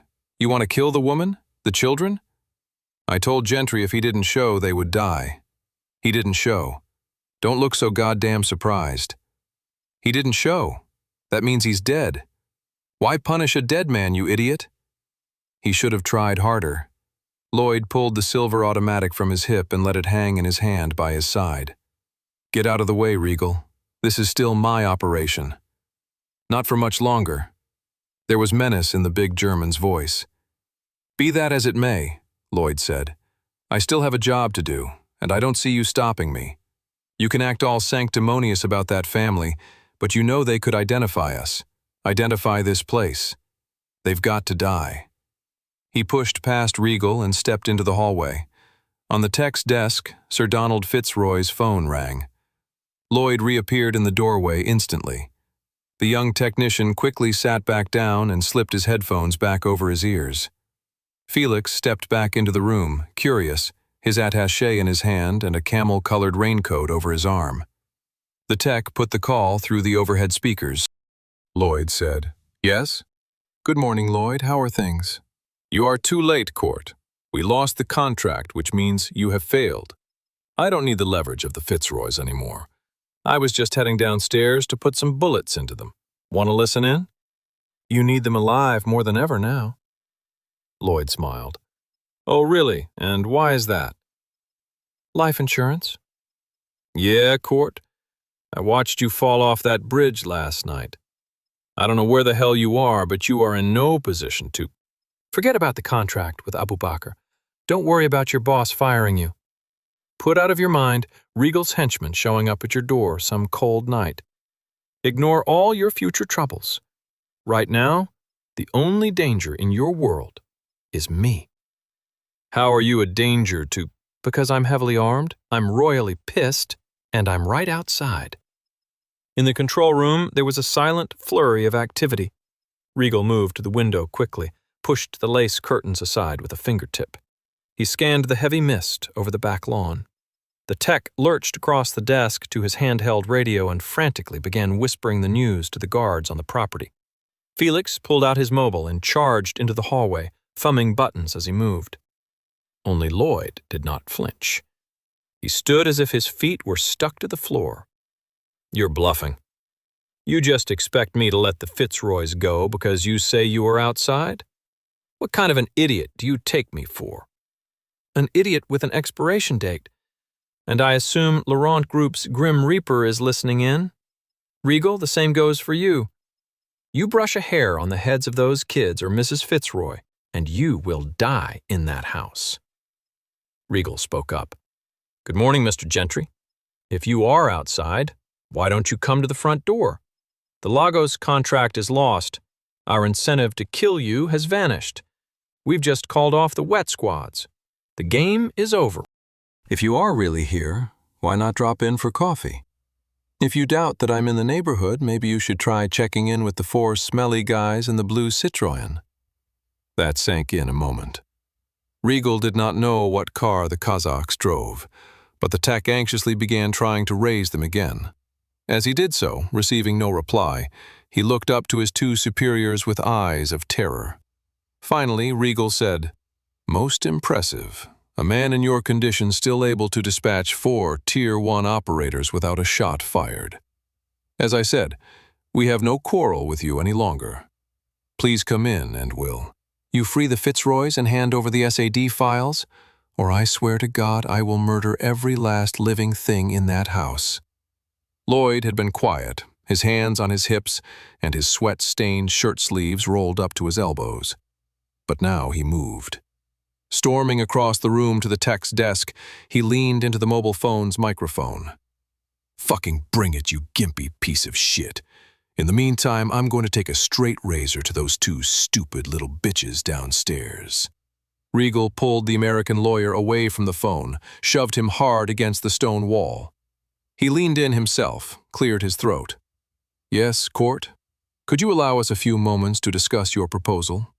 You know how corporations are. We must call a meeting for everything." "Sure, Regal. I'll check back in a bit. Take your time, no rush." The phone went dead. Lloyd screamed to the tech, "Get all the teams here, now!" Regal held up his hand to stay the tech. When he spoke, his voice was more reasoned. "For what purpose, Lloyd? The contract is not at stake anymore. The game is over. But the gray man is still out there. That's our problem, not Laurent Group's. Marc Laurent will not spend a dime for the foreign kill squads to protect us. There is no more $20 million bounty to be paid out." Clearly, Lloyd had not thought of that. He shrugged his shoulders. "We don't have to tell the hitters that." Regal shook his head. "So instead of fighting 1 wounded man now, you want to piss off Marc Laurent and a half-dozen nations' security services? Fight our corporation and 6 countries later? I know you are insane, Lloyd. That's been established. But are you suicidal, too?" The tech was looking back at his 2 bosses, waiting for instruction. Then he cocked his head to the side, put his hand to his headset. "Wait, all the teams are coming here anyway." "Good," Lloyd said, glad the matter was settled. "Why?" asked Regal. "Felix contacted them. He's offering $20 million cash from Abu Bakr to the team that kills Gray Man." "Perfect," shouted Lloyd. "How soon till they—" "Not perfect," said the tech. "He's told them to kill anyone who gets in their way, including the other teams, including us. They are going to fight each other for Gentry's head right here at the chateau." Kurt Regal did not hesitate. "Pull all the Minsk guards inside the building. Alert Serge and Alain and the 3 UK guards. We must defend these walls against all threats, the Gray Man or the kill squads." The tech looked up at Regal. "The Libyans will be here in moments. The Saudis are overhead now." Regal looked out the window a final time. "Call the wrong group, Paris. Have an evacuation chopper scrambled to get us out of here. Then raise the kill teams. Tell them we can still work together. Tell them Court is outside. Tell them we won't let anyone in the castle. They need to kill him before he gets in." The tech spun in his chair and placed the call to the Home Office. Gentry had no intention of calling Regal back. Every second he delayed his attack on the chateau was another second the defenders could ready themselves, search the grounds for him, bring in more reinforcements. And it was more time they could use to kill the girls. No, he had to move now. The grounds were awash in the morning's light as he lay in the apple orchard at the back of the property. Through the gray mist, he could just make out a faint outline of a large, looming structure on a rise ahead of him. He'd covered a quarter mile since he'd dropped over the wall, and he was still easily 200 yards from Chateau Laurent. The open ground in front of him was his biggest concern. Once he broke free from the coverage of the tree line and the thick fog hanging in the air, he would be completely exposed. Also, there was a helicopter flying circles high in the air. He could not see it, but its beating rotors announced its presence above the property. This would be hard enough even without his multitude of injuries, but regardless of his poor personal circumstance, he knew there was no more time to waste. Court rose to his knee pads, then slowly up to a crouch. He felt blood on his left leg and knew it was again draining freely from the knife wound. The heavy dose of speed he'd introduced to his bloodstream would increase his blood loss significantly. "Fuck it," he said aloud. He unslung the M4 and hefted it in his arms. He stood, then ran forward with every ounce of strength he possessed. As soon as the tech alerted the security cordon around the chateau that the gray man was outside, Serge rushed from the kitchen into the library and flipped the monitors back on. He knew the infrared cameras would pick up anyone hidden in the vapor. Intently, he stared at one display and then the next. Back and forth he scanned. Soon his eyes locked on an image. His hand lunged for the radio on his desk. He broadcast to all elements in the chateau. "Movement in the back! Movement in the back! One man, and he's coming fast!" Lloyd came over the radio. "Where? Where the fuck is he?" "Coming through the orchard! Mon Dieu, he can run!" "Where in the orchard?" screamed Lloyd over the radio. "He's running right up the middle." The spotter in the tower broke in over the same channel. His thick, Belarusian accented voice was calm, the antithesis of Lloyd's shriek. "I do not have a target. We do not see any—" "Wait. Yes, one man coming fast. We'll take him." Maurice had left Gentry an impressive array of equipment, but Maurice was decidedly old school, and the gear Court was forced to use was not ideal to his needs. The Colt rifle in his hands wore iron sights. There was no scope or holographic sight like the high-tech wizardry Gentry preferred on his weapons. As he broke through the mist, the chateau forming clearer in front of him with each labored footfall of his sprint, he made out the turret of the tower above. He knew this would be a sniper's hide, and he knew this man would have the best skill and the best scope and the best rifle and the best chance to put a stop to Court's ridiculous one-man assault. So the gray man raised his rifle to his shoulder, still at a dead run. Targeted fire with the iron sights while running was impossible. His goal was to simply pour as much lead as he could at the tower to keep his enemies' heads down until he could make it to the building's wall. Court knew there was no one in the house with as much close-quarters battle training or experience as he. He just had to survive long enough to make it to close quarters to have any sort of chance of success. The sniper saw the target shoot out of the fog in front of him. Wisps of vapor swirled in a vortex behind him as he ran. The 30-year-old Belarusian adjusted his aim and placed his crosshairs on the sprinting man's chest. He brought his finger to the trigger for a quick center mass shot. He noticed body armor under the tactical vest and lowered the buttstock of the big Dragunov a millimeter to move the crosshairs up to the sprinting man's forehead. As his fingertip began to press on the tight trigger, he sensed more than saw his target's primary weapon rise in front of him. Flashes from the muzzle of the weapon and the cracks of rifle fire. The sniper heard pops and explosions in the stone and wood of the turret, and smoky dust filled the air around him as high-speed, metal-jacketed rounds collided with hundreds-year-old masonry. His spotter cried out to his left, but the sniper was disciplined. He did not remove his cheek from the rifle. He did not remove his eye from his scope. Confidently, he pulled the trigger at the man storming towards him. Chapter 34. Gentry had fired almost an entire 30-round magazine at the tower looming above him as he closed on it as fast as possible. He wanted to finish the magazine with a couple of more accurately placed shots toward the tower, so he brought the black rifle up to eye level in front of him to make an attempt to get some sort of a sight picture through the round ghost ring sight on the gun's carry handle. Just as he did so, the rifle slammed back into his face, ripped out of his hands, and flipped up through the air. Court ran on, empty-handed. After no more than 4 or 5 steps across the wet lawn, his face burning from the blow of his buttstock below his eye, he realized his M4 must have been hit by a round from a high-powered rifle. Though he'd lost his primary weapon behind him, he understood the gun had saved his life, deflecting a sniper's bullet to his head. Without a loss of stride, he reached down and pulled the squat MP5 submachine gun from its resting place on his chest. He fired again at the tower, now no more than 100 yards away. The MP5 was about as effective as a fly swatter for a sprinting man covering open ground and engaging a tiny distant window without a sight picture. But he hoped it would at least keep some heads down. The sniper had seen the running man reel from the impact of his shot, and then he lifted his head away from the scope to attend to his partner. The spotter had taken a piece of stone masonry to his face.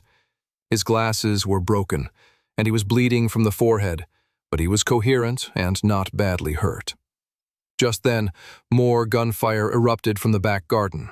With surprise, the Belarusian sniper looked back down and saw the man he was sure he'd just put a bullet through continue his charge. From the reports of the gun in his hand, the man in the tower knew the gray man had switched to a 9mm submachine gun. Quickly he sat back at the table behind the Dragunov, took up his position behind the scope in under 2 seconds. Suddenly, new cracks of rifle fire erupted, this time from behind him on the other side of the chateau. For a moment, he did not understand what was going on, until the voice of one of his countrymen below came over the radio on the table. "It's the Libyans! They're at the front gate! Tower, take them out!" Reluctantly, the sniper lifted the big Dragunov from the table and took it to the front portal of the tower. The gray man was someone else's problem now. He needed to engage the distant targets, the Libyans. The gray man was no longer distant. He was close. Just outside the sniper's tower, the black Eurocopter hovered low above the roof's walkway. 4 heavily armed Saudi operators in tactical gear poured out and dropped the 6 feet to the flat eastern roof. They ignored the gunfight now raging at the front of the building. Instead, they all took up positions behind the decorative battlements overlooking the back garden and the lone man running towards them over open ground. As Gentry closed on his objective, he redirected his fire from the tower above the chateau to a first-floor window where bright muzzle flashes flickered. Gentry emptied his first magazine at the window in front of him. The walls around the window pocked, granite snapped off in dusty chunks, glass shattered, and the lace draperies whipped left and right as a few lucky shots from Court's rifle found their mark through the space. It was difficult firing at a full sprint, impossible to accurately aim. Court saw no more muzzle flashes from the window, but instead noticed the sleek, black Eurocopter above and in front of him, and the men who leapt from it. Fuck! He was still 70 yards from cover. He pushed his legs even harder to get as close to the chateau as possible before the men now exiting the black chopper could get in position to open up on him. Here on the flat lawn, he'd be a sitting duck to aimed fire. Gentry pulled a fragmentation grenade off his vest as he ran, yanked the pin out with his teeth, and let the spoon fly. A large, blonde-haired figure appeared in a window on the 3rd floor, directly in front of him, raised a handgun, and shot through the glass. Court dove forward at the wet green grass to avoid the fire, landed on his right shoulder, and executed a forward roll. As he came out of the roll, he rose to his feet. His running and his somersault had given his body an incredible amount of momentum he used to throw the grenade as high and as far as he could. From 45 yards away, the potato-sized bomb whizzed through the air in an arc, rose over the edge of the parapets, and exploded, just missing the Eurocopter, which escaped into the sky, fleeing from the fight as fast as possible. The blast above the Saudis' heads killed one man outright and injured one more in the neck and back. The other two had found cover in time, but they'd missed their opportunity to get an open shot on their target on the lawn. At the front of the house, 2 Belarusians and 2 Libyans were already dead. The guards from Minsk were killed not far from the front gate. They'd been running back to the safety of the chateau when the van load of operators from Tripoli busted through the ironwork, the Middle Eastern men firing their Scorpion machine pistols from the moving vehicle.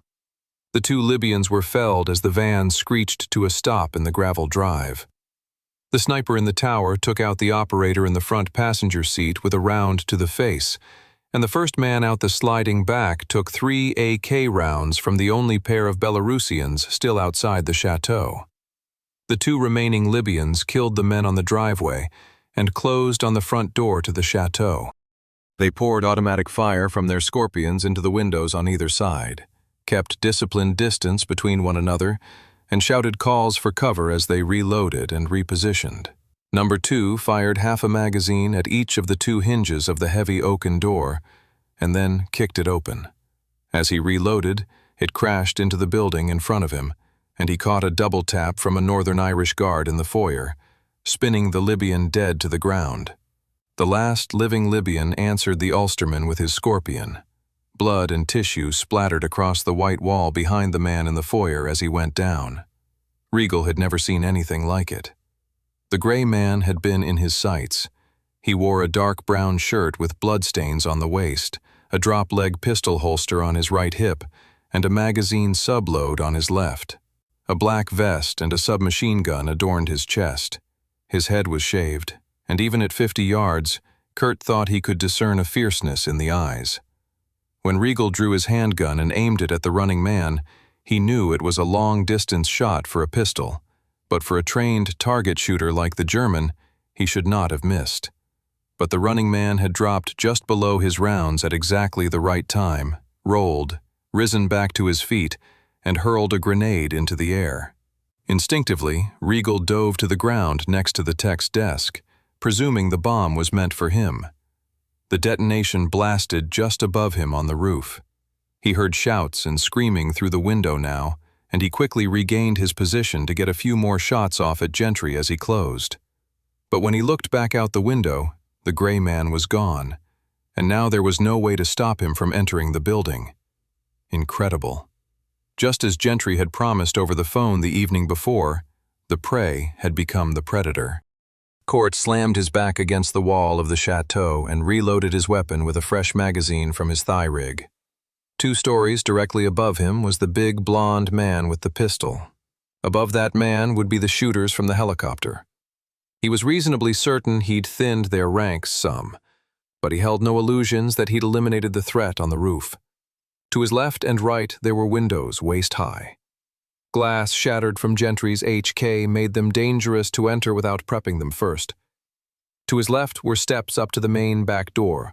Around the corner to his left was the front drive and some sort of battle raging. And to his right was the long back wall lined with windows, and then a small set of doors. In a crouch, he rushed along the wall, shoulder scraping the stone to stay out of view of the shooters above him.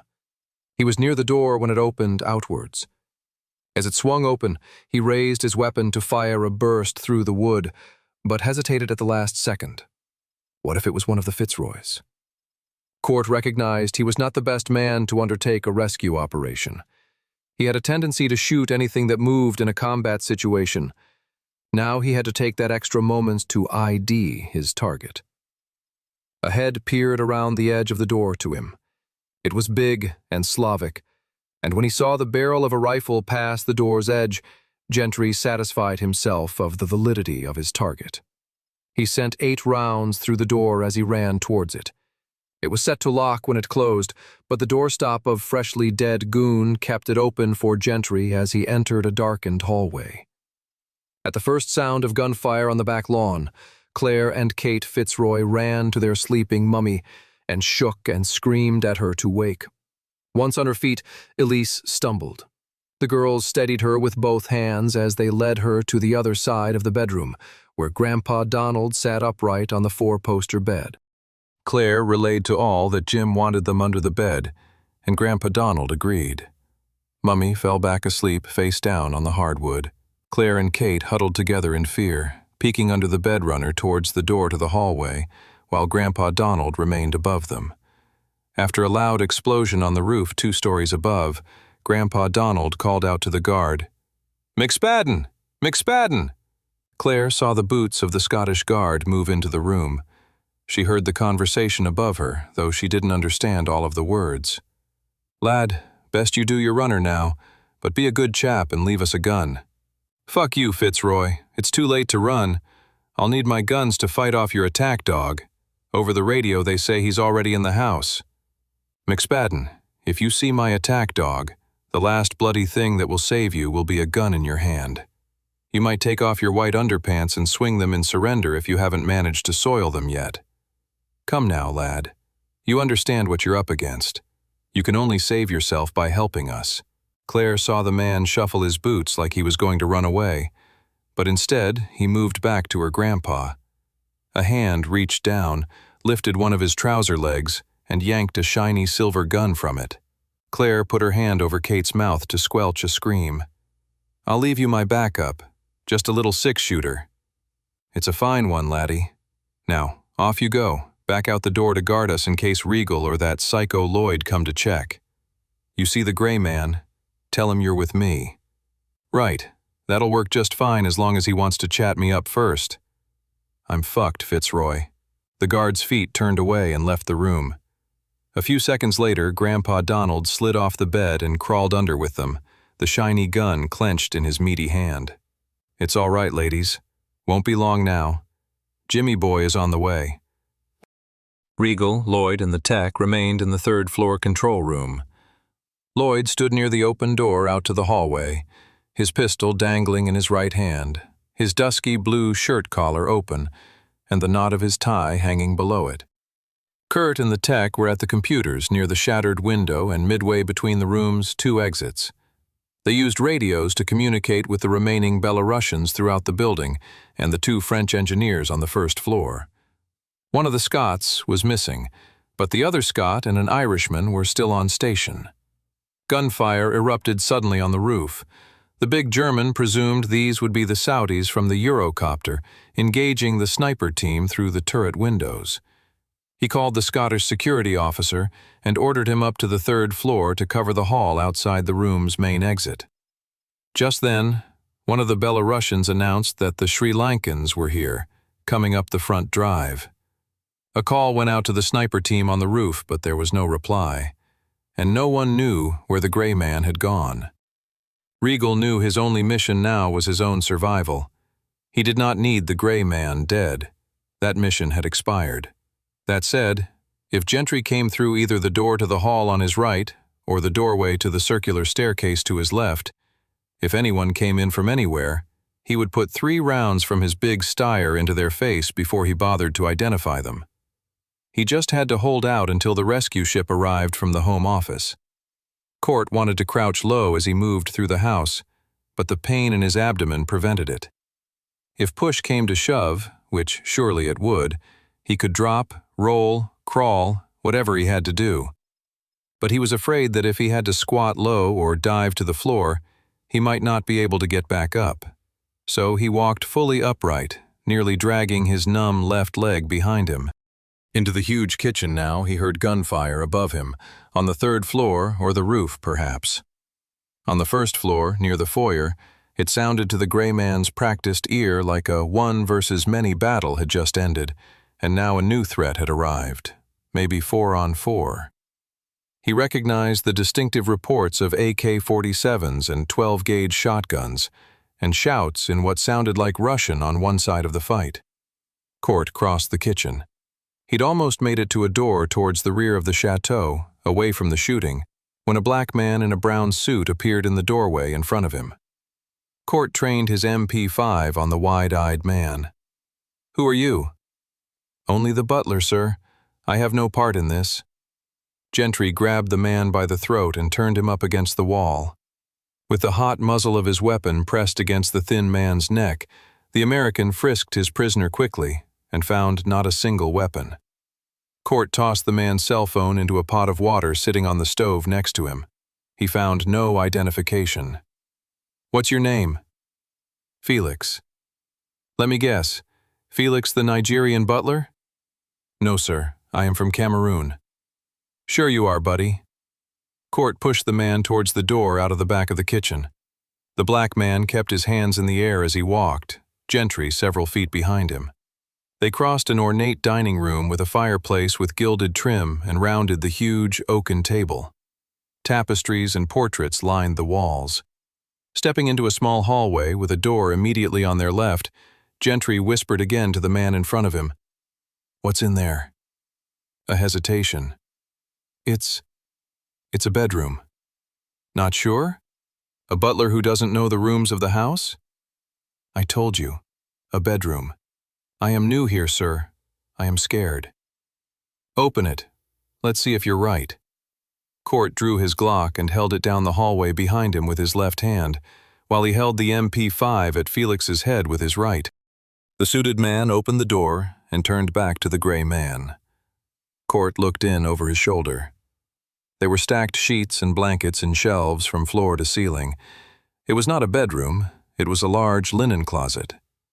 "If you are a butler, you suck." Felix said nothing. The gunfire at the front of the house continued without pause. Court holstered the Glock on his hip and took his last fragmentation grenade off his vest.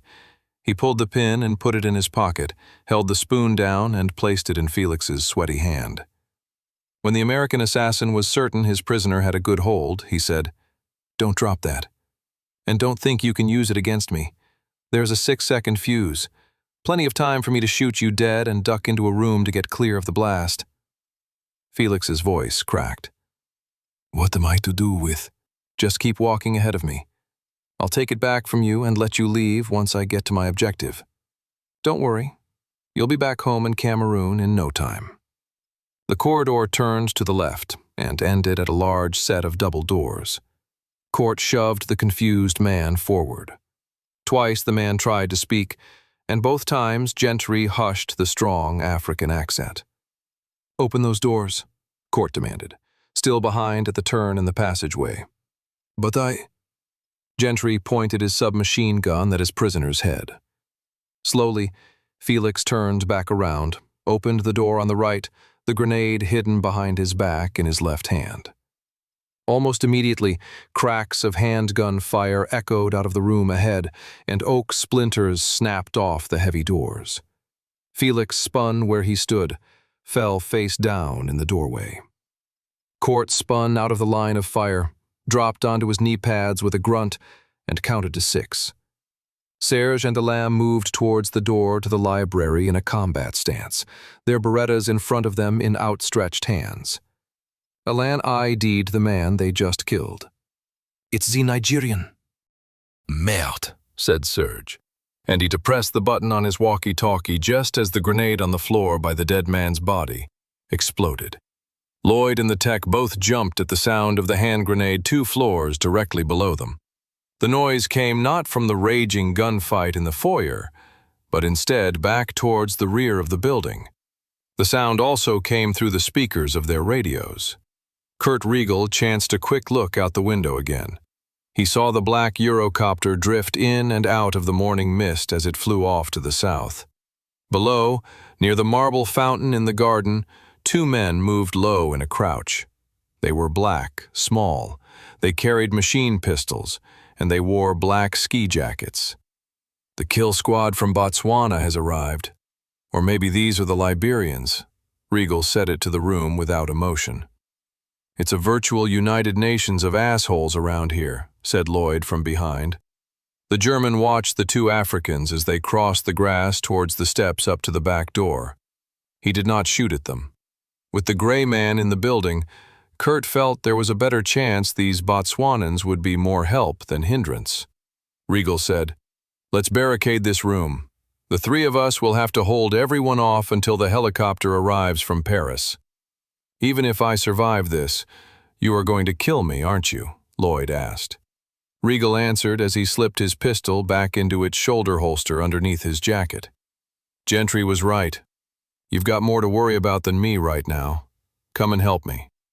He lifted a chair to put it in front of the door to the spiral staircase. Be that as it may, said Lloyd. I prefer dealing with any threat at the most advantageous opportunity. Regal's back was to Lloyd. He stopped, put the chair down, squared his shoulders, and turned slowly. The American attorney's silver automatic was leveled at Kurt's chest. They were 20 feet apart. Put down that damn gun. Come on, man, we don't have time for this. There will be time enough for the aftermath of the operation after we get out of here. The tech sat at the desk and watched the two men intently. He said not a word. Lloyd said, I could have had the bastard. I could have saved the contract. Your operation failed, not mine. If you say so, Lloyd. No, I want you to say so. Take out your phone slowly. Call Mr. Laurent and tell him your plan was fucked up. Take responsibility for this. And then you will shoot me? Think, Lloyd. He'll know I was speaking under duress. For the first time, they heard gunshots on the third floor, far down the corridor from their position. We need to seal off the room now. We'll talk after that. Take out your phone. Make the call. No tricks. Kurt sighed and slowly reached into his jacket with his right hand. His eyes narrowed on Lloyd. Instead of the phone, Regal put his hand around the butt of his Steyr. As he began to draw the gun from its concealment, prepared to dive to the side to duck the lawyer's inevitable gunfire, he noticed Lloyd's eyes had turned away from him and focused on something behind. Kurt took the opportunity to pull the Steyr, and he leveled it at the American's chest. Just as he was about to fire at the distracted Lloyd, a voice called out from behind. Did I come at a bad time? Chapter 35. You're bleeding bad, Court, said Lloyd. His pistol remained pointed at Regal. His back remained to the open doorway to the third-floor corridor, but his eyes were on the bloody man in the tactical gear. The gray man had appeared silently through the door from the spiral staircase, and while Lloyd had been fixated on Kurt's hand inside his jacket, Gentry had gotten the drop on him. He held a squat, evil-looking submachine gun at eye level, its barrel centered on Lloyd's chest. Drop the gun, said Gentry. Who are you speaking to? Asked Kurt, his back to the gray man. To see Gentry, he would have to take his eyes off of Lloyd, and he was not about to do that. Court replied, If you have a gun in your hand, asshole, then I'm speaking to you. Lloyd said, You aren't going to make it much longer, Court, old buddy. Your face is white. You're weak. Your blood is staining the floor. I'll live long enough to kick your ass. Drop your weapons. You, at the table. Stand up slowly. The tech was the first to do as he was told. He stood with his hands high over his head, shaking from fear. Lloyd began lowering his pistol. Kurt Regal followed suit. The German turned his eyes from Lloyd to look at the tech for an instant, and in that instant, Lloyd put a bullet through Kurt Regal's chest. The big German grabbed the wound and then fell to his side. The Steyr bounced away on the hardwood floor. The tech screamed in fear. The gray man fired a burst at Lloyd as he disappeared through the doorway to the hall. Court fought a dizzy spell, an inevitable consequence of his dropping blood pressure. He wobbled on his knees and his eyes glazed over. His brain seemed to reboot, and when his head cleared, he realized he'd lowered the MP5 to his side. Quickly, he raised it at the man with the ponytail and the headphones, who stood by the desk with the computers. The man had not moved a muscle apart from the quivering in his shaking hands over his head. Gentry realized he could have been knocked down with a feather there for a few seconds. He was glad the man in the ponytail was too terrified to try it. Who are you? Court asked. Just a technician, sir. I run the comms and whatnot. I have no quarrel with you. At least you didn't try to tell me you're the butler. Sir? Court crossed the room to the man. On the way, he kept his weapon trained on the open door to the corridor, and he kicked the Steyr pistol farther away from Regal's body as he passed. On the tech's desk, Court found the classified SAD files. Is this everything? As far as I know, sir. No backups? No copies? I don't believe so. Court scooped them up and tossed them into the fireplace. He ordered the tech to set them alight. Once the files began to burn, the gray man turned the technician around and pushed him back down to his seat, facing the equipment in front of him. You're the one who communicates with the men hunting me. Oh, no, sir, not me. I just maintain the elect. Then I guess I don't need your ass, do I? The tech began nodding quickly, changed his tune in a single note. Yes, sir. I am in charge of all communication and coordination between the pavement artists and the government operatives. Good. Call them all. Tell them I just jumped out the window and I'm escaping through the orchard in the back. Right, away, sir. The tech's hands shook mightily as he flipped switches on his radio console to bring up every radio channel at the same time. All elements, this is the tech. Subject has exfiltrated the chateau. He's moving to the north, through the orchard on foot. Well done. Now take off your belt. The tech did as he was told quickly and offered it to the gray man. Bite down on it hard. Sir? Do it. Wide-eyed, the tech put his belt in his mouth. You biting down? Asked Gentry. The tech nodded. Good. Court smashed his rifle's butt into the man's temple. The tech started to fall from his chair, but Gentry caught his unconscious head and laid it face down on the table in front of him.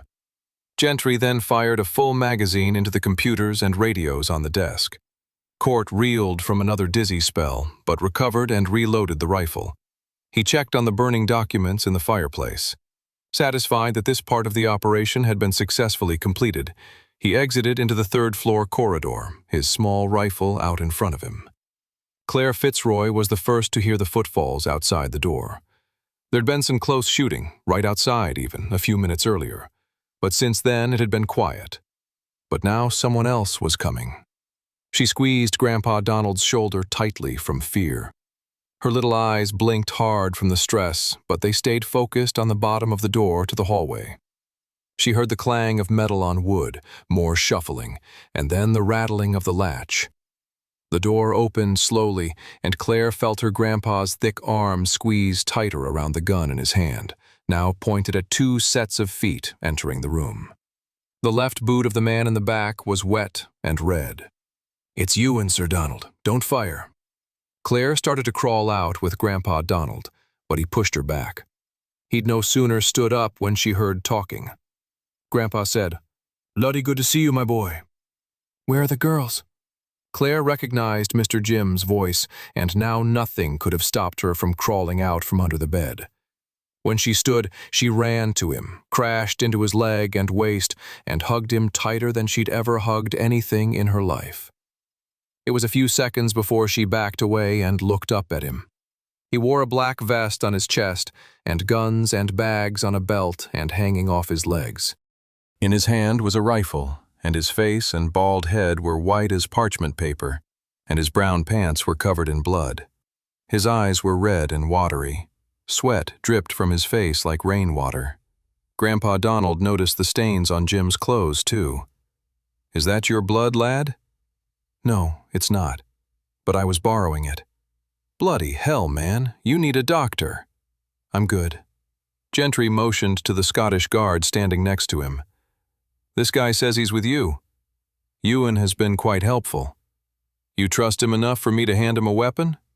There was a slight pause. "I do." And then, "Just watch yourself, McSpadden." "Aye, sir." Court unslung the MP5 from his neck and handed it to McSpadden. Gentry pulled his Glock from his hip rig, kept it in his hand at his side. "Where's Lloyd? I think I hit him, but he got away from me. I figured he'd be down here taking hostages." "Haven't seen the cunt," said Grandpa Donald, and Gentry looked down to Claire and Kate. "Don, the language." "Sorry." Court looked around. "And Elise?" McSpadden and Sir Donald pulled Mrs. Fitzroy from under the bed by her arms. McSpadden hefted her onto his shoulder and held the Heckler & Koch submachine gun out in front of him as he moved. Ewan led the way, with Sir Donald limping from his wounds behind him, wielding the stainless steel revolver.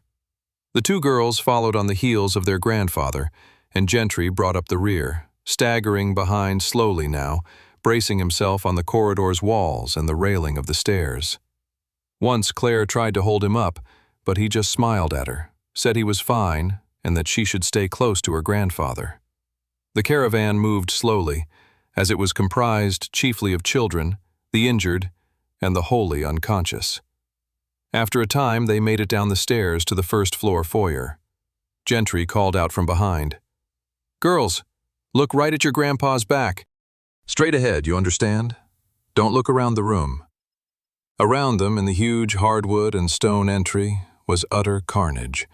4 bodies right inside the blasted open doors, 2 more bloody corpses in the middle of the room, and another 2 on the staircase alongside them as they descended. Both of the little girls began to cry. Kate coughed in the thick stench of cordite and blasted stone dust and burnt wood.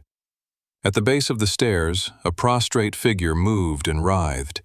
It was a bearded Middle Eastern man. He was alive, on his side. McSpadden passed him, as did the rest. Court was the last one to the injured man. Their eyes met for a second, but Court did not slow to help him. The gray man showed no mercy to his enemies. They moved out of the foyer and into an open sitting room, untouched by battle. The walls were lined with large family portraits. McSpadden paused to get a better hold on the Fitzroy woman, and Gentry leaned against the wall for a moment's rest. Just then, a shirtless man entered from the far doorway. He was one of the Belarusian guards. He had a neck injury he'd wrapped with a towel, but his Kalashnikov remained in his right hand. Surprised by the entourage in front of him, he lifted his weapon quickly. Sir Donald opened fire with the revolver, blasting the shirtless man back through the doorway and onto his back. The girls covered their eyes and shrieked. Court lifted his head slowly when it was all over. He had not even been aware of the threat. Quickly, he spun his head back around him, certain Lloyd would be standing behind him. But there was no one there. Court's knees weakened, and he fell backwards, stumbled into and over a narrow table, and smashed it to the floor. Fitzroy and the 2 girls ran to him and pulled him back to his feet. They steadied him while he regained his balance. "I'm all right. Keep moving." The 6 of them made it out a side door to a pathway that led around to the graveled parking circle in the back. Still, the Scotsman led the way, the unconscious woman over his shoulder. In the distance of the misty apple orchard, they could hear a smattering of gunfire. Apparently the kill squads were engaging one another in the fog. Sir Donald found a large black BMW sedan, saw the keys in the ignition, and instructed everyone to climb in as fast as possible. Court had lagged behind. Claire turned and ran back to him, held him up, and this time he did not protest. Twice Gentry looked back over his shoulder for any sign of Lloyd. Both times his head spun and reeled with the movement. At a snail's pace, he staggered, only able to do so now with the nominal assistance of an 8-year-old girl. Claire struggled to hold Jim up. It seemed as if, with each step, he put more weight on her shoulders. He grunted and winced as they moved along the gravel towards the big black car. The guard from Scotland gave his gun to Grandpa Donald and put Mummy in the back seat, and Kate climbed in with her. The guard got behind the wheel, and Grandpa sat in the front passenger seat. The engine started, and Jim nudged Claire in front of him, urged her to run on ahead to the car. She did as she was told, climbed into the back seat, and turned to help pull her rescuer in behind her. Jim was a few steps back, but nearing. He smiled weakly as their eyes met.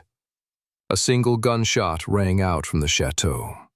Claire was looking at Jim as his eyes widened and his body lurched forward, nearly propelling him to the vehicle, but not quite. The American dropped to his knee pads on the gravel, looked up to the Scotsman behind the wheel, and cried out, "Go!" The big car lurched ahead. Claire's door slammed shut with the movement.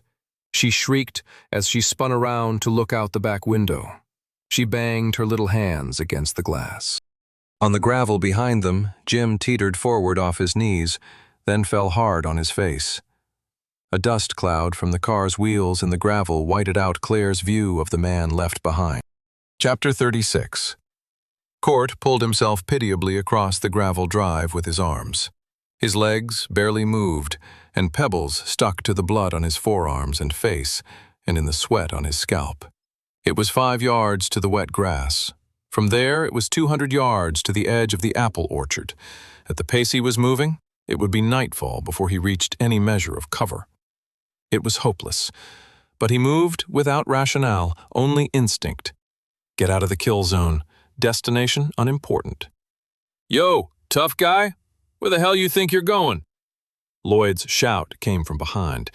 It was followed by the crunching of shoes on gravel. The footfalls closed quickly. I have to admit, you've lived up to your hype. You torched the SAD files and you got the Fitzroys. Looks like you managed to save everyone's ass but your own. Court kept crawling on his bloody forearms into the cold, wet lawn. Lloyd finally stepped on his back to stop him. The gray man looked over his shoulder with a wince. The lawyer held a small Beretta pistol out in front of him. His left arm and shoulder were bloody and limp. Lloyd seemed unfazed by his wounds. I shot you in the back. Not terribly noble, I suppose. I didn't know you had a vest on. Bet that still hurt, huh? Court rolled slowly on his back. The morning sky had blued considerably since he'd entered the chateau maybe 15 minutes earlier. Lloyd stood over him and looked straight down. Court knew his Glock had skidded away somewhere when he fell. He had no strength to lift his head to look for it. I still don't remember you, Lloyd. Gentry said it through a raspy cough. Well, you'll remember me in hell, won't you? My face will be the last fucking thing you see. Lloyd lifted the pistol to Court Gentry's face, and a shot rang out. Lloyd cocked his head, a show of confusion. The young lawyer staggered forward a half step. Blood appeared on his lips and in his nostrils. His eyes remained on Court, though the lids narrowed. He steadied himself and again raised the gun to Court's chest. From behind came another shot, then another. Lloyd spasmed with each crack. His Beretta fired, but it was low by his side now. The bullet kicked up a spray of white stones between Gentry's legs as the gray man just lay on his back and watched.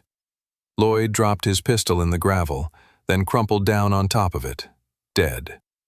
For several seconds, Court just stared at the sky. Finally, he forced his head up, looked back to the chateau. Regal was in a third-floor window, the glass shattered in front of him, his pistol now trained on Gentry. Slowly, the German lowered his gun to his side. The two men just looked at one another for a few seconds. They were both too weak for words, too far apart for eye contact. But the long acknowledgement showed a sense of mutual respect. Two warriors, each recognizing the efforts of the other. Kurt Regal fell backwards and disappeared from view. Court dropped his head back in the grass. Through the ringing in his ears, he noticed the distinctive sound of a helicopter. It was not the black Eurocopter. It was a bigger ship, steadily approaching from the east. His head did not rise back off the dewy grass, but he rolled it to the right in time to see the large white Sikorsky land 75 yards away. Laurent Group was written in blue on the side. Armed men poured from the vehicle, a half dozen or so. They began moving towards the chateau carefully. Then the aircraft disgorged a trio of men in orange jackets carrying backpacks, doctors or EMTs or some other sort of emergency personnel. Lastly, 3 men in suits crouched low as they ducked under the rotor's wash. One carried a notebook of some sort, another hefted 2 large briefcases, and a third, who was much older, wore his suit coat across his back like a cape. Like a Frenchman. Court lost interest in the activity and went back to enjoying the beautiful sky. A minute later, or maybe it was 10, a rifleman stood over him, but he seemed to be more interested in Lloyd's body lying alongside. The Frenchman shouted into a radio. Shortly thereafter, the 3 men in suits appeared. Court raised himself up to his elbows as they approached. The older man with the coat for a cape was unfamiliar to Gentry, but Court figured from his bearing and his dominion over the other 2 that this could be none other than Marc Laurent. Monsieur Gentry, I presume? Court said nothing. The little man with the notepad on Laurent's right stepped forward and kicked him with an expensive-looking shoe. Court did not feel the blow. His entire body had gone numb. When Monsieur Laurent asks you a question, you answer. It's okay, Pierre. He's unwell.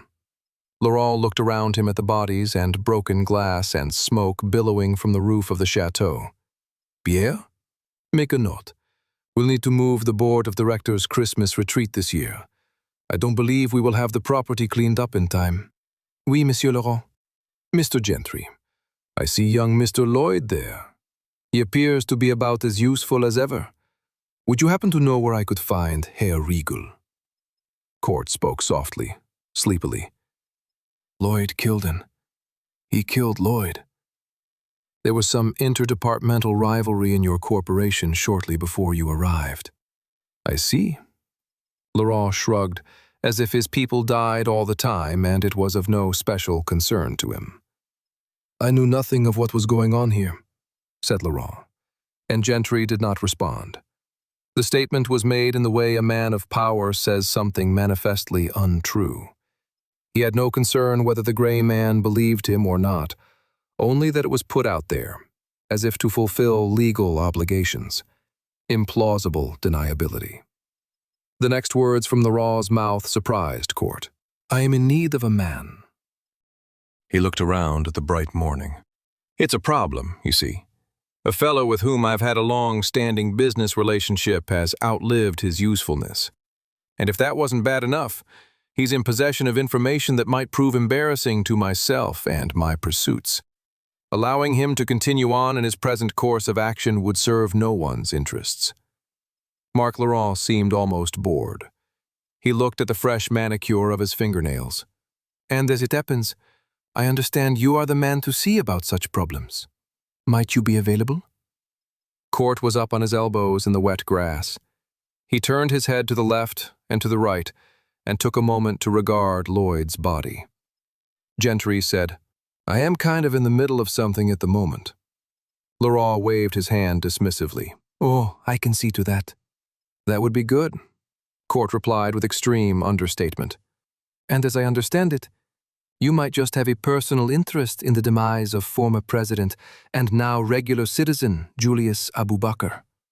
Rumor is you eliminated his brother, and now the former president is arranging attempts on your life? Court blinked twice before answering. I have heard that rumor as well, Mr. Laurent. Laurent nodded. Abubakar has made certain claims about me, all lies, of course. I run a business based on integrity and impeccable core values of honesty. Gentry's facial expression did not change. No doubt. Still, sometimes sensational claims can take on a life of their own, raise unnecessary concerns, invite uncomfortable scrutiny. I'd like to avoid that if possible. So you want me to kill him? Laurent nodded. I'd pay handsomely for your services. Court hesitated. I just see one little problem with your proposal. The Frenchman's eyebrows rose. And what would that be? I am bleeding to death. Laurent chuckled, snapped his fingers, and the three men in orange jackets appeared with a stretcher. No problem, young man, said Laurent as Court dropped from his elbows and passed out. He relived the conversation in a dream and thought it later to be one of the oddest and most fanciful dreams he'd ever had.